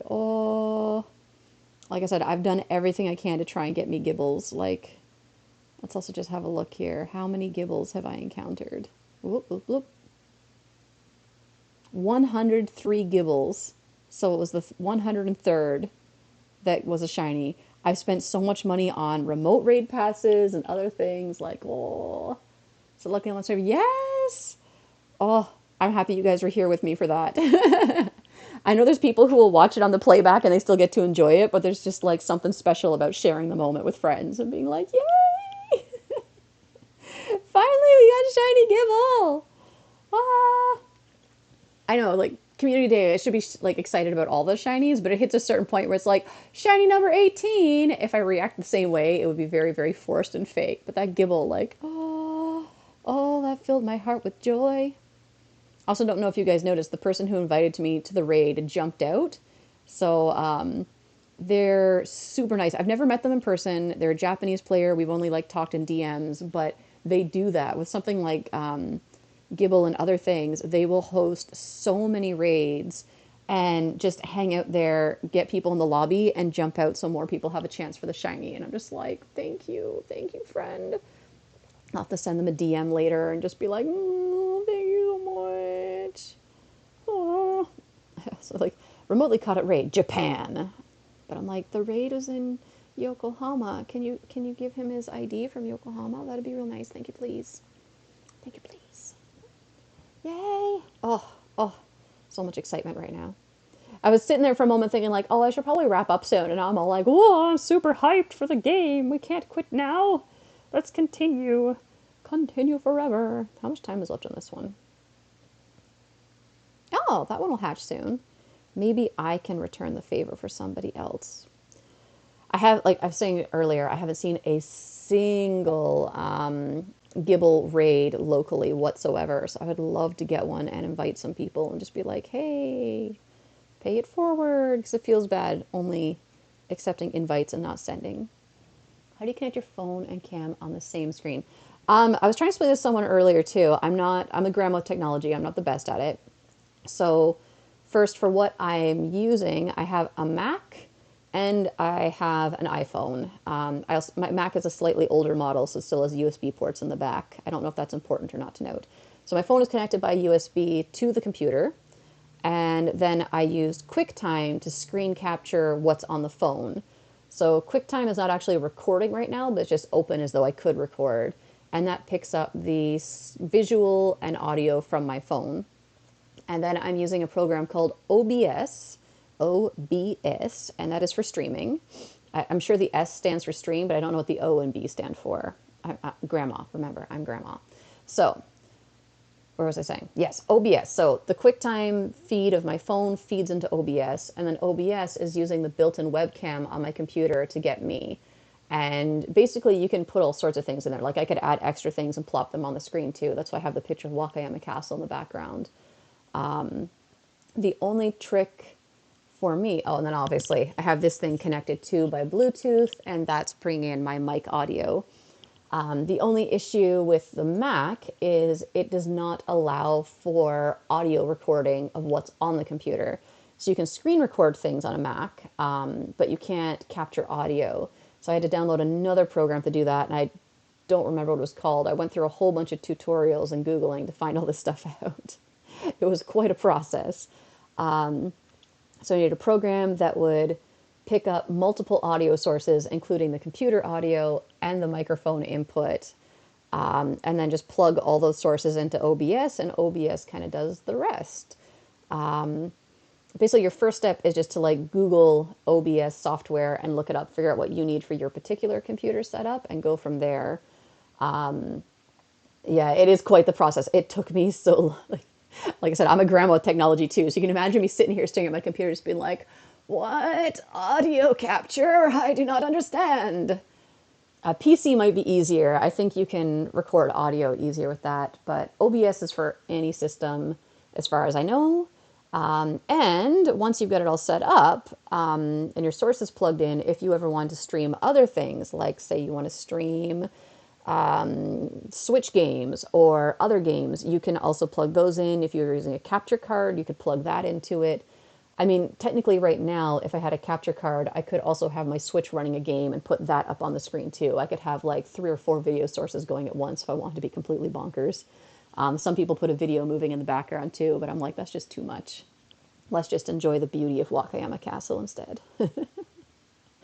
But yeah, once you get it set up, like start by looking up OBS, look up some tutorials on how to set it up, and then it's pretty easy from there. Because if I was able to figure it out, I think anyone with slightly more technical know-how or just is younger than me could probably figure it out pretty fast. Yes, that is how they do it. Obviously, your computer probably needs to have enough RAM to be able to handle that much activity all at once. But yeah, you can totally feed multiple things in at a time. If I wanted to, I could have background music going too. It's just that's too much. Too much for me, but also I don't want to be overly distracting. Like, I don't know. Oh, sorry, I'm getting uncomfortable here, sitting in the same spot for so long. Personally, for me as a viewer, when there's like a million things going on, I find it's like, ugh, too much happening. And OBS, I think I said earlier too, you can connect it to YouTube, but also it works for Twitch and whatever other services you might want to stream on. Hey, Machop! I don't think it works with Instagram Lives or anything like Instagram or TikTok Lives. I don't think it works for that. But if you want to stream on Twitch, you can also use it there. I imagine if you want to stream on OnlyFans, you could do that.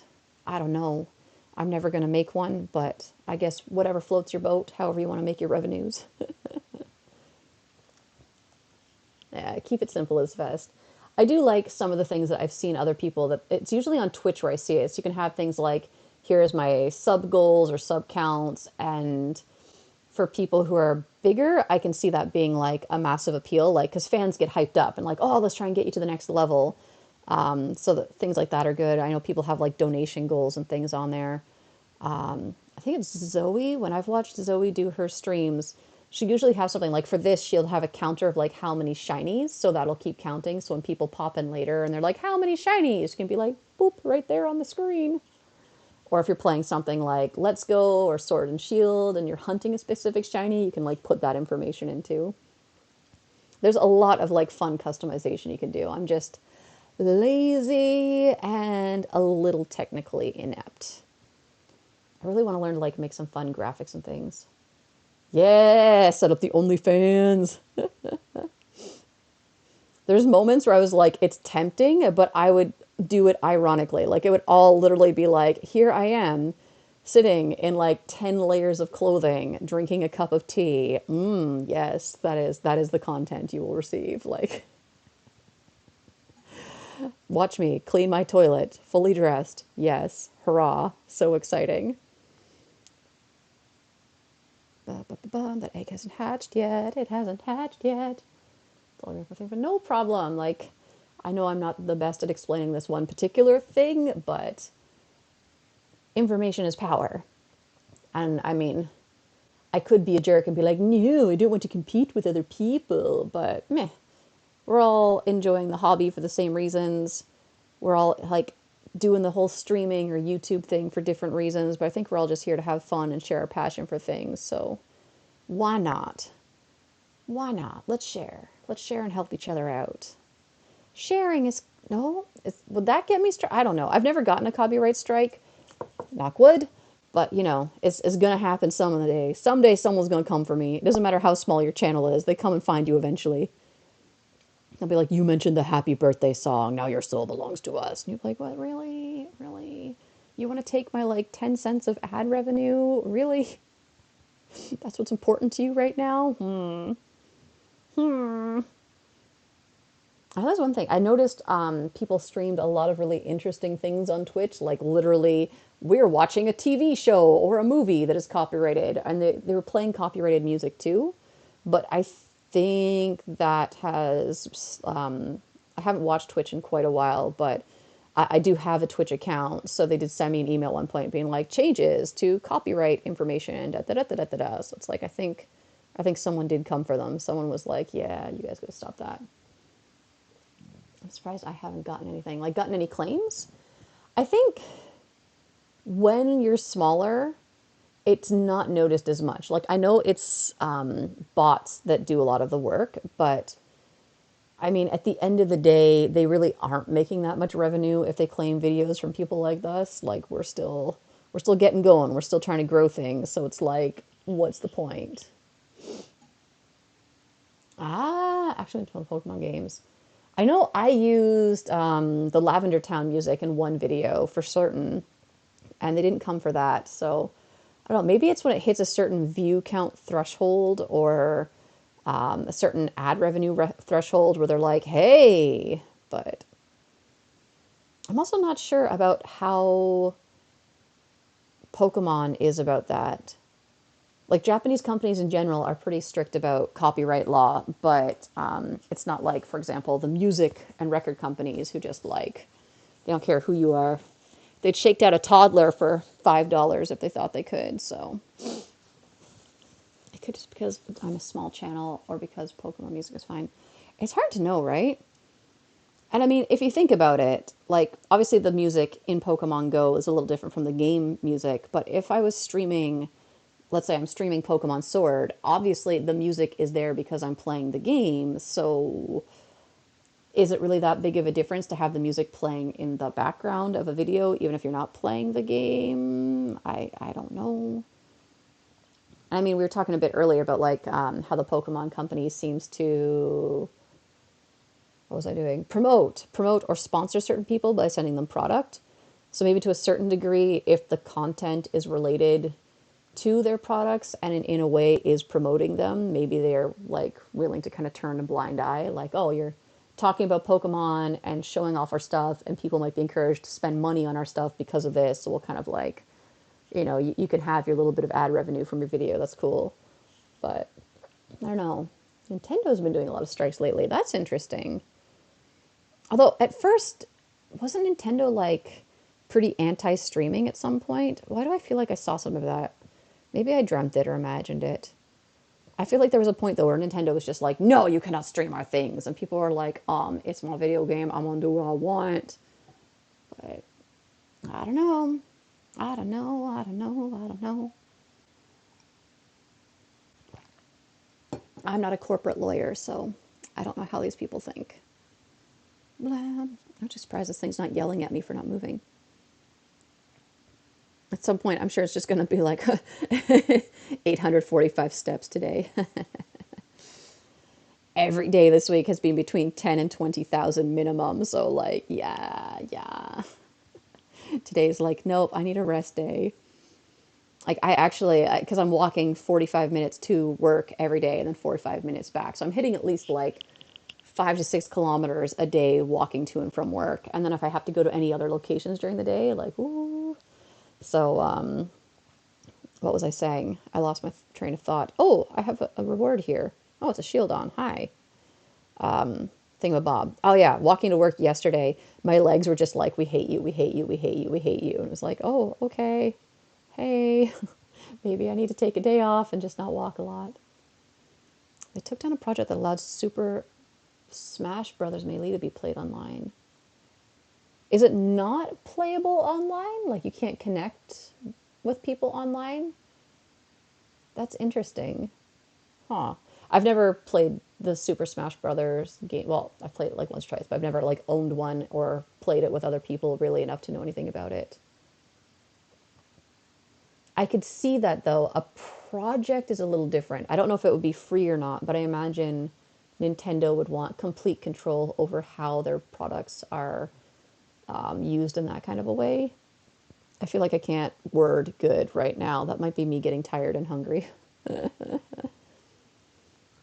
But I mean, like, I think even for Pokemon Go, like, the Sylph Road was kind of at risk at angering Niantic for a little bit because they wanted to, like, organize how people could do trades and things. But I think once it got to a point where it's like, okay, like, Sylph isn't doing anything that breaches terms of service, and it's helping to bring communities together, so it's working well with the game. I think then it was like, all right, like, we can work with this, we can allow this to exist. But I think anything, if you're like, if it was if it was a project where they were going to charge money for people for the ability to connect, then that's something like to connect and play online. That would make sense when Nintendo would take it down. I don't know. I get confused and conflicting feelings with these things. No, it's another Piplup. Okay, come on. This one wants to be a Gibble. I know it does. It wants to be a Gibble so I can invite people.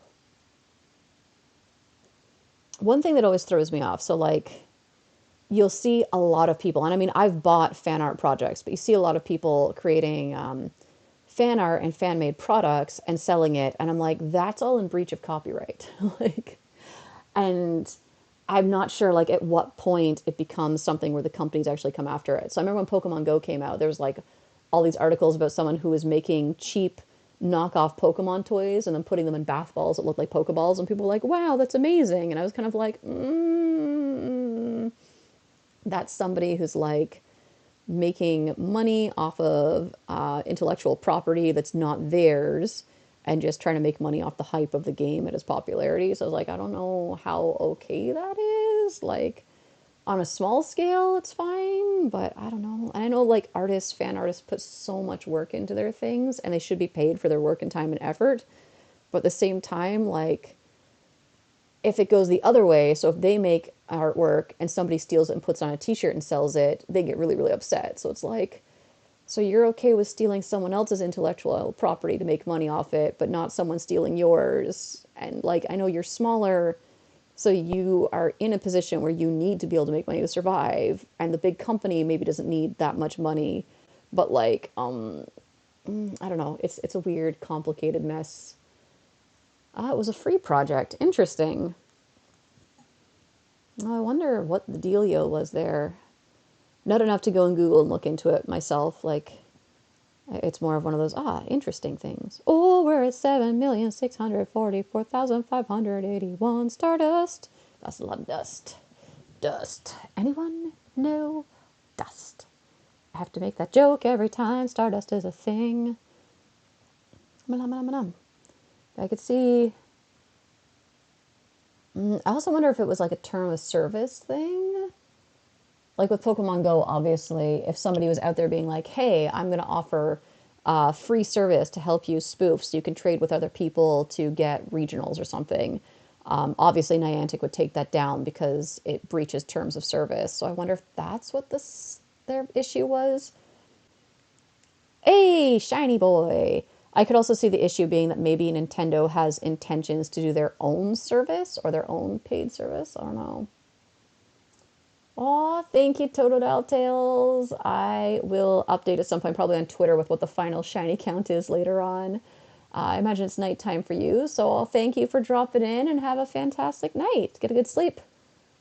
And then you've got Machop Day coming up in a few hours yourself, so I hope you get some shinies. Get all them shiny boys. So many shiny boys. Everybody needs some shiny boys. So like, wait, how long have I been here? Oh, almost 4 hours. I should probably like take a break from the streaming and make food, but I'm just so like comfy in Michael Tatsu. I have some snacks near me. I could just eat snacks. Healthy-ish snacks too. Like, check this out. This is fantastic. I have ginger, just slices of dried candied ginger. It's not really a food, but I'm gonna nom on some anyways because ginger is good.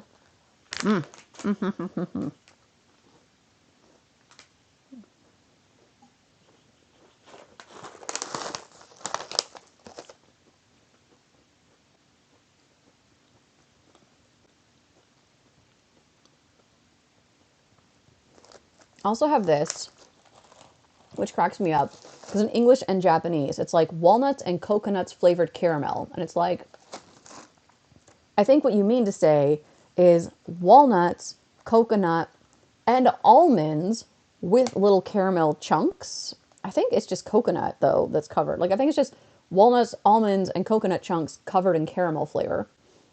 But it's just like, it only mentions the walnuts and coconuts.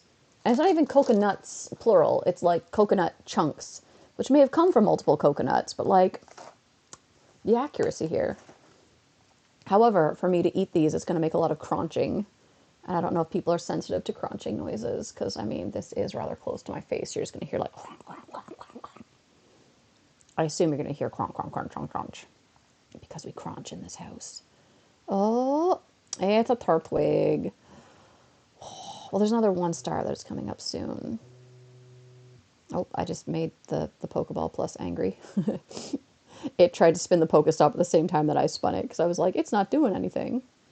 It's not doing anything. Ooh, how are we doing here?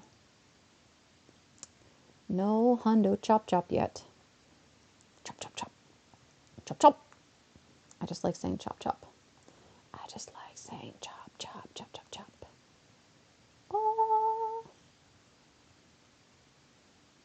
I guess the good news is, like, even though I'm just chilling out streaming for a million years here, if anybody like comes and watches later, they'll have tons and tons of like, hey, there's Sarah living her new life content. And you'll be like, hey, she's alive. It doesn't make up for the lack of videos for like months, but you know, if you consider that a lot of my videos were like 30 minutes long, we've got the equivalent of 8 videos right now, right here. Yeah. Yeah. Quantity over quality. Ooh. Just like, here I am, lazy and reclining in my kotatsu, contemplating whether or not to crunch some nuts. I want to crunch them nuts. I might just go for it. And if it's like super obnoxious, then like just tell me, because I know some people get like the misophonia. I get it sometimes too. Oh, but it's so good. All right, I want 1 almond, 1 walnut chunk, and 1 coconut chunk, and we'll just see how obnoxious this is. Maybe if I crunch on the side opposite the microphone, it won't be so bad.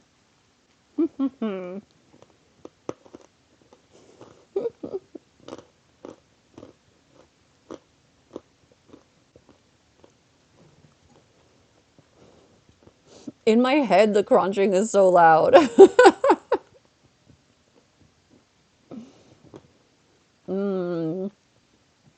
Maybe crunching nuts is not the best idea for a live stream.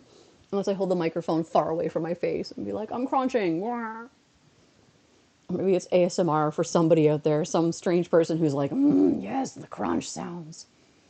I don't know, if it's like a cat or a dog crunching, like an animal crunching on its crunchies, it's just like, oh, look at the sweet baby.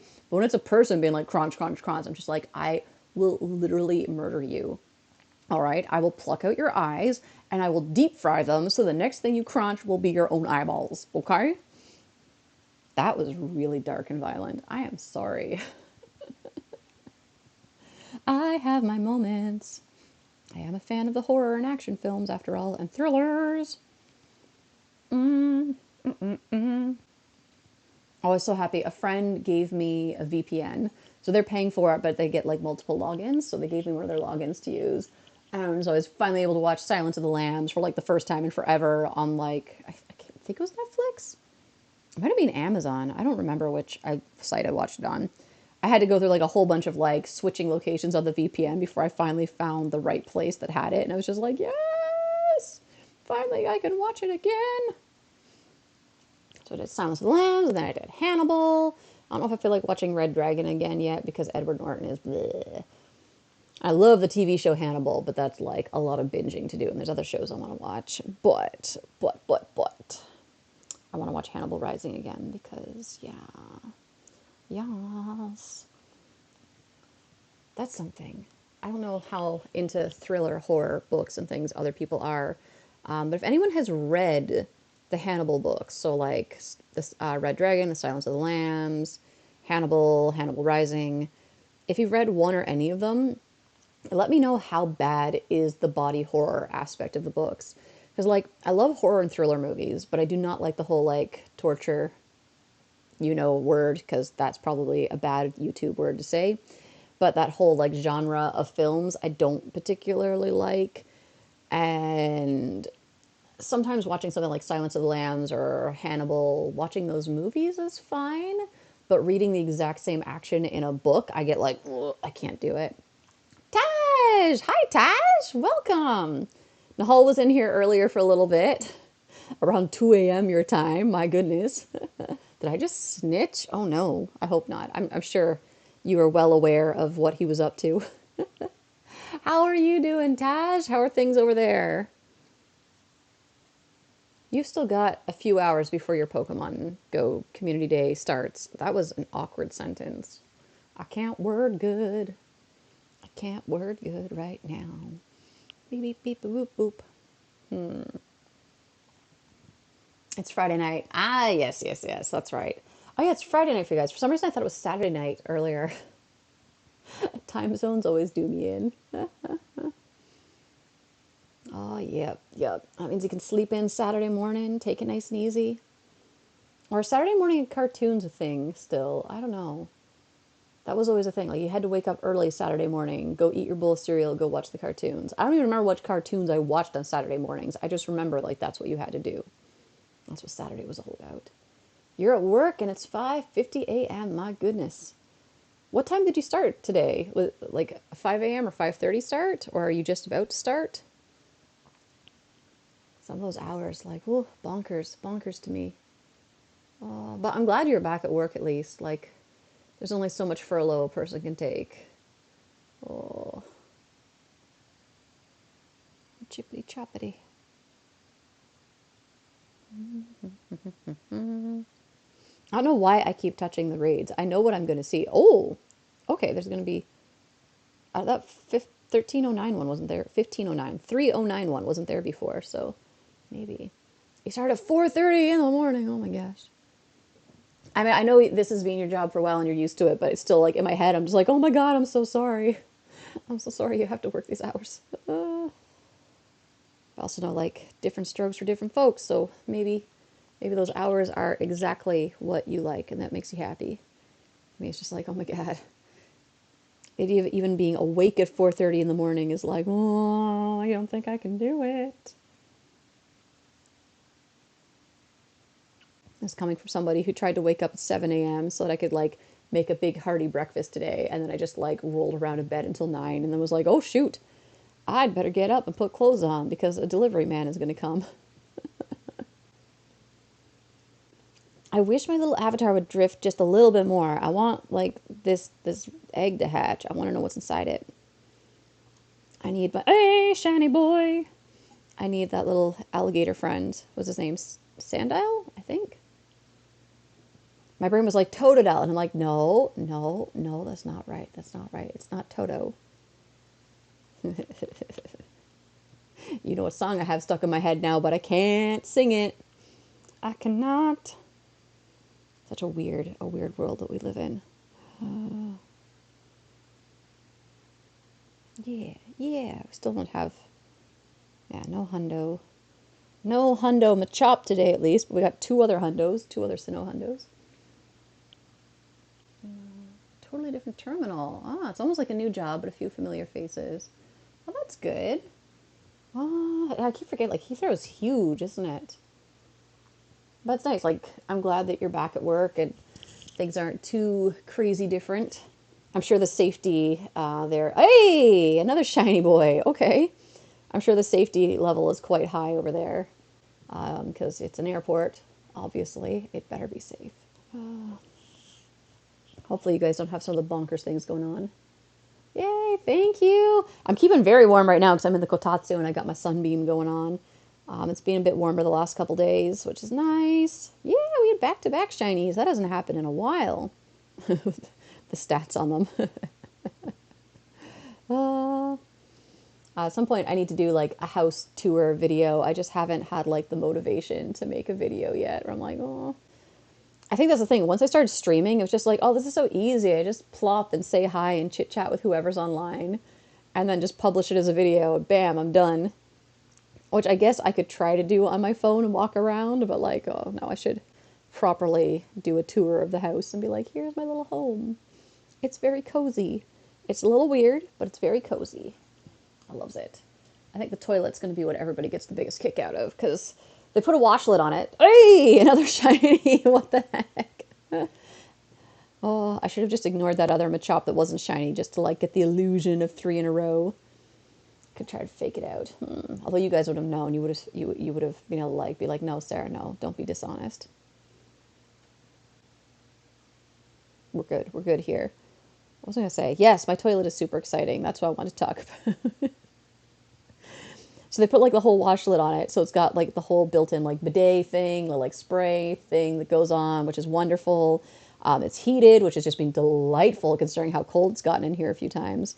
But my house is on a septic tank, so there's no water in the bowl of the toilet, which like freaked the heck out of me when I first came in. Like I actually called like the the sewer system guy because I was like, I thought that like I asked to be able to use my toilet from today, and he's like, yeah, you can. And I'm like, but there's no water in the toilet, and he's just like, oh, hello, foreigner, what? And it's just like, oh my goodness. And then I found out like, oh, there's not supposed to be water in the toilet, so it's just got like a flap in the bottom that goes like blunk blunk. Is the most bizarre thing in the world. So just like when you go to flush it, like just enough water comes out to be able to get rid of whatever's in there. And then if you have anything that doesn't go down that way, well, there's a hose beside the toilet that's like super high pressure and you just like psh, spray it down. I sent like a video of it to a friend and they were like, it looks like a toilet I saw in Thailand. And I'm like, yay, I could pretend I'm traveling without leaving the country. Keep eyes for whenever I come back, you immediately catch a shiny. Maybe you're my lucky charm then, Leslie. Maybe you're the one summoning all the shinies to us. I hope that means that you get some good shiny luck when you're playing. As soon as your community day starts, I hope this means you get many, many shinies. Because what are we at now? 25. 24 Machops and 1 Gibble. My goodness. My goodness. My goodness, my Gibble. Just so cute. I'm so happy. I'm so happy. I'll test it again in about 5 minutes. All right, all right. If you pop back in and a shiny happens, make sure to holler so we know. That's too funny. Oh, yeah, yeah. Sarah TV cribs. I'll definitely have to do something like that. I also just wanted like have some calm old lady content. Like here I am under the kotatsu with a cup of tea and my knitting, and let's just chit chat. I don't know about what. I don't think I have any great wisdom to impart upon people, but like, hey, come have a sit down. Maybe that should be a thing. Like, all right, come to the live stream, tell me your stories, tell me your problems, and I'll just like listen and give feedback, or maybe I'll try and help you find solutions. I mean, it could be good practice for work actually. Being like, hey, give me your problems, tell me your woes, let me help. Nothing too dark, nothing too like horrifying, please. Why am I having a hiccup now? I don't understand. Okay, I still don't have that many like crazy good Machops going on, but that's all right. We got a couple 3-star shinies.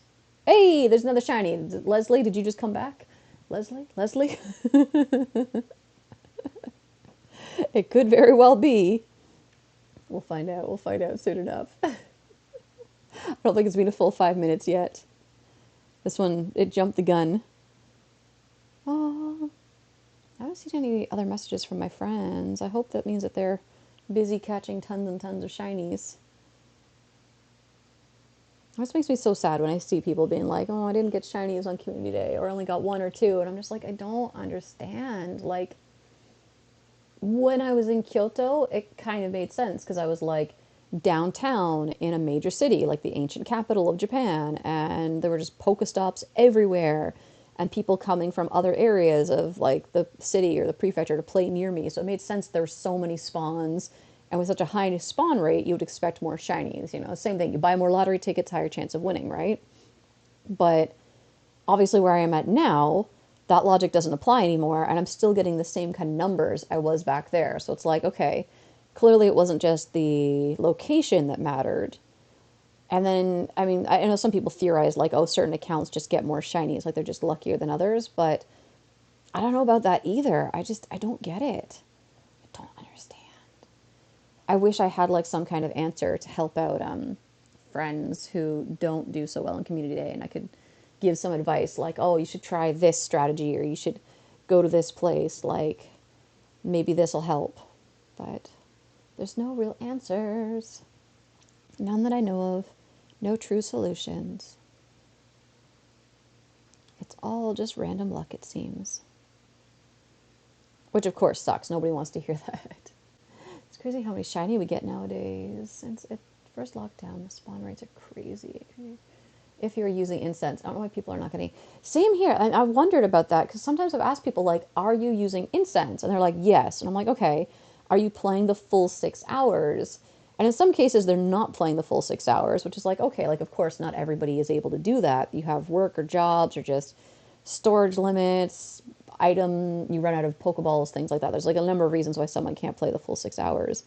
But it baffles me when someone's like, yeah, I played the full 6 hours. I used 2 incense so I had like the full time covered, and yet I still only got 1 or 2 shinies. And I'm like, I don't understand. Like, so many of us are getting 20 plus shinies on these days, at least like a minimum 10, I think, for most of my friends. So to have somebody get so few, I'm like, are you sure you did everything? Like, are you confusing lures and incense? Did you use a lure and not incense? Did you really play the full 6 hours? Or were you like not shiny checking everything? Did you play the full 6 hours, but you were using a gotcha or a Go Plus because you were working? Like, what is it that's happening that's like preventing them from getting the same rates as everyone else? I don't understand. It just baffles the mind. Especially when you hear things like there's people who don't play very much and then they come back to the game and suddenly there's shinies everywhere. Or people make a new account and they just get shinies everywhere. So it's like, I don't understand why someone who is playing more casually wouldn't still see things, because it seems like the casual or new players seem to get a boost. Although that also is most likely just coincidence, but, you know, it's so confusing. It's confusing and it makes me feel bad because I'm like, I want everybody to get lots of shinies. I want everybody to get the same benefits. How are these guys doing? I haven't evolved a shiny all the way up yet. Ooh, he wouldn't be any good for PvP, really. Yeah. That one's stats, like, it's flipping me the bird with its stats. Like, rude. Rude, Machop. The stats were exactly a bird. Exactly. It was a bird and it flipped me. A bird that was flipped at me. Oh, blah, blah, blah, blah. Blah, blah, blah, blah, blah. I'm doing pretty well for nursing a headache and not having eaten lunch yet. I should probably when do I want to wrap this up? I don't know. When do I want to go eat?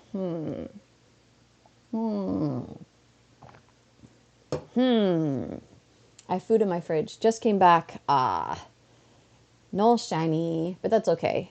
There was one that happened not long after your comment. Like, you said you would be like checking 5 minutes and then a shiny happened, but it wasn't quite the right timing yet. So almost broke the cycle. Nah, it's all right. Maybe the cycle just needs to take a break. I think, what do I want to do? What do I want to eat? I have real food in my fridge. Like, I'm ready to like make some pork chops or make some. I've got like box butter chicken curry that I can make. I got all the stuff I need to put in it. Then I also just have like craft dinner in my pantry, and that's kind of like super easy. I also have some baby leaf greens that I can just like throw stuff on and have salad. A salad, yes, that would be delicious. Maybe that is what I'll do. I'll play for a bit more. I'll stream for a bit more. You know, I'm not going to stop playing. It's just when I stop streaming, I'll switch to letting the gotcha do all the work. So I'll play a bit more with you guys, and then I will go make craft dinner. And then after the craft dinner, if I'm still hungry, I will eat the baby greens, because that's a lot of craft dinner. A whole box by myself is kind of an obnoxious amount to eat. So I need to eat some vegetables after that, or I will die. I will die. Yeah, yeah. I think that's my other problem. I keep forgetting what time it is because my phone just says 9:41. I think you guys can see the top right corner of the phone screen, right? It says it's 9:41. It's been saying that since I started playing. And I'm like, what time is it actually? Oh, it's that much time. Okay, like, my goodness. My goodness. I don't know why it does that. I don't know how to change that 9:41 thing. I think it's always 9:41, isn't it? Isn't it? Such a liar. You lie to me, phone. How dare you? Do I want to put I should put one more star piece. I don't have the full time covered. Might as well. You can never have too much dust. You can never have too much dust. It's impossible. Bam. There we go. Now the dust will keep coming till the very end. We're at 7,663,000. Ooh, we're going to get to 77 in a second. 7,700,000 soon. Soon-ish. And how are we doing here, too? 659 Ultra Balls. I think we're about halfway through my Ultra Balls now. Something like that. I think I started around 1,100, maybe? I don't really remember. I probably should screen cap that. I could, like, later on look back at the stream and be like, oh, what was I doing? How many balls did I have then? But, you know, effort. I won't do that. I'll just simply be like, publish as video. Yay. Yay. I'm just a weirdo. How long do other people usually do these things for? I feel like other people get tired and stop streaming sooner, but I also know I've seen people be like, we're doing like 24-hour streams. I'm assuming though that they like get people to bring them food somehow or another. Either they have like family or a partner or someone who's bringing them food, or they're Ubering it or something. Whereas like I could keep streaming and go make food, but you guys would just be hearing me in the kitchen banging pots and pans around. You wouldn't really be able to see anything. It doesn't seem very fun to me.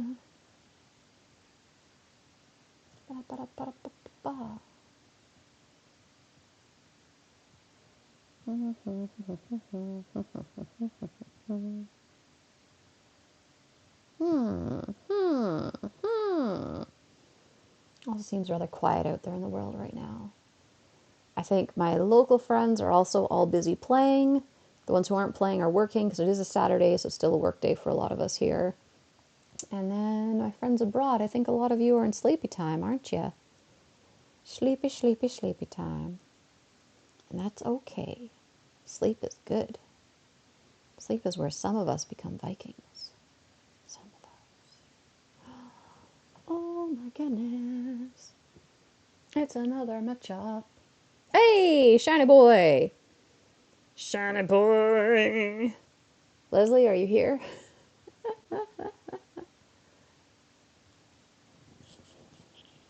Find out soon enough. It could be that, like, you didn't break the cycle, but maybe the timing is just off slightly now. So the shiny shows up and then you show up. Maybe that's what's happening. The shiny is like, I am here. Here to announce the coming of Leslie. I don't know why I'm like, oh, I'll open gifts. I'm like, oh, wait, no, I can't. I already opened my max number of gifts for the day. Max number. Yup. Yay! You were here for the shiny. Shiny, shiny, shiny. There's also that delay. So, like, if I look at my screen, oh, I didn't catch that one. If I look at the screen, I can tell, like, that things are happening slower. So, like, I react to something, and then it pops up on the screen a few seconds later, and then you guys are able to, like, respond to it. So there is a little delay there. It's hard to tell exactly how the timing works. No, it's not a bad one. I think it's that one, like, really beefy one that we want to do, though. Currently 1 a.m. Wow!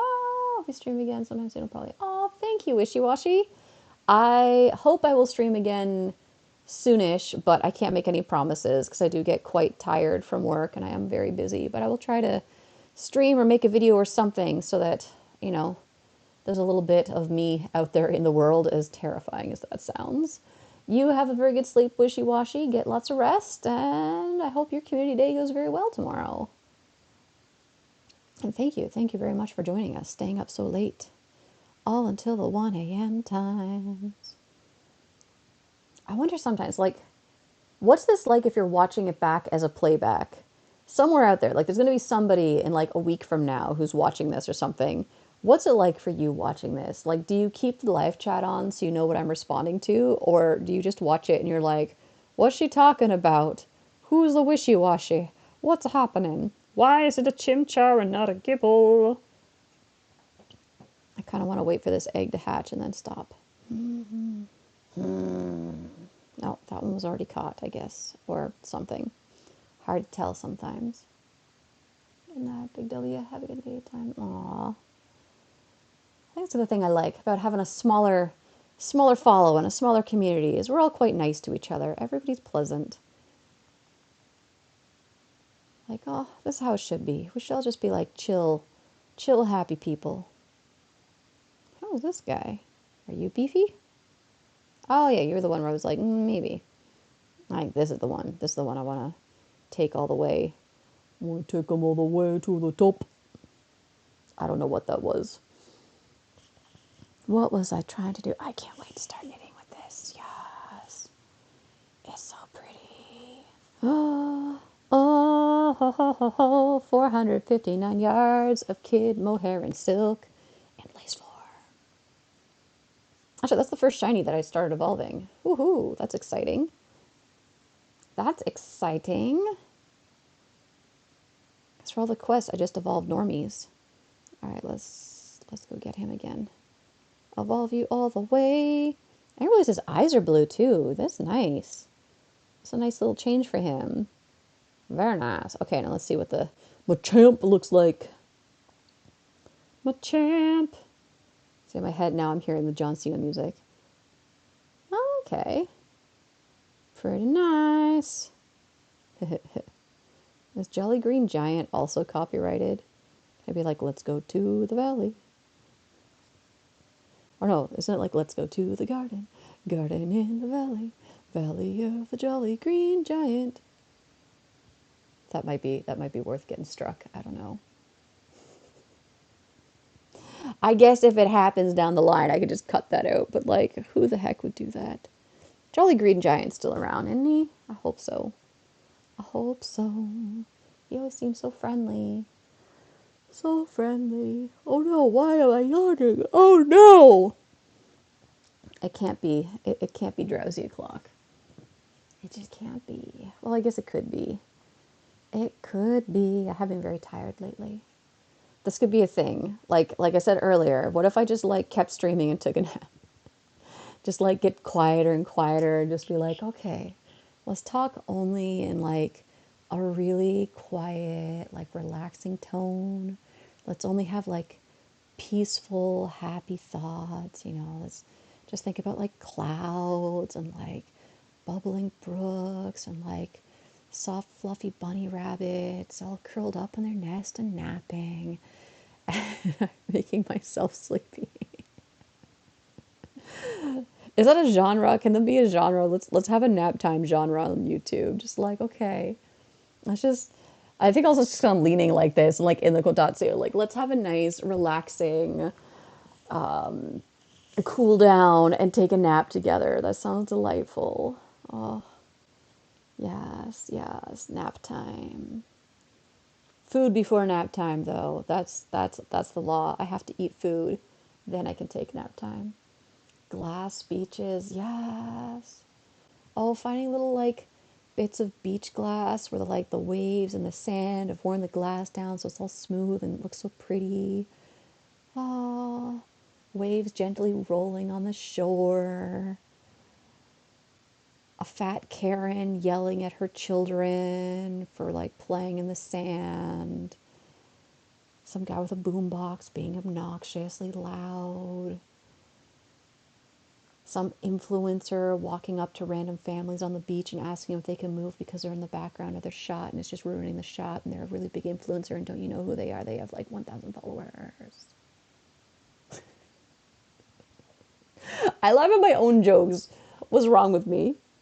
Oh, I'm the worst for that. Like, I've mentioned my best friend Kevin so many times. I literally do send him random messages at like 2 in the morning. I always get the stupidest ideas and send him a message and just being like, blah, blah, blah, blah, blah, blah, blah, blah, and just saying dumb stuff and then laughing at my own dumb stuff. So he gets messages that are like a minute long of me like cackling and snorting And then I listen to myself laughing and laugh more and send him a message of that. Like, it's just, I have problems. Hey, Primal, welcome back. Our shiny count includes a Gibble now. Yay!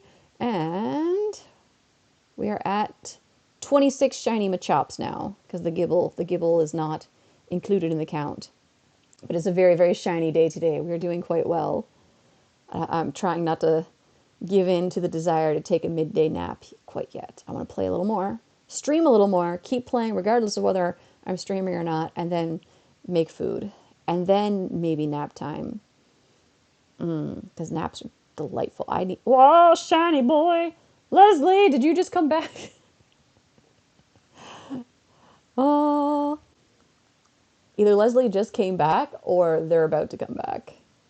I'm not sure which way it goes, but yeah, yeah, that's what's happening. So is that now 27 shiny matchups? It's a lot. There's a lot of shinies happening today. That's all I know. She's just a wee little one. A wee little shiny. Not shiny. That's okay. Quick catch and goodbye, sir. No, don't you be rude. There's an incensed one of you that I need to get before it disappears. Ha. Okay, now I can go check on that other one. I think Primal, the most exciting thing you might have missed was the shiny Gibble. I lost my mind because I think we're on the same boat. We've been trying so hard. Oh, you never left this time, Leslie. Oh, the Machops. They're all confused now. They're bamboozled. They don't know when to be shiny anymore. So they're just going to be shiny all the time. Like, clearly, that's the greatest logic. Oh, hello, random spawns. It's nice to see some wild ones also popping up. When I first start the game up in the morning, there's usually like a massive cluster of Pokemon near the Pokestop and then a couple on the street. So like I do have a decent spawn location here. I'm not sure how much of that is like pandemic boost benefits and how much of that is natural. I do know that this Pokestop closes every night at 9. If you're right in the background, it's a Gibble invite me. Yes, I've just been like hoping. As you can see, all my level 1 raids have been turning into not the best things. So I'm really hoping for this one. I really want it to be a Gibble. How much time? 25 more minutes. 25 more minutes. Whoop. Whoopa. Oof. Oof, oof, oof, oof, oof. Maybe I should crunch more nuts. Or just ginger. Give me the ginger. The ginger is not as obnoxious to people listening on headphones. I hope. I hope. Hope I'm not like hurting your eardrums. Ooh, do I want to make trap dinner? Or I got like a can of Campbell's minestrone soup yesterday. Maybe I should do that. That might be a bit healthier than the craft dinner. I only have 2 boxes of craft dinner left. Technically, one is craft macaroni and cheese because it's American style, and then the other box is from Canada, so it's craft dinner. But anyways, I only have 2 left, and it's a comfort food, so I should try and make them last. And canned soup has veggies and things in it, so it might be a healthier choice. Maybe I'll do that. And it's almost 10:30 p.m. here. You're still up. I can move your live stream to my TV and play in the raid. Oh, nice. Well, hopefully, it'd be cool if we get a Gibble raid here. So I think I haven't had any local ones whatsoever, and now that I got a shiny one from being invited to someone else's raid, I really want to like get a raid and invite people to it. Like I want to pay it forward. Well, I guess pay it back in this case. Pay it back, but not to the person because they probably already have their own shiny, which is why they're hosting other people. You know what I mean. Still no hundo though, right? Yeah, no hundos. Just hundo chimchar and turtwig. I like it. Event, community day, Machop. Like, yes, that's why we came here. We came here for the hundo turtwigs and chimchars. I feel like there's more wild guys spawning right now. What is up with that? Did I finish my thought about the Pokestop closing? I think I did. It closes every night at 9, which cracks me up. It's probably the same people who complain about how people throw out their trash, because like I said, that's the trash place for me. That's my closest one. But yeah, I imagine they complained about people gathering around to play the game at night, but it's also like, why would you gather at the Pokestop outside to play when there's like these other gyms and things? Or like if you go down there on the street, there's all those Pokestops in a row. Like if there's an event going on and you want to lure things up, you would lure those, at least those three stops, and then just like keep walking around them in circles. They're just like going up and down the street. I have one shiny Gibble with a trade with your alt account, but no luck on your own. Aw. I hope you get one while they're here, but it really feels like every time they put Gibble out into the world and they're like, here, you can get a shiny. We're all like, yay. And then they're like, but we won't actually release them in the wild. And we won't actually like, what was the other word I was going to say? Put them in raids. That's what I wanted. Like, you have a chance for a shiny Gibble if you can find it. Ha ha ha ha ha ha. Good luck. And it's like, SMJ, hello! Hello, hello, welcome. Welcome to the never ending live stream. Well, it will end eventually, but I feel like this might be the longest I've gone. We're at like 4.5 hours now. Because, like, I mean, I do this anyways. Even if I wasn't streaming, I would play the full 6 hours, and it's really hard for me to put it down to do things like go and make food. It's my rarest shiny and my favorite. That would probably be the same. Boop, boop. What? Nope, that's not right. Da da da da. This one. My shiny Hondo Giratina. Look at her. Just beautiful, and she's my best friend. I need to like get more. I know that there's not much point in powering them up with the extra large candies, but I just want to go crazy. Crazy. I want to power her up all the way. But I would say that's my rarest and my fave shiny because it's also from like a friend because it's a lucky trade. Lucky Hundo shiny Giratina. Like it doesn't get much better than that. But if there's any other rarest shiny and my favorite, any other favorites? Well, I mean, not a single shiny, but my far-fetched army is definitely if it's not going to be Giratina, it's going to be the far-fetched. I've had 12 total. I've only given one away to a friend because I was not going to let her leave Japan without a shiny one. Now's your time to spend money on remote raids. Yes, I could if they come up. If the right raids come up, I will do it. But I am trying to behave myself. I spend a little too much money on the remote raid passes. So if it's not the things that I need, I won't do it. I will not. I will not be tricked. Oh, I should switch my buddies. We'll wait and see if I get another raid. As a new shiny duck. I'm like fairly confident that everyone will have a chance to get the shiny regionals on the Kanto day because they can't expect you to catch all 151 original Pokemon unless they release the regionals locally too. And if they release the local regionals everywhere, not locally, if they release the regionals internationally is what I want to say, then everyone should be able to get the shinies. It's just whether or not the rate will be boosted. Probably not, but... Oh no, you didn't get a shiny hole. I'm so sorry. There's been some like that, like Cobalion, I went crazy. Oh, do you even want to disclose how much you spent on the game? I have no idea how much I've spent total, but you consider that like I've maxed out all the storage. I've done nearly every like paid event besides like the ticketed ones where you actually have to travel. All the ones where you could like buy a ticket and just do it at home or locally, I've done. For a while, I was doing the just buy the maximum number of coins thing, so at least like $100 a month on Pokemon Go just from that. But I would try to stretch it out into the next month as much as possible. So, yeah, if we were just to assume $100 a month, then yeah, that's a lot. And then I do spend money on ridiculous things like buying avatar items and poses. Like I do that. I mean, at least $100 US. Yeah, it's really easy to spend money on this game. It's part of why I should try to stream regularly, but like obviously streaming the game from home isn't as exciting as if I was going places, right?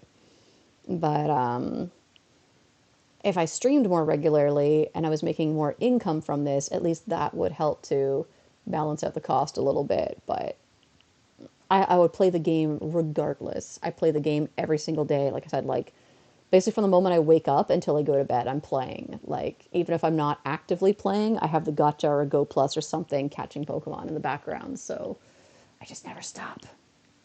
So for me, the money is totally worthwhile. Also, like, I can pay $100 to play Pokemon Go and get exercise walking around and having fun, or I could pay the same amount for a gym membership, which would be like, ugh, who likes gyms? Not me. Ugh, gross. So, Pokemon Go. Don't be ashamed, Leslie. You're one of us. You're amongst friends. It's okay. Plus, people spend like ridiculous sums of money on really not so good things. Like, people spend the same kind of money on alcohol or drugs or cigarettes. So, like, yeah. Gambling. There's far worse things you could be spending it on. And if the game makes you happy and it's not impacting your life in any negative way, then I don't see a problem. Whereas if like you're spending your mortgage money on the game, then maybe we need to have a sit down. Probably somewhere in the four figures range. Yeah. That's probably about right, considering from the start of the game until now. Yeah, I try my best to be reasonable, but with things like the raid passes, like I'm just like blip blip blip blip blip. Favorite evolution? Umbreon. Absolutely Umbreon. Although it's awkward because in Japan its name is Blackie, which is kind of like, can I say that? Is that okay? Like in the Japanese context, being like, Uchina ichiban suki no Pokemon wa Blackie desu. That's totally fine. But just being like, I like Blackie, people are like, what? What do you say? And I'm like, that's his Japanese name. I'm sorry. I think if I rank them, it would be Umbreon, Sylveon, and then Espeon. And then it's hard to choose after that. The other five, like I like them all fairly equally. There isn't one that particularly jumps out for me at that point. Wow, I heard somebody appearing. Boom. Boom, boom, boom, boom, boom. How are we doing, the dust? 7,681,000. Maybe it's when I get to 7,700,000 that I stop streaming. If you remember, can I pull that screen cap up here? Bloop, bloop, bloop, bloop. There it is. We started at 7,431,000, and now we're at 7,068 or 680,000. Yes, I can say numbers. Numbers are hard. Leafeon for me. I like grass type channel. Yeah, Leafeon is really pretty too. It's a nice one. I think like Flareon originally was my favorite when there were only the three because I like fire types. But I really like the design of Vaporeon. Vaporeon's really pretty, and as a shiny, it's just gorgeous. Like, it's such a nice Pokemon. And then they added Umbreon and Espeon, and I was just like, oh, Dark and Psychic, the best thing ever. That really like made my day. And then when Leafeon and Glaceon came out, I was kind of like, okay, you guys, like, how many EVs do we need? But the more I like look at them, the more I appreciate them, and Leafeon especially is really pretty. And then they made Sylveon, and I was just like, okay, you got me. It's so cute. I can't not. And I just like anytime I see images, whether it's official artwork or fan art of like Umbreon, Sylveon, Espeon together, like they're just such a cute little trio. Like, aww, so cute together. I wonder if we'll get another evolution someday. I know every time a new game comes out, everyone's just like, oh. But what would it be? What would work really well? Who knows? Who knows? Maybe like a steel or ground or rock would be kind of cool. I know lots of people have been like, Ghost, which of course I also love, but everyone's also like, how could we make a Ghost Eevee in a way that's not super dark? Like, how does Eevee become a ghost? Like, guys, maybe this is a bad idea. Maybe we should just let Eevee live. Let it be. What other types are there that are missing? Dragon. I think Dragon would be really, really cool, but also like, it would feel kind of like the same as Sylveon, where it's a bit over the top design-wise, which really works, but... I have a cool Umbreon hat beanie. Ooh, nice. It's also just like, ooh, yes, beanies. Like, that's what Americans call them. For me, a beanie is anytime it's a knit hat that's machine knit, but if it's hand knit, it's a toque. That's how I distinguish them. Yes, beanies are pretty sweet. How would it evolve? The ghost one or a dragon one? I know with Ghost One, people are always saying, like, it's often like a fan art kind of joke where it's like, oh no, my Eevee got hit by a car, now it's evolved into a ghost type. And I'm just like, that's horrible. Like, that is, like, obviously it makes sense, but like, no, no, no, no, no, no, no, thank you. No, thank you. Or something like ground or rock. I mean, to me, that kind of makes the same sense as the other types. Like obviously, Glaceon, Leafeon need to go near a mossy or an icy stone to evolve, and the other three original ones need to be exposed to a certain stone. So it's like okay, maybe like rock or ground if it's exposed to a certain mineral or something. Dragon Fang or Dragon Scale would be interesting. Maybe it needs to like battle a certain number of times and then it could use the item. Oh, I feel like it could be really interesting, but it would be something kind of over the top. Steel similar to like maybe Iron Coat or something, does it? At least from the perspective of Pokemon Go, I wish there was more evolving that used the items because like I mean I finally threw some away so I only have 5 of each, but like come on. There's just all these items and we so rarely use them. And like I've always kept a bit of a stock of them, but now when oh hey mouse, welcome to the party. What was I gonna say? Yeah, whenever there's an event now with one of the Pokemon that requires an item to evolve, they always give us lots of ways to get the items. So there's no reason to hold on to them, but I hold on to them anyways just in case. So I don't know. I wish there were more reasons to use them. You have a mountain of Sinnoh stones, yes. Rock ground, good with the shiny stone. Yeah, that would make sense too. That would be kind of cool. I mean, like something like that to me would even work, would have worked with Sword and Shield, like especially the whole Isle of Armor thing. Like, oh, what if we ended up with like a Steel type and a Dragon type and like a Ground or Rock type Eevee? That would have been pretty cool.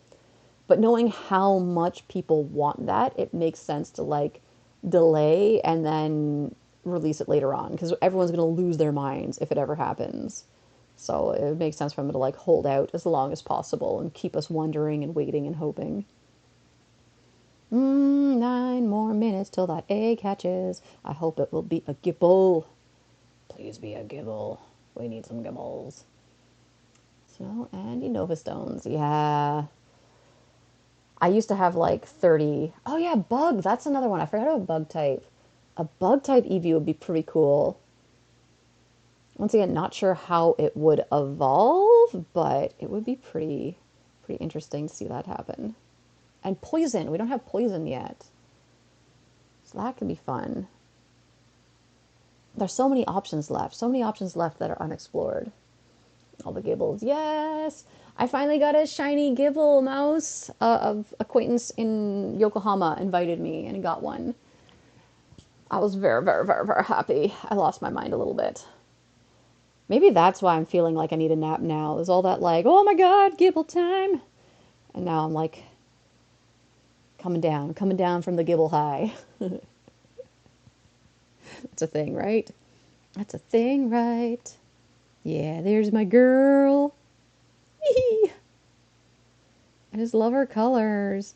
I still, like, obviously need one more because I don't want to evolve the very first one I got. Like, I need to evolve for the Dex, but I don't want to. I like to have at least one spare, you know? Some of them are just, like, special, too. Like, you just don't want to evolve it because it was, like, a special occasion that you got it on, or you worked so hard to get it, or it was given to you by a friend. It's like, Poison type use a poison barb. Yeah, that would work.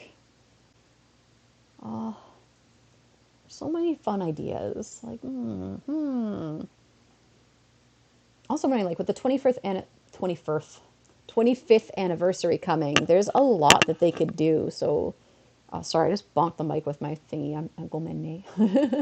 That would be interesting.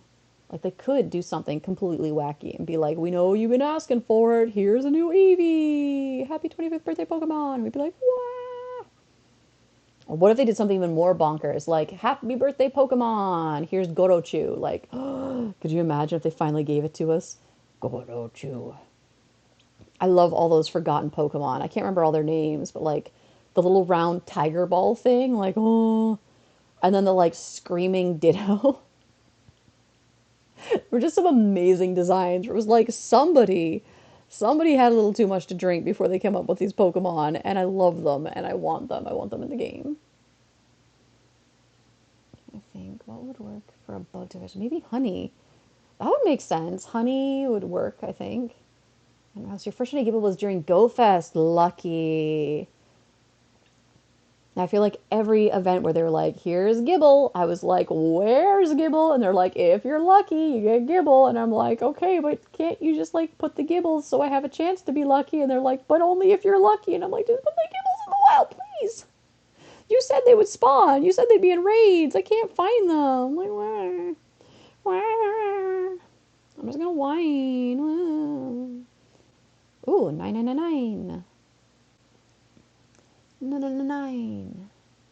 I love Pogo to release Shiny Ditto. Well, we're gonna get it on Kanto Day, so like they said all of the not yet shiny Pokemon from Kanto region will be shiny for that event. So we will have a chance for Shiny Ditto starting on that day, which I am super stoked for.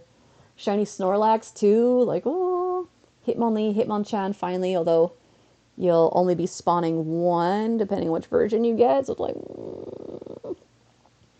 who else are we waiting for? Paris? Paris and some others. I can't remember them all.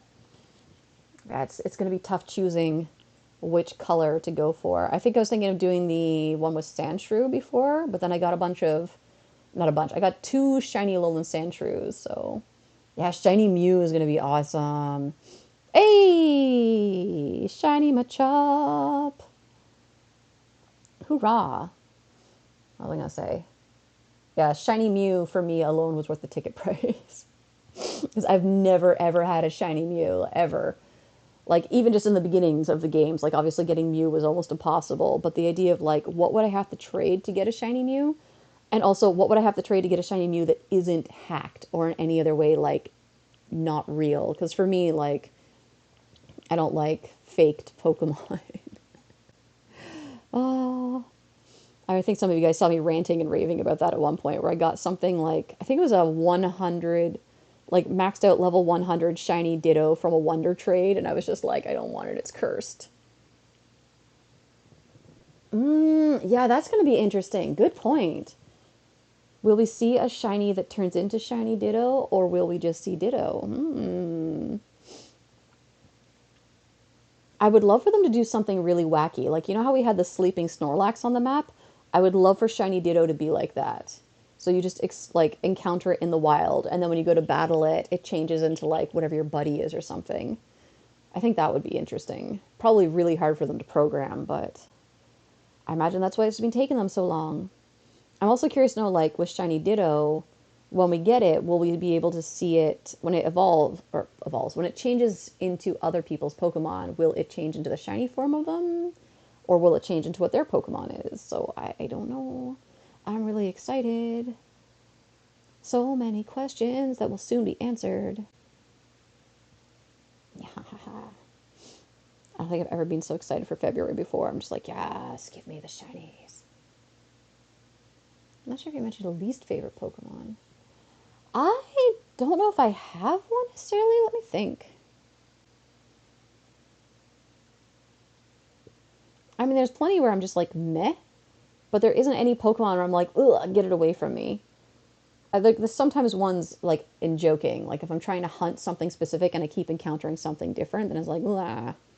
Like Barboach I had a problem with for a while, and I don't dislike Barboach, but it was just for some reason Barboach was stalking me in the game and like it drove me crazy. So I was like, ah, Barboach, but I don't actually dislike it.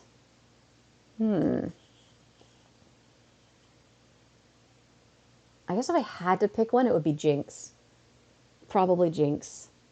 I think just for obvious reasons, like the design is so uncomfortable looking, and then like it's had its own slightly controversial past, and the color change thing. So it's like,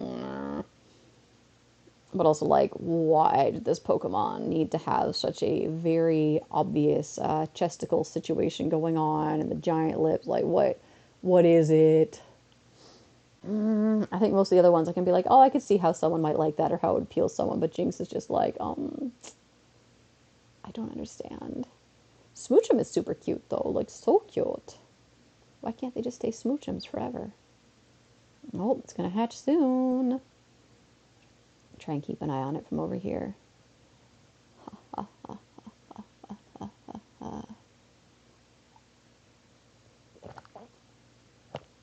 Not a fan of Spearow.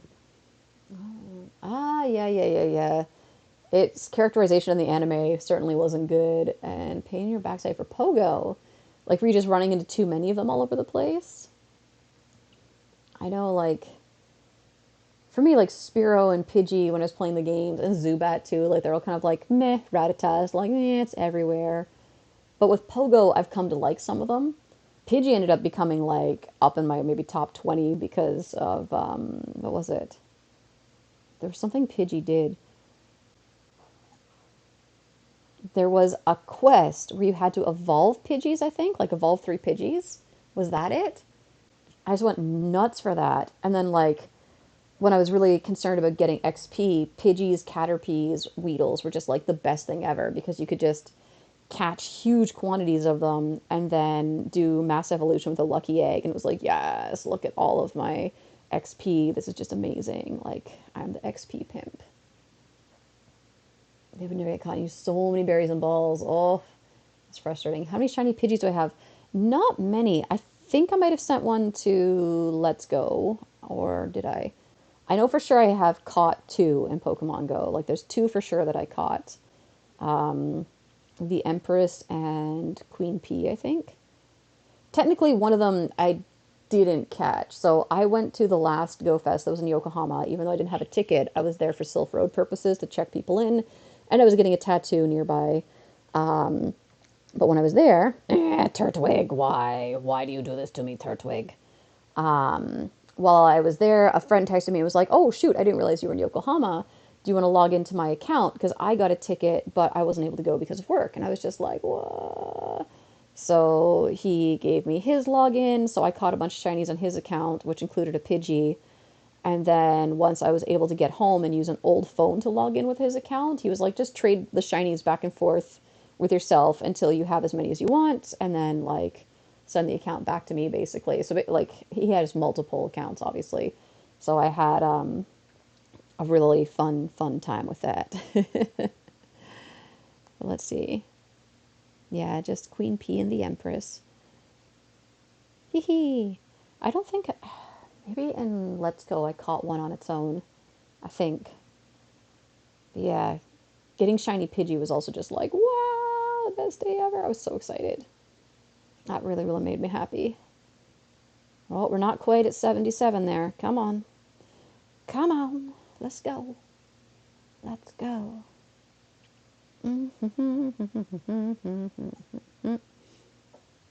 Even at this point in the day, I'm still tempted. Like, I want to put a lure on that Pokestop so bad. I know it's not going to do me any good, but I just want to do it. What's your thought on spoofing or spoofers in general? I am torn. Like, I have multiple opinions on the matter. The black and white of it is, it's against terms of service. So if you're breaking the rules, I don't have time for you. Like, no, not at all. For me personally, I would never do it. I don't want to be associated with it. I don't want to help people with it because I have put too much time and money into my account to risk getting suspended because of somebody else's behavior. So if someone, like, I've had people before be like, oh, like, I've got this rare Pokemon, I'll trade you. And then they're like, tell me your coordinates. And I'm just like, ha ha ha, blocked. Also, because I'm Silph Road leadership, we have a zero tolerance policy for spoofing. So anybody who discusses it automatically gets, like, blocked, banned, kicked from Silph Discord servers and other things. But I also understand that in the case of rural players, it's pretty unfair sometimes what the spawn rates are. And Niantic has been super slow in addressing and fixing that to make it more balanced. So I understand where their frustration comes from and why they spoof. I, like, have a lot of empathy for them. And then, of course, for people who have some sort of a disability or a health problem that prevents them from being able to go out and play normally. Same thing, like, for them, maybe the aspects they've added to the game to make it safe to play at home because of the pandemic might be really beneficial to them. Maybe they don't need to spoof with that. So, like, I have empathy for people who, for some reason, cannot enjoy the game experience the way that others can. But at the end of the day, the rules are the rules. So if the game says you cannot do this and you do it and get suspended, I don't have sympathy for that. Because it's like they told you what the rules were, and the rules might not be fair to begin with, or at least the rules are fair, but the way the game is played is not. And that sucks. I have empathy for that, but it's like if you broke the rule and you got caught and you got punished for it, you knew it was a rule that you were breaking. So my sympathy only goes so far. But yeah, I will definitely never ever do that myself. It's not worth the risk of losing everything I've put into this game. Like I said, I don't want to associate with people who do it either because, I actually had one person try and threaten me where they were like, oh, because I'd hatched 3 shiny Togepi's and they were like, oh, like, what do you want for your shiny Togepi's? And I was like, well, what do you got?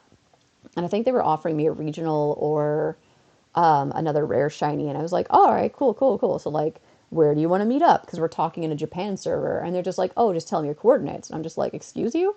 They're like, yeah, I just teleport to where you are. And I'm like, no, shiny boy.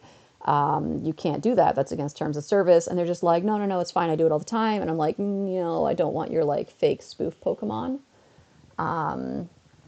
And so it was like, I really was not keen on that. I was like, sorry, like I thought you were somebody local because of the way you presented yourself, but I'm not going to trade with you. I don't want your fake spoof Pokemon.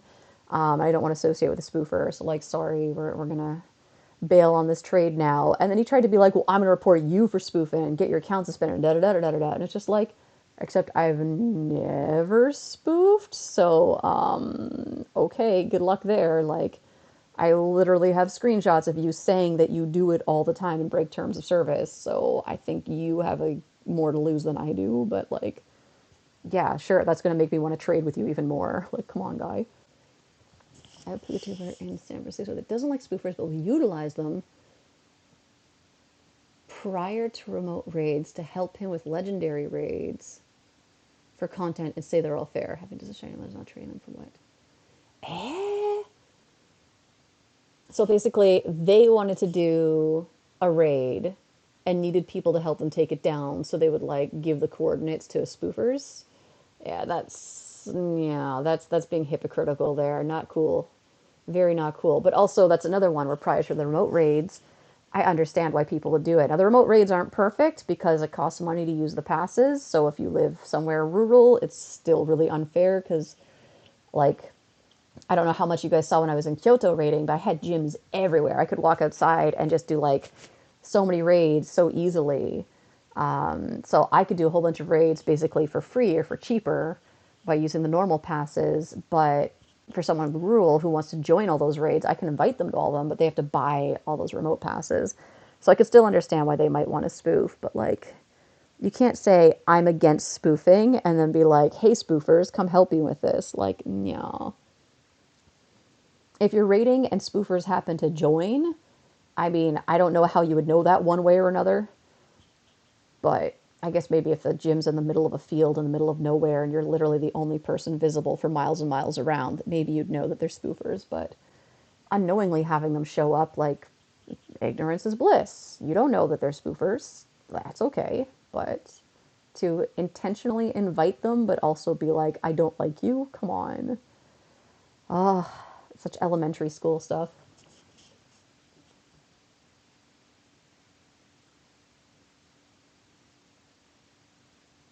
Ah, a lot of people spoof. Raid lobbies are always full. So your cards, lobby says full at 20 when he pans around the zone around. Interesting. Hey, Machop. So then he's just like going and doing the raid and people are spoofing and he's just like, obviously there's spoofers here, but I want to do the raid, so I'm going to do it. Is that what it is? Because that's also, to me, that's kind of a shrug. Like, you're not telling them where the raid is, you're not inviting them or giving them coordinates, so it's kind of a gray area, I think. Could plead ignorance there and be like, well, this is strange, but yeah. I guess it would also depend on what opinion they're giving about the spoofers. If they're like, God, I hate spoofers, they're terrible, blah, blah, blah, blah, blah, get them out of the game, then like maybe don't try to do raids at spots that you know they always go to because it's a spot that's hard to get to, and obviously if you're not there with a group of people, the lobby would only be full of spoofers. I don't know.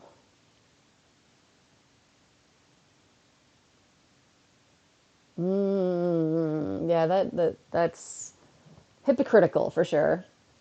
I think it's the sort of thing, like obviously I don't drive or anything, but I could understand if you see a legendary raid's coming, you really need it, you've driven like 20 minutes over to the gym, the egg hatches, there's no one else there, but the lobby is full, that you might be like, well, I put this time and effort and gas money into getting to this gym, so I'll just do the raid, whatever. But to turn around and be like, I hate all these spoofers, it's like, well, you wouldn't have gotten it if you didn't. So I don't know. It's tough. It's a tough one. Even within Japan, like I don't think Kyoto got hit too much, but I know like Tokyo gets hit with spoofers a lot because like just density of everything. So there's a high probability that if you went into a lobby, like you'd still see tons of people around you, but you'd have no way of knowing who the real people around you is in your lobby and who is a spoofer. And now with the whole remote raid thing too, like sometimes the lobby is like packed full and you're like, there's only me and this other person who's holding three phones. So that's interesting. But yeah, that's why I don't know if I get the opportunity to do legendaries. Yeah, it's a tough one. I don't know. My impression was that San Francisco was a really good place to play. So I would expect that like there'd be lots of people at raids. So why can't? But also like why wouldn't you gather people together if you're a somewhat well-known PokeTuber? Like it'd be very easy to get people together and be like, let's go raiding and fill this lobby with real people. All right. Or if you really care about not raiding with spoofers, that's what private lobbies are for. So, I mean, I'm trying to think of something similar to compare it to, but I can't off the top of my head right now. Which is like anything else where it's like, oh, this person is like kind of committing a crime or breaking the rules or breaking the law, and that's terrible, but I'm benefiting from it. So I'm just going to like publicly say I don't like them, but benefit. Like, no, not okay. Very Slam, he asked me for advice when he first started YouTube. When he passed me subs, he deleted me as a friend and blocked me. What? That's just rude. I don't understand people like that. Like, I can understand if you ask someone for advice and then you're like, your content really isn't my thing anymore, so I'm going to unsub. But to like go to the extent of like deleting and blocking you, like, holy cow. How petty is that? And what was the goal? Like, oh, I'll delete and block you, and then all of our DMs and things will disappear, so no one will ever know that you like gave me advice and helped me, so I can deny it and pretend I did everything by myself. Like, was that the intention? Like, I mean, I know very well in the case of my channel, I wouldn't have as many subs as I do if it wasn't for Pokemon and Wife and then Pokesoup promoting me. I know the biggest boost came from Pokesoup. He really, really helped me out a lot. I'm like, I can't imagine, even if we like gotten to, like, I can't, we would never get into a fight as far as I know, but like, even if we had some sort of falling out, I can't imagine going to the extent of being like, I'm not going to be honest about how I got to where I'm at. Like, I don't get that. Even if the other person turned out to be a terrible person, you'd still be like, well, I know this person has like their controversies and whatnot, but they did help me get here, and I'm grateful for that. But I'm not okay with who they are now, you know? Yes, I can imagine that. The big Poketubers came to San Francisco. He latched on so he could gain clout and subs. Yup, yup, yup, yup. That'll happen.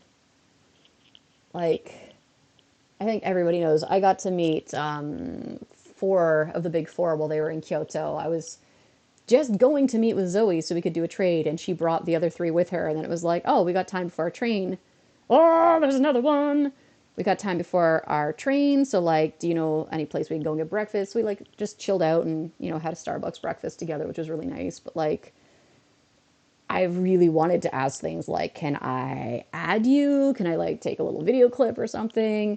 And I was like, they probably get bothered about this all the time. So I didn't feel comfortable asking for anything more than being like, can I do handshakes in Sylph Road with you? So I get like your Sylph Road badge. And I felt like that was the highest level of appropriateness or like the least offensive thing that I could ask. Because, yeah, I don't know. Shiny luck. Thank you.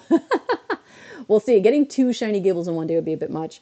Although I'm a little concerned because this connected, but it's not catching anything at the moment. So we're missing a couple chops right now, but at least the raid will be fairly quick. Come on, you. Do your thing. Thank you guys for all the shiny luck. Let's see. Let's see how we do.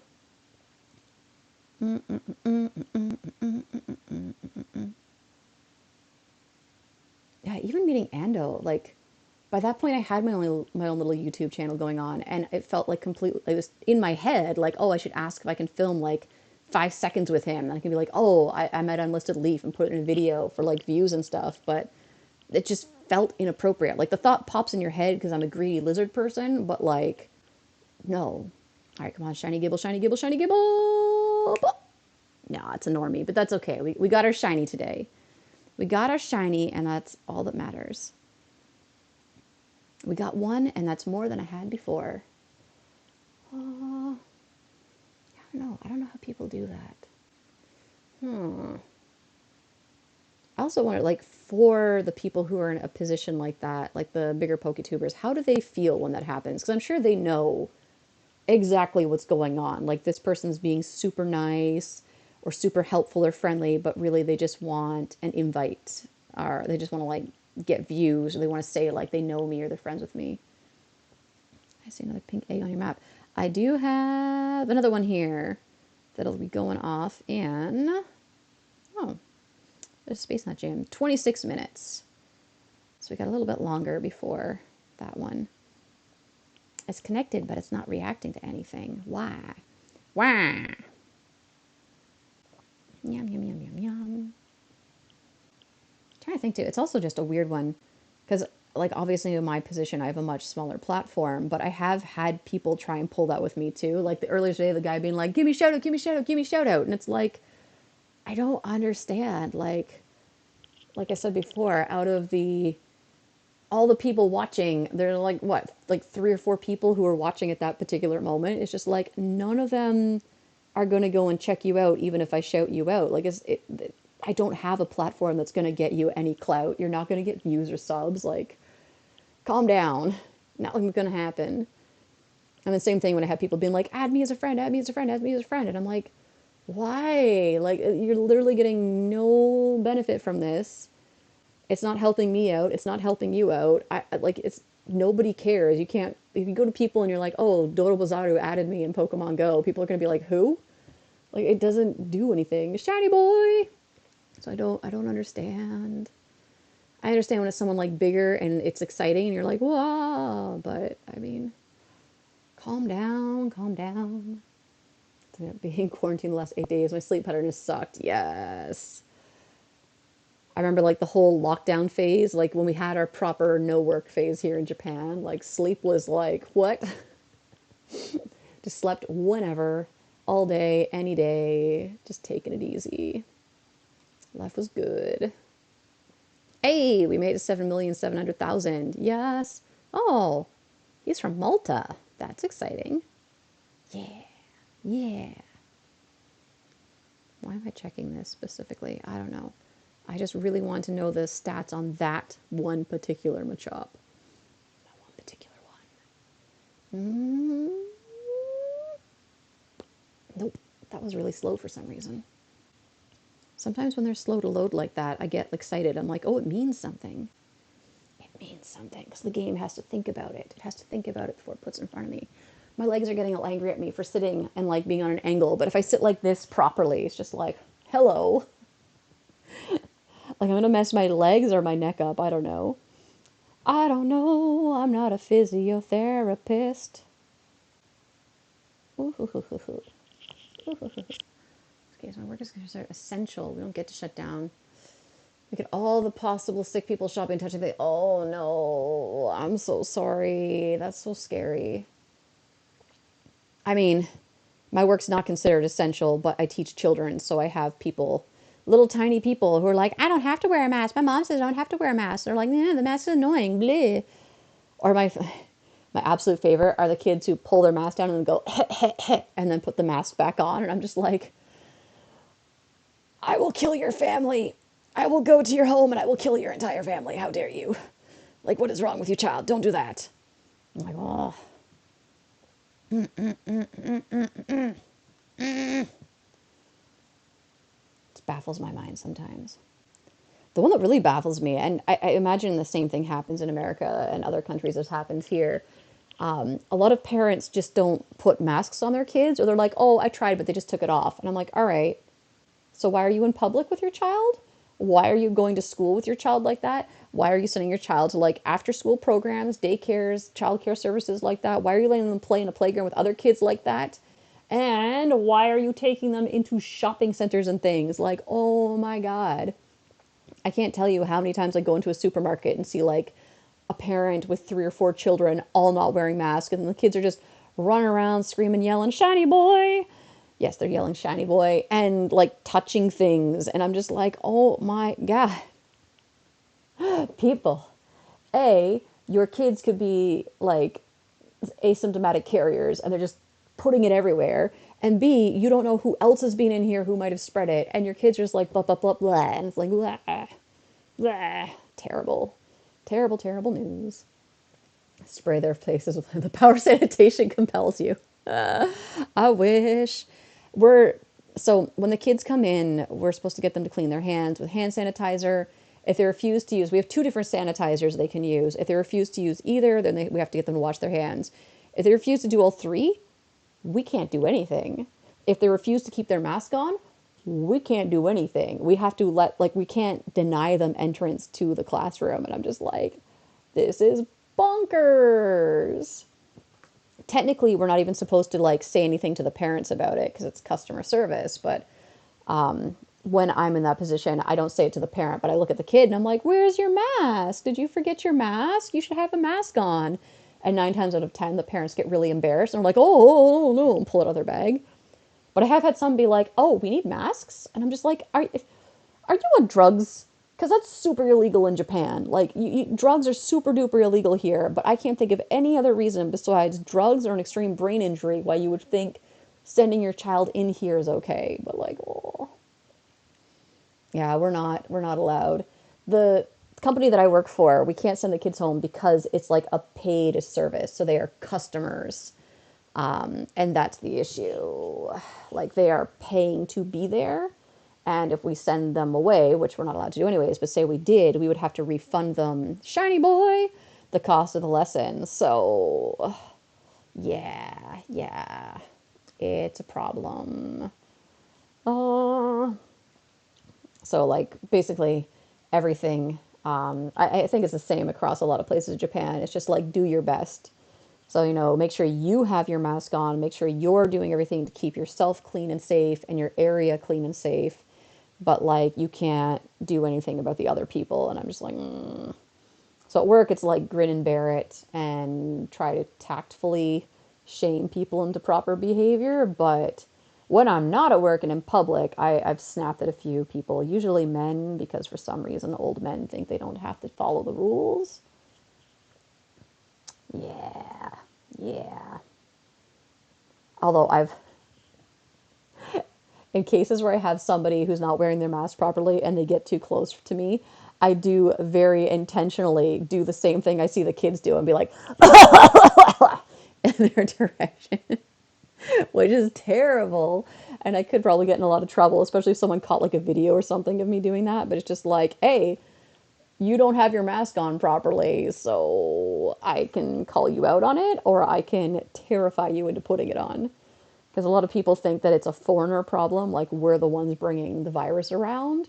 So, like, yeah, maybe you won't wear a mask for the good of other people and the good of society, but you will almost certainly put it on because you're scared that the white person is going to give you the Rona. So, yeah. Yeah, I condone the shaming of people not wearing masks, but like, yes. I haven't like been too obvious about it on trains, but I have plenty of times been on a train and seen someone without masks on and doing other things they're not supposed to do, like talking on their phone loudly or talking to a friend loudly. So that's why I get the Instagram stories out and I'm just like, look at these tools on their things. And I don't even speak because it's you're not supposed to do that on trains. Your train's supposed to be quiet, but it's like let's just record them. But I'm very obvious of being like, boop, and 9 times out of 10 they realize and they're like, oh, and they put their masks on, and then anyone else in the area who notices is like, oh shoot, put my mask on, because shame is a fairly powerful thing in Japan. Which, like I said, I could get in trouble for that. Like, if people realized, oh, you work for this company, they could actually complain to my employer. And that's a weird thing in Japan. Personal and professional bleed together a lot. Like, if parents saw me playing Pokemon Go and, like, walking around, they can call my company and be like, your teacher's walking and using a smartphone at the same time. You need to do something about that. It's unsafe. My children could be influenced negatively, and I will get in trouble at work for that, is the weirdest thing. But I think we can all agree that shaming the non-masked wearers is totally okay. I mean, I know there's not many people watching at this moment, but like if you're an anti-masker, anti-vaxxer, like please see yourself out. We don't need you here. No, thank you. Whatever wackadoodle ideas you got in your head, you're wrong. You do not know science. Googling things or talking to your friend Karen down the block does not make you an expert in medical sciences at all. So, bye. We don't need you. Do yourself and us a favor and remove yourself from the gene pool. Oh, wow. I just get really mean at a certain hour of the day. Tell people dying is illegal. Mask up and stay alive. Well, I don't know if like just dying is illegal, but yeah, they should be masking up and trying to stay alive. But there's some people where it's like, if you want to go, go, but can you please not take other people out with you? Like, it's still not the answer, but if you really, really, really, really don't want to be here, fine. But just leave the rest of us out of it. It should be between you and your maker, not the rest of us. Please stop. Put your mask on. Get vaccinated, for Pete's sake. For Pete's sake. Or just don't go out. I think that's the one that baffles me, is whenever I see the videos of people being like, I don't think I have to wear a mask. It infringes on my rights, and I want to go into the store. And it's like, hey, shiny boy, this store is private property, not public property. You have no right to tell them what to do on their property.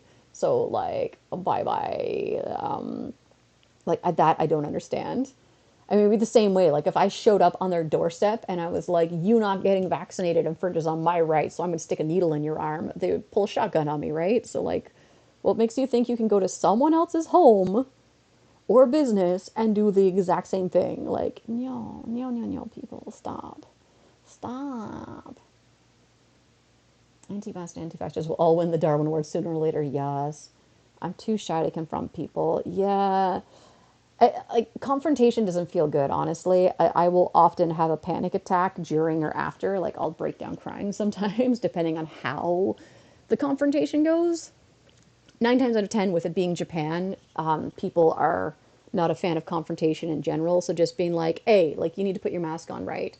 Or sometimes even just being like, tapping your nose because it's down here or something, or being like, oh, just gesturing is enough to get it across. And they're like, oh, I am embarrassed. Like, the foreigner is following the rules better than I am. I'm embarrassed now. Same thing, like just silently taking a video sometimes works on people. But I have gotten to a confrontation once or twice with people, and it does not feel good. But sometimes you also just need to put your foot down. If someone is making you unsafe or uncomfortable, if they're putting you in a position where your safety and, like, what's the word I'm looking for? What's the word I'm looking for? Autonomy? Something like that. You know what I mean? If your bubble is threatened, you need to put your foot down. And if it's turning into like you're going to hit somebody, like violence or something, then we have a problem. You need to go talk to somebody about that. Don't do it. But just something simple as being like, you are getting too close to me. I don't want to talk to you. Leave me alone. You don't have a mask on. Get away from me. Like, sometimes you have to do that. And you shouldn't feel bad about it if you do. especially if you've got any sort of a condition, like anyone who's immunocompromised, people who are, going home to people who are compromised and need safety. Like, you have a right to protect yourself and the people you care about, as long as your way of protecting yourself doesn't involve hurting or endangering others, right? Yeah. I think, when was the last time I'd snap at anybody? It's been a while. I think most of my recent encounters would be like quiet, shaming things.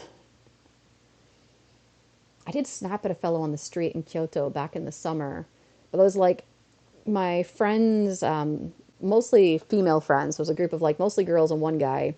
They were up down the street getting some food, and they were like, "Oh, come out and join us." So I head up there, and it's warmer months, so everybody's in shorts and tank tops. A couple of the girls have lower cut shirts, so like there's some cleavage showing, and this dude is just hovering around taking videos, and they're getting like, "Oh, he's creepy, he's creepy, he's creepy," and they're turning to the one guy in the group and being like, "Do something, do something, do something," and he's just like, "Huh, what's going on? Like, I'm just enjoying my food here." So I didn't full on confront the guy, but I was just in Japanese very loudly being like, "Whoa, who's this hentai? What a nasty hentai taking videos of my friends. Maybe I should take video of him too. Or I could just walk to the keisatsu, the police, right over there." And the guy was just like, "Whoa, shit," and ran off. But like, I was ready to go. I was ready to throw down. My friends were like, "Oh my God, Sarah, like you're being kind of obnoxious and embarrassing." I'm like, this guy should feel embarrassed.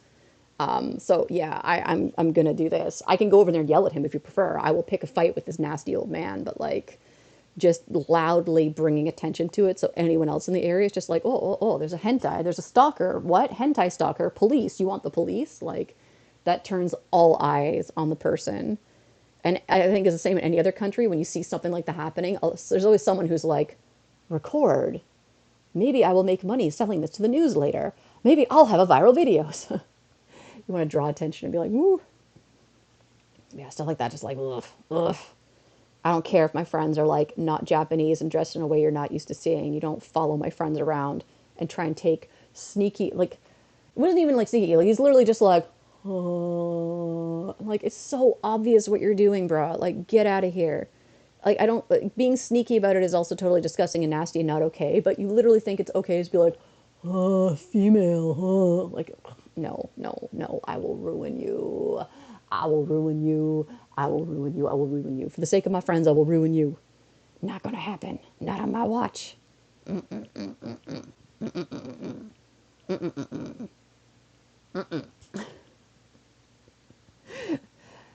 definitely like getting to the hangry hour of the day where I'm all feisty and like, let's go pick a fight with somebody. Let's do it. Yes. Fight, fight, fight. I'm trying to think, was the last time I ever got into a yelling confrontation with someone? I did yell at a convenience store clerk, and I felt a little bit bad about it, but also like a little justified. I don't know if I've told this story before. There was a convenience store near my apartment in Kyoto, and there was this one clerk who worked there. She was an older woman, maybe like late 40s up to like early 60s. It was really hard to tell. She could just be a heavy smoker. Really bad hair dye job. Like, her hair was orange. And she was always rude to me. Like, when you enter stores in Japan, the staff are supposed to say "irashaimase," like, that's omotenashi. You have to say it. And she wouldn't say it whenever she saw me or other foreigners come in the store. There's other, they call it aisatsu, but other greetings you're supposed to use. So just little things like someone comes up to the register and you should always be like, "Oh, sorry to keep you waiting," even though they weren't waiting. You're supposed to always ask questions like, "Do you have a point card for our store? Would you like a bag? Do you need anything else?" You're supposed to politely thank them. And she wouldn't do any of those things. And I was like, okay, she's a grumpy old lady, whatever, like, oh, let it be. There are times where I'd walk up to the register and she'd be puttering around doing other work and just ignore me for as long as possible before finally coming over and being like, "What can I do for you?" Which in Japan is super rude. Like, I think in North America we're kind of used to it, like, "Oh yeah, gas station clerk, whatever." But in Japan it's just like, "Excuse you, check the attitude." But I was like, whatever. Till this one day where I go in, and all I need to do at the register was just charge money onto a card. Like, it was a prepaid card. I just needed to go to the register. She scans the card. I hand her a bill. It's the money's on the card. We're done. So I walk in. She doesn't acknowledge me, which is fine. I walk up to the register, and I wait a solid 5 minutes before she stands up and says, "Sugi no gyakusan dozo," or "Sugi no gyakusama dozo," which is like, next customer, please. And I'm like, all right, cool. I want to charge my card.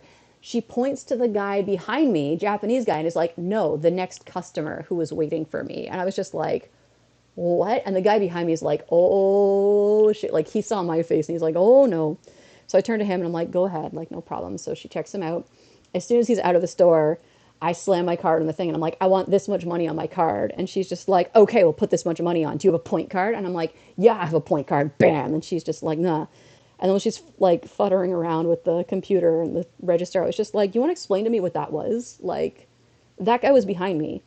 I was waiting for 5 minutes and you didn't acknowledge me. You didn't say irashaimase. You didn't acknowledge me at all. And then you served the guy in line behind me before me, even though I was waiting here. Like, check your security camera. I was waiting.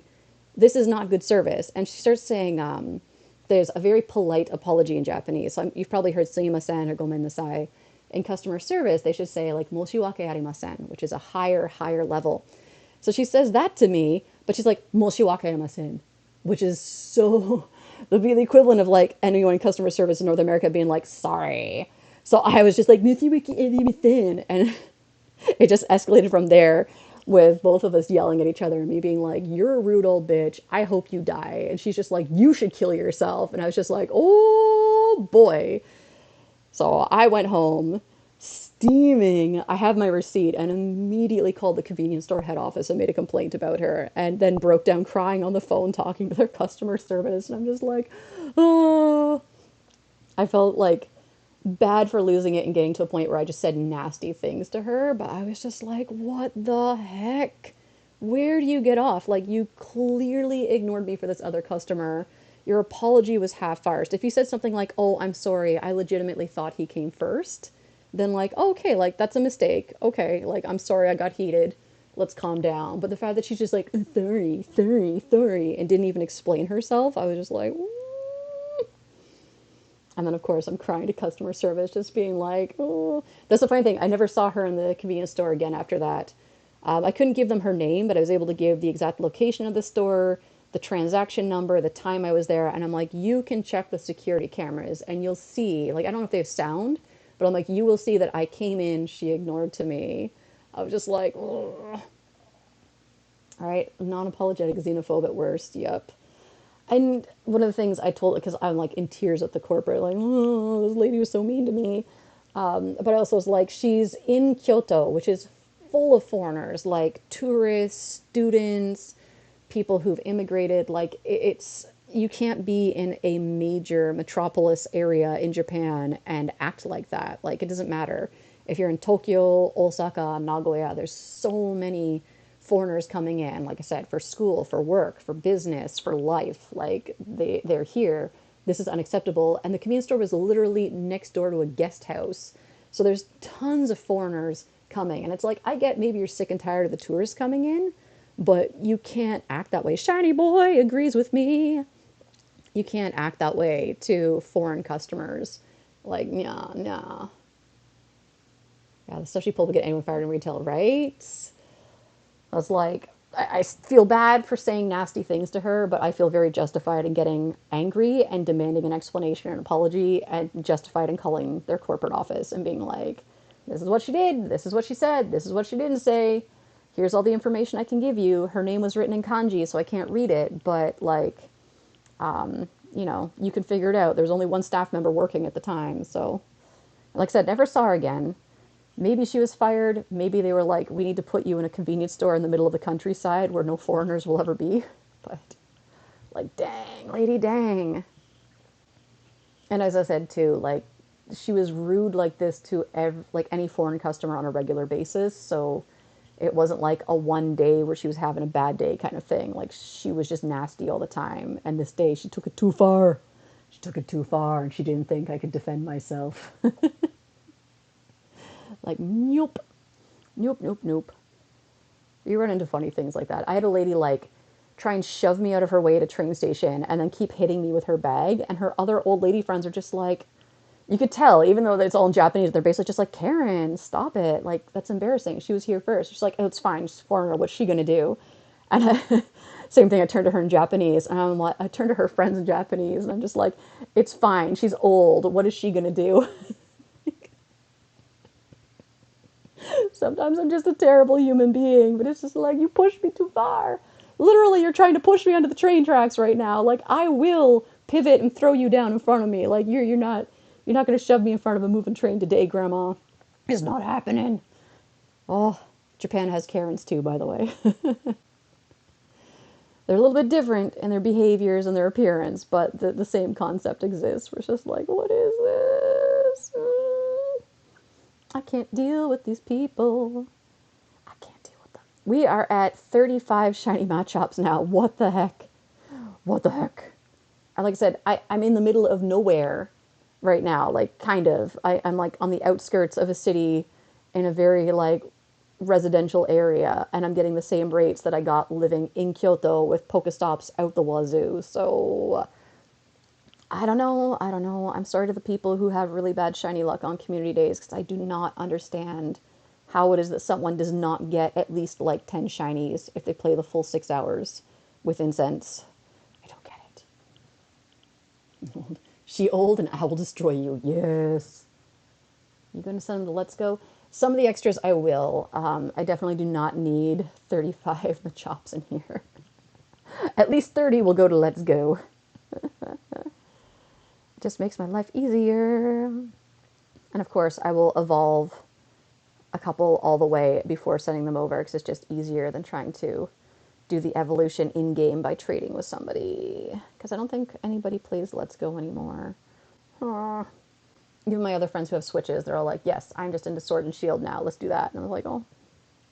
I missed out on a lot too. Like, I bought the downloadable content, but I could not get into the first one. It was just oh, the camera angle thing just drives me crazy. I can't do hanging out in the wild area only. I need the like actual gameplay. And then I didn't have internet when I first moved in, so I haven't done the second, like the snowy area yet. And then I guess there were a whole bunch of super awesome like raids and things that happened, and I've missed out on all that. So now I have no motivation to play. Like, oh, okay, I missed all the fun stuff. We got just a little more time on that egg. And now it's almost 4:30. Like, there's not that much time left. I could just play until 5, but I am very hungry and tired, so maybe I'll cut it short. We'll see. I don't know that many shiny Chikorritos. Ooh, all the shiny Chikorritos. You ever get to that point where, like, you're hungry, so your stomach kind of hurts, which makes you not want to eat because you're like, oh, I don't want to put stuff in there. It's just gonna be pain. I don't like pain. I don't like tummy pain. 7,727,268 dust. That's a lot of dust. Totally worth using up all my star pieces. All but one today. Totally worth it. I don't know what I'm going to spend that dust on, but when I'm ready to spend it, I'll have it. Brace! Hey, buddy, how's it going? Thank you for coming.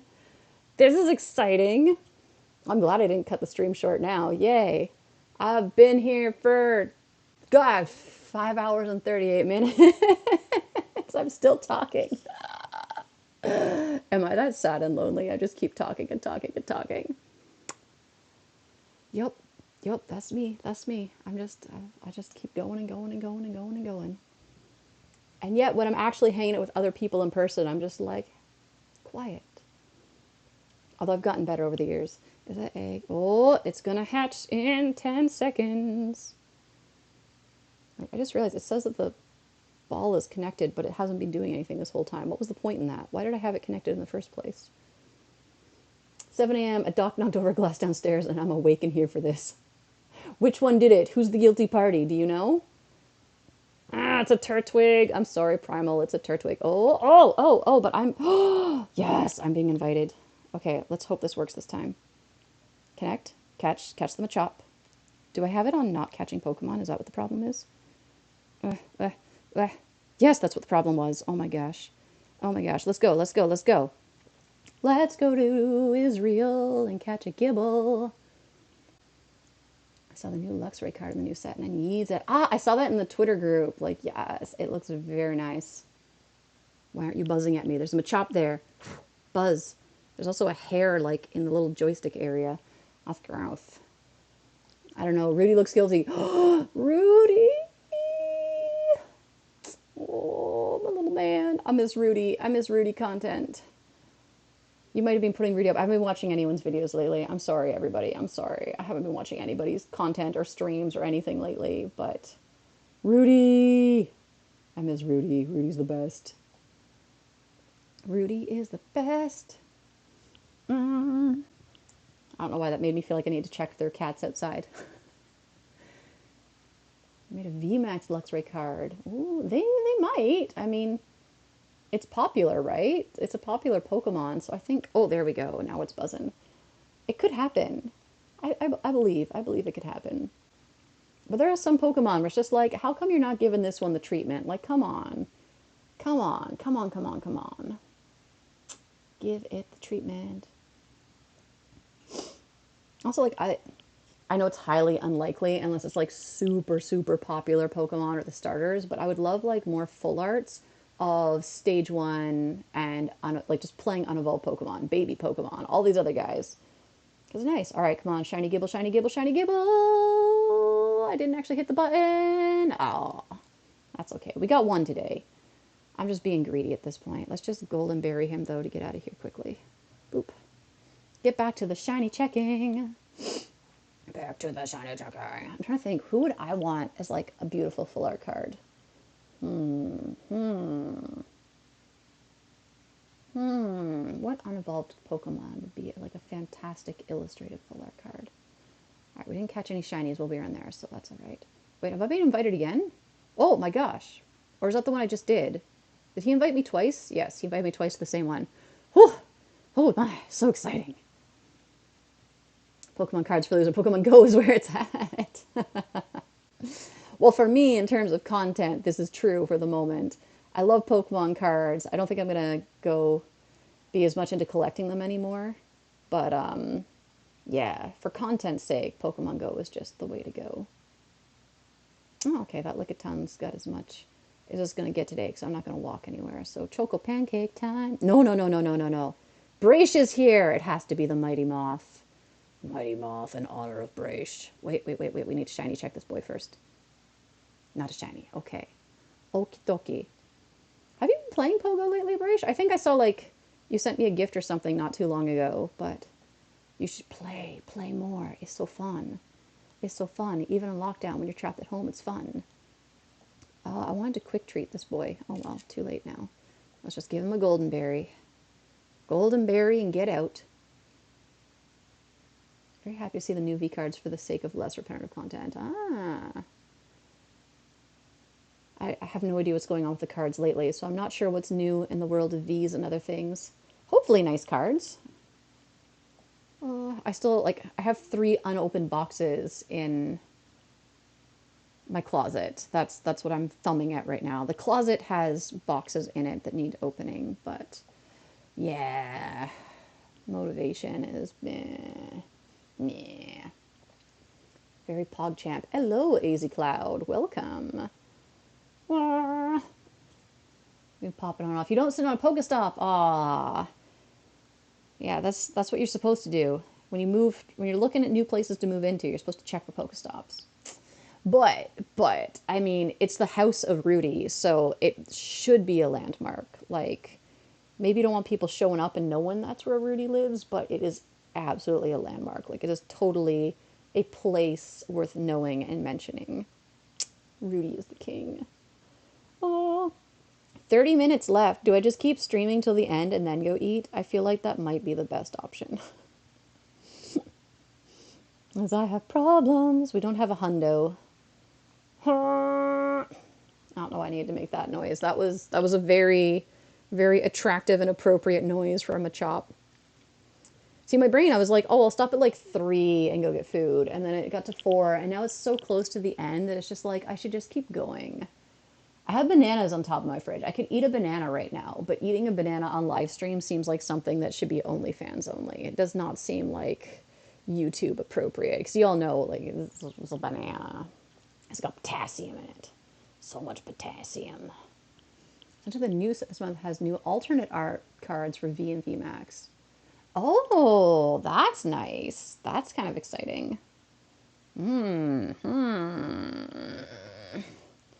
I think that's part of why I haven't opened my boxes either yet. It's turning into a 6 hour stream. It wasn't gonna be. It was gonna be like 3 hours, but it's so close now. It's like I might as well just play to the end or stream till the end. Stream to the end with my friends. Woohoo! See, I think I'm a bit afraid that once I open the boxes, I'll have lots of fun and then be like, I want to do more. I want to open more things again. And I was just spending way too much money on it before. And I kind of like that I haven't been spending as much money on it. But then I do things like buy super, super fancy yarn. I've spent probably close to like $500 on wool in the last like 4 weeks. I wish I was exaggerating. But it's like, oh, I bought enough yarn to make a sweater. I bought yarn to make a wrap. I bought more yarn for a blanket, and then I got chosen to test knit a sweater, so I bought yarn for that. So yeah, I've spent quite a lot of money on yarn recently. Maybe I should be a knitting channel. We'll just knitting content only. You guys can watch me knit and purl and brioche, and it'll be good times. We'll cast on, we'll cast off. Please make you a wooloo. See, I don't know how well a knit wooloo would work because it wouldn't be very fluffy. Like, I might be able to like, I think crochet would work better for getting the little like round shapes, but it wouldn't be like soft and fluffy. Or I would have to use a yarn that's very fluffy, but those could be really hard to work with. Ooh, you're making a shiny Impidimp. That sounds like fun. Oh, I remember shiny hunting in Sword and Shield. That made me so frustrated. I think I caught one shiny. I think I caught one shiny and I maybe hatched one or hatched two. I tried so hard to shiny hunt in Sword, and I just got so discouraged because it was like the time and effort that I put in was not worth the outcome. It just wasn't worth it. Like, it's easier to catch the shinies in Pokemon Go, send them to home, and then put them in there. And I knew that option would be available like sooner or later. And then Kanto stuff obviously just transfer to Let's Go, and then transfer to home, and then into Sword. So it was like, but a shiny Wooloo, I still need one. Oh my gosh, shiny hunting is so long. It is. Like, I admire the people who have the grit to do it because I know it takes a lot of time and patience. But for me, like shiny hunting and Let's Go, I got shiny results a lot faster. It wasn't always the shiny I wanted, but the shinies appeared a lot faster, it felt like. Whereas in Sword and Shield, there was like no guaranteeing. And even, oh, sorry, I'm in a weird position trying to adjust my legs here. With Let's Go, I would start falling asleep while shiny hunting. I'd be able to do it for maybe 30 minutes, and I was just like, trying to do it in Sword and Shield was even worse, especially in the wild areas with the wackadoodle camera angles. Why can't I just fix my camera position? I don't like having control of the camera. I'm not a gamer. I don't like being like, I have to think about the camera angle and my movement. Like, no. No, I'm grandma. I want to like lock the camera behind my character in one position. I don't want to have to like keep adjusting the camera to see where I'm going, but then not be able to go where I want to go because the camera is moving. I'm old. I'm old, guys. Wow, guys, my shiny Celebi today, and only 678,597,000 resets. Yup, yup, yup, yup. I think that's how it goes. But I understand to a degree. I mean, I do go a bit hard with shiny hunting, raid bosses in this game. And when you do finally get the shiny, it's so exciting. Like, you're just like, wow, yes. But I don't know if the payoff is worth it. Like, I see sometimes, like, at the odd time I do watch the stream, and I see someone just sitting there on their chair, like, for hours at a time. And then if a shiny doesn't come, it's like, and I get that if you've got a good community with you, that they're going to be cheering you on and being like, oh, let's be positive, like it's okay. Because, of course, you don't have control as the content creator over whether or not a shiny appears. But still, hours and hours and hours of just nothing. Oh, that's got to hurt. And those tough choices, like with Let's Go, sometimes a shiny would show up that wasn't the shiny I wanted. So it was like, do I catch it and break my stream because I still kind of need it and want it? And you only have so much time to make a decision too. So you're just like I wouldn't. it would be fun to stream the other Pokemon games, but I just have a feeling that I would end up being more negative than I like to be. And I've already been kind of negative today about a couple things. It was like, it's one thing if I'm talking about other life things and getting a little negative or venting, but to like be playing the game and be like, oh, I'm so mad, like put this effort in and I'm not getting it. I don't really want to put that on display on the internet. That's just, and I know I can get that way sometimes. I don't throw my controllers or my consoles around or anything, but there's just moments where it's like, oh my God, I put so much effort and work in and it's not paying off, and now I'm gonna stomp around my house and sulk in a corner, but also feel kind of justified, even though I'm slightly ashamed of my behavior. Oh man, 23 minutes left. 23 minutes left. Over 9,000. What's the weather like in Wacky Wacky? Right now it is partly cloudy, I would say. I can't really see any blue spots at the moment, but I can see the sun is still trying to sun. It's not as cold today. Oh, there it is, all ready to go. It is 12 degrees right now. Yay. 12 degrees. Oh, yeah. Oh, well, it's saying we're supposed to get down to -1 on Tuesday again. All right. All right. I'll prepare myself mentally because right now I'm somewhat comfortable. I'm not freezing, but I have had days here where it's like I sit down. Not even sit down. Like I get up, I wake up in the morning, and before I even get out of bed, I'm just like, and I can see the clouds of breath coming out. And I'm just like, oh dear. This is life without insulation and no heating. Yeah, it's making me tougher though. I swear it's making me super tough.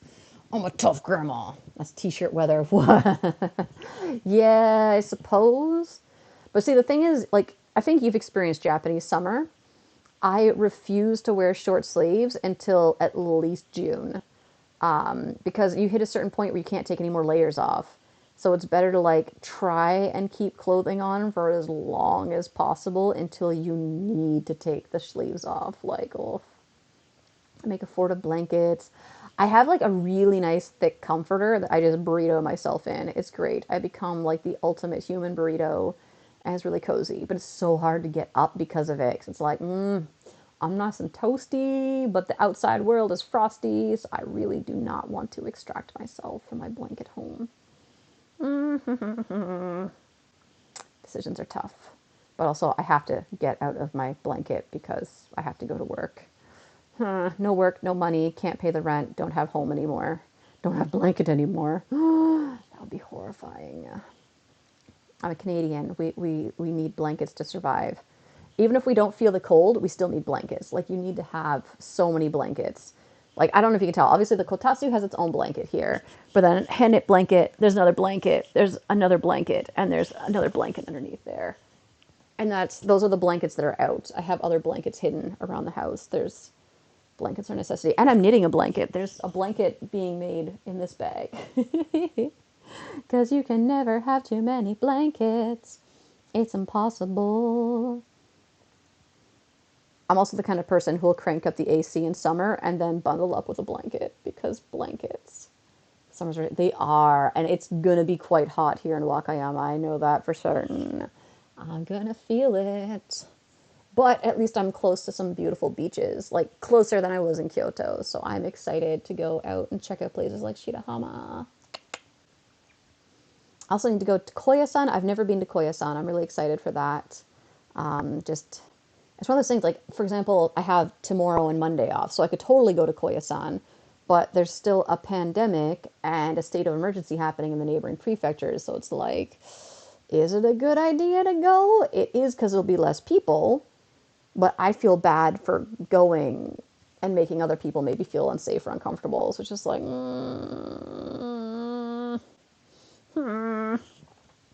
difficult choices. Very difficult choices. My lips are getting all dry because I'm just talking and talking and talking and talking and talking. I just never shut up. And yes, I ignored that one Machop in favor of the incensed one so I can get him and then go get that one. That's how we do. That's how we do. Are you guys looking forward to your own community days? I guess the UK will be starting in just a couple hours, right? Oh, nope. Gotta restart. I know what that means. As soon as I see the Pokemon run and the bottom buttons disappear, like, nope. We're not allowed to leave the house unless it's for essentials. See, they can't restrict us like that in Japan. I don't leave my house unless I really need food to eat. I think in other countries it's really different. In Japan, they can't make us stay home. Like I think it's actually in the constitution, if I understand correctly. They can't restrict us from movement. They can't stop us from gathering. They can just be like, please refrain. Lots of enryo shite kudasai, and everyone's just like, I could, but I wanna. And like, And then for someone like me, I have to regularly leave my house and go to work, and sometimes I have to go to other prefectures for work. I travel all over the place for work within my own prefecture and area, so it's like, well, I already have to go all over the place for the purpose of work. So if I'm going to be unsafe for the sake of my job, why not be unsafe for the sake of myself every now and again? Which is terrible, terrible way of thinking, but I think a lot of people in Japan are feeling the same way. Like, we've done a lot that we've been asked. Some people more so than others, some people very much less than others, but the government hasn't made any strong, bold moves or made restrictions on people. So it's like, well, if you're putting me in a position where I have to go to work, then I guess I might as well also go have food with my coworkers after work, or go to the sightseeing place. Well, it has no foreign tourists and very few local tourists in it. A lot of that's happening. I'm guilty of a little bit of it myself. Not so much lately, but when I was in Kyoto, there were a couple times where it was like, I know there's nobody around, so it's time to go to these places. Hooray! It's just super exciting. And like when I got sent on business trips for work to Miyazaki and to Himeji, it was just like, of course I'm going to go crazy. Of course I'm going to go to Himeji Castle and be the only person in the castle right when it opens in the morning and feel like I have the most famous castle in Japan all to myself. Like, when would I ever else get that chance? Am I a terrible human being for doing it? Yes. Was I the only terrible human being that day? No. It doesn't make it okay, but like, my goodness, my goodness. But the government, we had the go-to travel thing for quite a while, so stay home, play Genshin Impact, Pokemon, and Monster Hunter. Nice. We're allowed to go to work if we can't work from home. All stores and restaurants, etc., are closed with only essential shops open, so there's not too much to go for. Raft has been keeping me sane. Interesting. Yeah, I think that's the mistake here in Japan is they want to keep business open. So like a lot of places are still open. When we had the initial state of emergency, like I think I put some Instagram stories up. It was weird because downtown Kyoto was a ghost town. All the department stores were closed. Most of the shops were closed. The Shotengai was completely like barren. It was just insane walking through these areas that are usually stuffed full of people, and the people were gone, and all the shops were closed, and there was no like typhoon happening. So it was just like, what is this? This is crazy. Like, you never see Kyoto like that. But that's the only time they actually forcibly shut things down. They haven't closed the schools since. They haven't told businesses to close down. All they've done is being like, oh, hey, izakayas, bars, clubs, you should close at like 8 o'clock because coronavirus only comes out at night. They don't say the because, but it's just like, that has to be the logic. I mean, why else would you be thinking this is okay? 10 out of 10 would go to Human Castle, right? Like, when else? Like, I'm there for work. I have the free time in the day. There's no one else around. Like, come on. I feel like a terrible person, but come on. Same thing in Miyazaki. Like, I was there twice for 2 different 6-week business or 6-day business trips, like full weeks in the prefecture in Miyazaki City. And it was just like, yeah, I'm going to go see as much stuff as I can before work every day because I've been given a free flight to another prefecture. Plus, like, I've already been exposed at the airport and on the plane, and I have to take buses and trains everywhere for work. So, I'm a terrible human being. Wah, wah. 15 minutes left. 15 minutes left. Still no hundo. No hundo, but that's okay. I think I will do all the like IV checking and evolving after the stream. Like, I'll have food and just casually be like, blep, blep, blep. I've drank all my water that's beside me. I will have to stand up and go get more water. That will make sure that I end the stream. Hydration is important. Feels like. Now my neck still won't crack fully. Yeah. Yeah. This headache is just like bleh, bleh, bleh. It just doesn't want to leave me alone. That's probably why I should eat food. I had it all planned out earlier. What was I going to do? That's what I was going to go and make the craft dinner. But then, oh, shiny boy, before the stream ends, thank you. Not that I need you, but thank you. You're appreciated. I was going to make craft dinner, but then I realized it would be a smarter idea to make the Campbell's minestrone soup. And then I still have baby leaf greens. Yes, yes, I'll have soup and salad for lunch at 5 o'clock. Yes, yes, that's how we do things. That's how we do things in my house. We eat whenever we want to. Nobody tells me when to eat food. Nobody. Nobody. That's such a Toronto thing. I'm trying. There is like a furniture store, I think, and their whole thing was going nobody, and it was like, who has a better price than us? Nobody. I think it was called Bad Boy. Found an Ichiran. No, there's no Ichiran in Wakayama. It hasn't made it here. There's not that kind of demand here. There's plenty of other ramen places though, but I haven't been to any. I basically do not go out to eat here. Yeah, yeah. I go to the supermarket and buy food as much as possible. Although I do go to Coco's Ichiban, yeah, sometimes because curry is so good. Oh no, I could probably order curry. No, don't think that. Don't think that. I need to make food. I have food in the fridge. I need to make it. I can make curry. I have a packet of butter chicken curry that I can make. I got the chicken. I got all the stuff. I should just cook. But I know cooking that will take quite a while, so I should do the soup because that will be fast and I need to eat sooner rather than later so I don't suffer forever. Did I already catch you? I can't remember. Yeah, I think I did. Yeah, I did. Okay, we're okay. We're okay. We're okay. I should really just stop quick catching because I'm like hungry and tired, so I can't brain anymore. I also can't throw, apparently. My whole life is falling apart.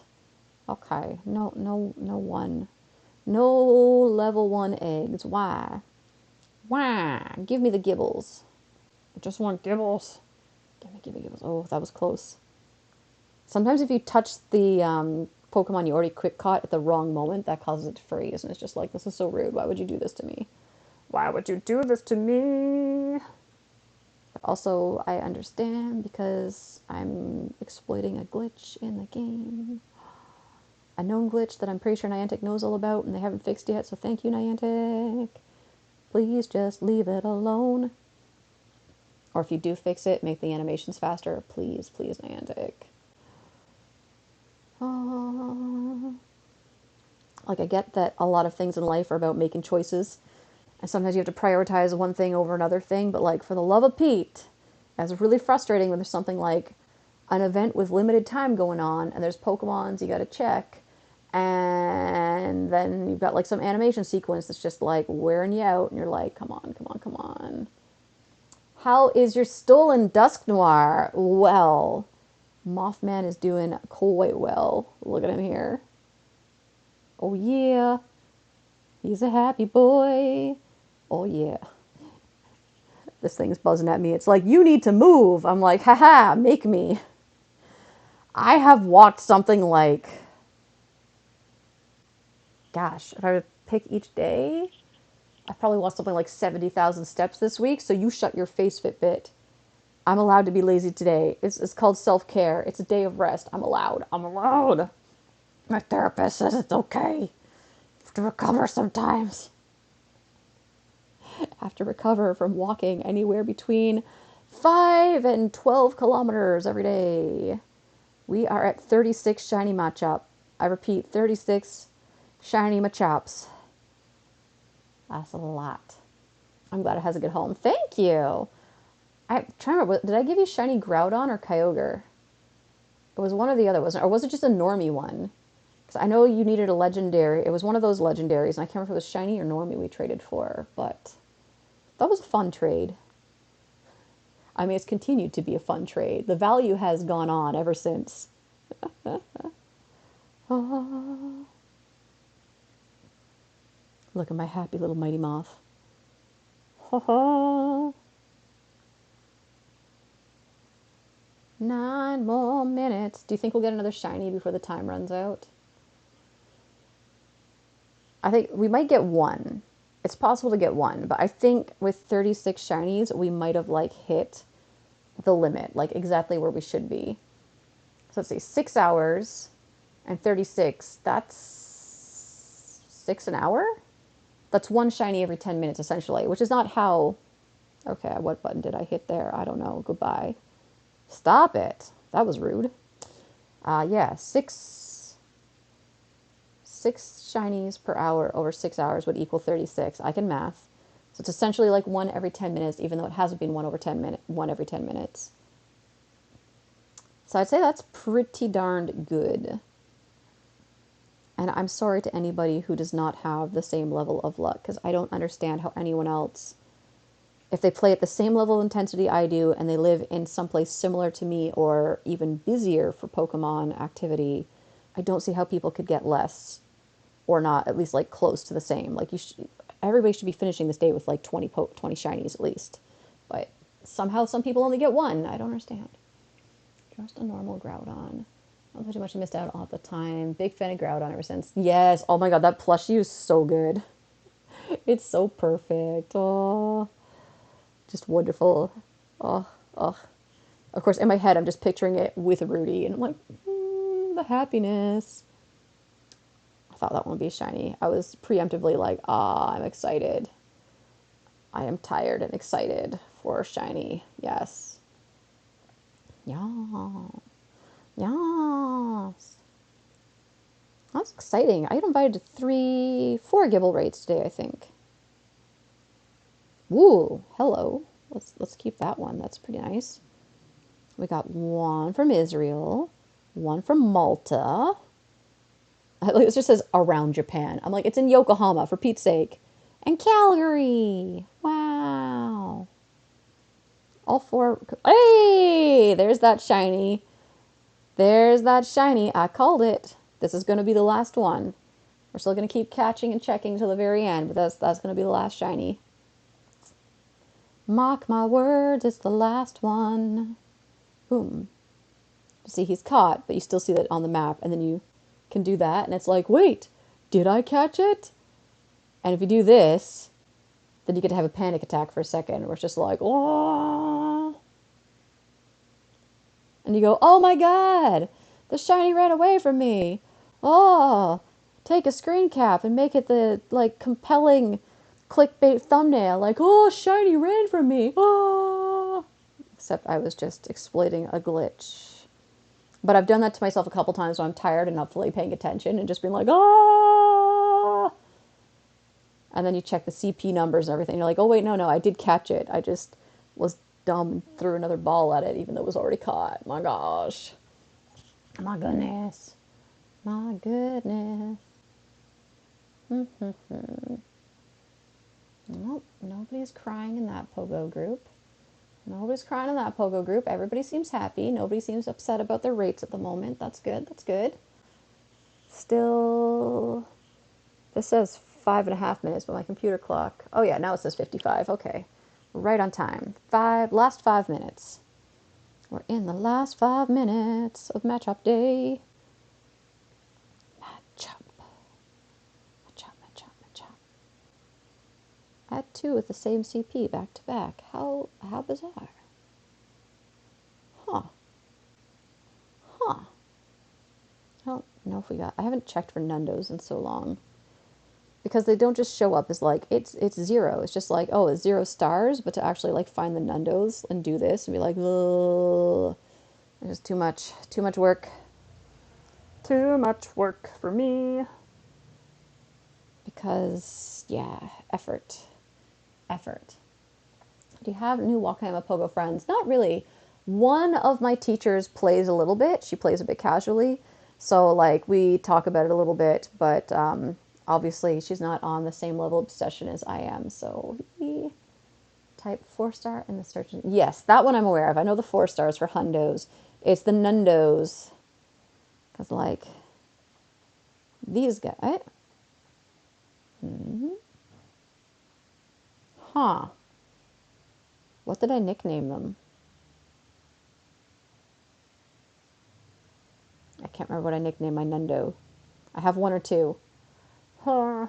But like, I wish that they would pop up because you can search 0 star and get all of the ones that have 0 stars, but you can't get the actual Nundos. You have to search through them individually, and that just drives me crazy. Like, I want to have like this Pokemon has 0 IVs. Just make it nice and easy for me. Pretty sure if I do this. Oop. Oh, there we go. Yeah, I did name them 0%. Yay. Yay. I only have like one or two of them. I had one, I'm so mad at myself. I had a Shadow Nundo Cubone, and without thinking, I purified it because I needed to purify something for a quest, and I'm still mad at myself for it. I'm like, how could you do that? This is why you don't purify, you don't transfer, you don't evolve unless you're like awake. Like, you make sure you know what you're doing. Like, even with all these Machops, obviously, if I want to evolve them to get the special move, I should do it as soon as possible so I don't forget and miss the timing for it today. But it would be better to, like, eat, get my brain working, and if I miss the time, that's okay. I can sort them later, and when we have the December Community Day, I'll have another chance. I think I have about 4 hundos. No hundo Machop, unfortunately, but that's okay. I did get one of my shinies was pretty close. Let's just do that. Not 4 stars. Ah, stop it, stop it. Let's just hit the button. There we go. This is probably being my best one today. For shinies, at least. Yeah. And then we'll check the others later. Yum, yum, yum. Most of my, like, good Pokemon today have been research task reward Pokemon. Like, I got 2 hundos from research tasks, but they're not Machops. So I'm just like, why? Why? I know why. It's because I didn't go outside to spin those other Pokestops and pick up quests. That's why. But that's okay. Because I'm having a lazy day because I walked too much this week and I deserve a rest. And now it's officially evening according to Pokemon Go, even though I still see daylight. I still see daylight. I swear I saw a hundo when you scanned through. Not Machop, I don't think. 4-star. No, just Chimchar and Turtwig today. Brah. That's okay. I think getting one, like, really, really... Oh, that was rude. I think getting one really, really good shiny is about the best I can ask for. Well, I see 59 on my computer. All right, there's going to be maybe one more Machop getting summoned by the incense here. Last one, he's going to be a normie. I'm pretty sure he's going to be a normie. Does anyone think he's going to be a shiny? Does anyone want to bet on it? Do you want to bet against me? Bad times. It's okay. I have so many other hundos that, like, I can't really complain if I don't get this one as a hundo. You almost tricked me, Trico. You almost tricked me into touching you before checking the Machop. Did we get him? Yeah, we did. And oh, there's a chance that one more could pop up, but I doubt it. Oh, I don't know if you can hear that in the background. Let's crack the door a second. Can you guys hear the music? Dun, dun, dun. That's the "it's 5 o'clock, it's time to go home" music in Wakayama. I hope you can hear it. If not, then I probably just look ridiculous sitting here like this. Oh, our last incense Pokemon is a Chimchar. That's okay. Ooh, that air is actually refreshing. It's not that cold out. Feels like Canadian spring. Watch this be the thing I get a copyright strike for. Dun, dun, dun, dun, dun, dun.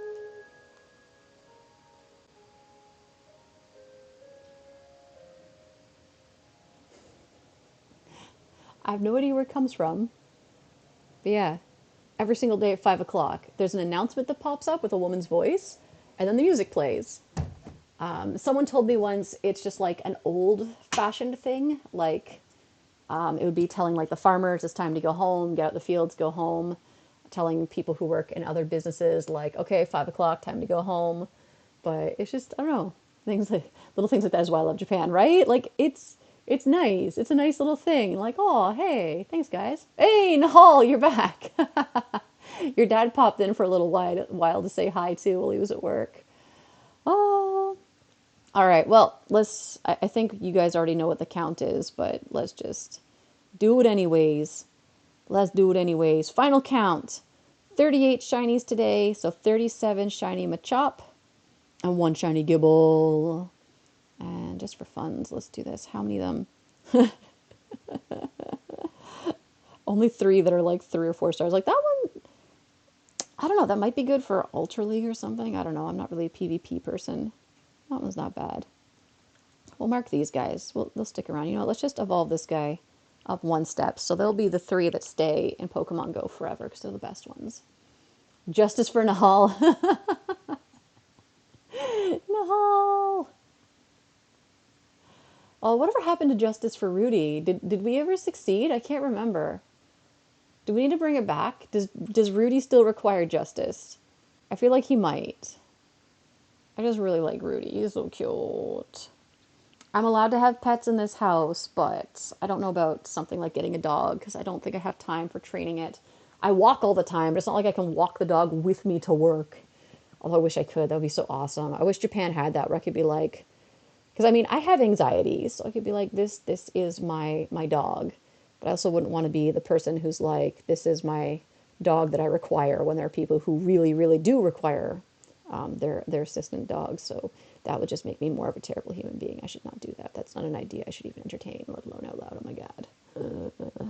Yes. Having a little doggo would be so fun, though. A cat would be better for where I'm at and for my work schedule, but also big financial commitments. Pets are expensive. Very, very, very, very expensive. All right. I am very tired and hungry and I have a headache. So, Rudy has not appeared in a video recently. And after waking up at 7 a.m. on the first weekend after a long week of moving, he's got no chance. No, Rudy! Can we blame ghosts instead of Rudy? Can we just assume your house is haunted? Please, Rudy. But also understandable. Understandable. I'm so excited for Rudy to meet baby Brace. I'm gonna be so excited. Pets and like babies and children are the best. Yes, so cute. So cute. Yes. They're gonna grow up and be best buddies. Oh. All right, guys.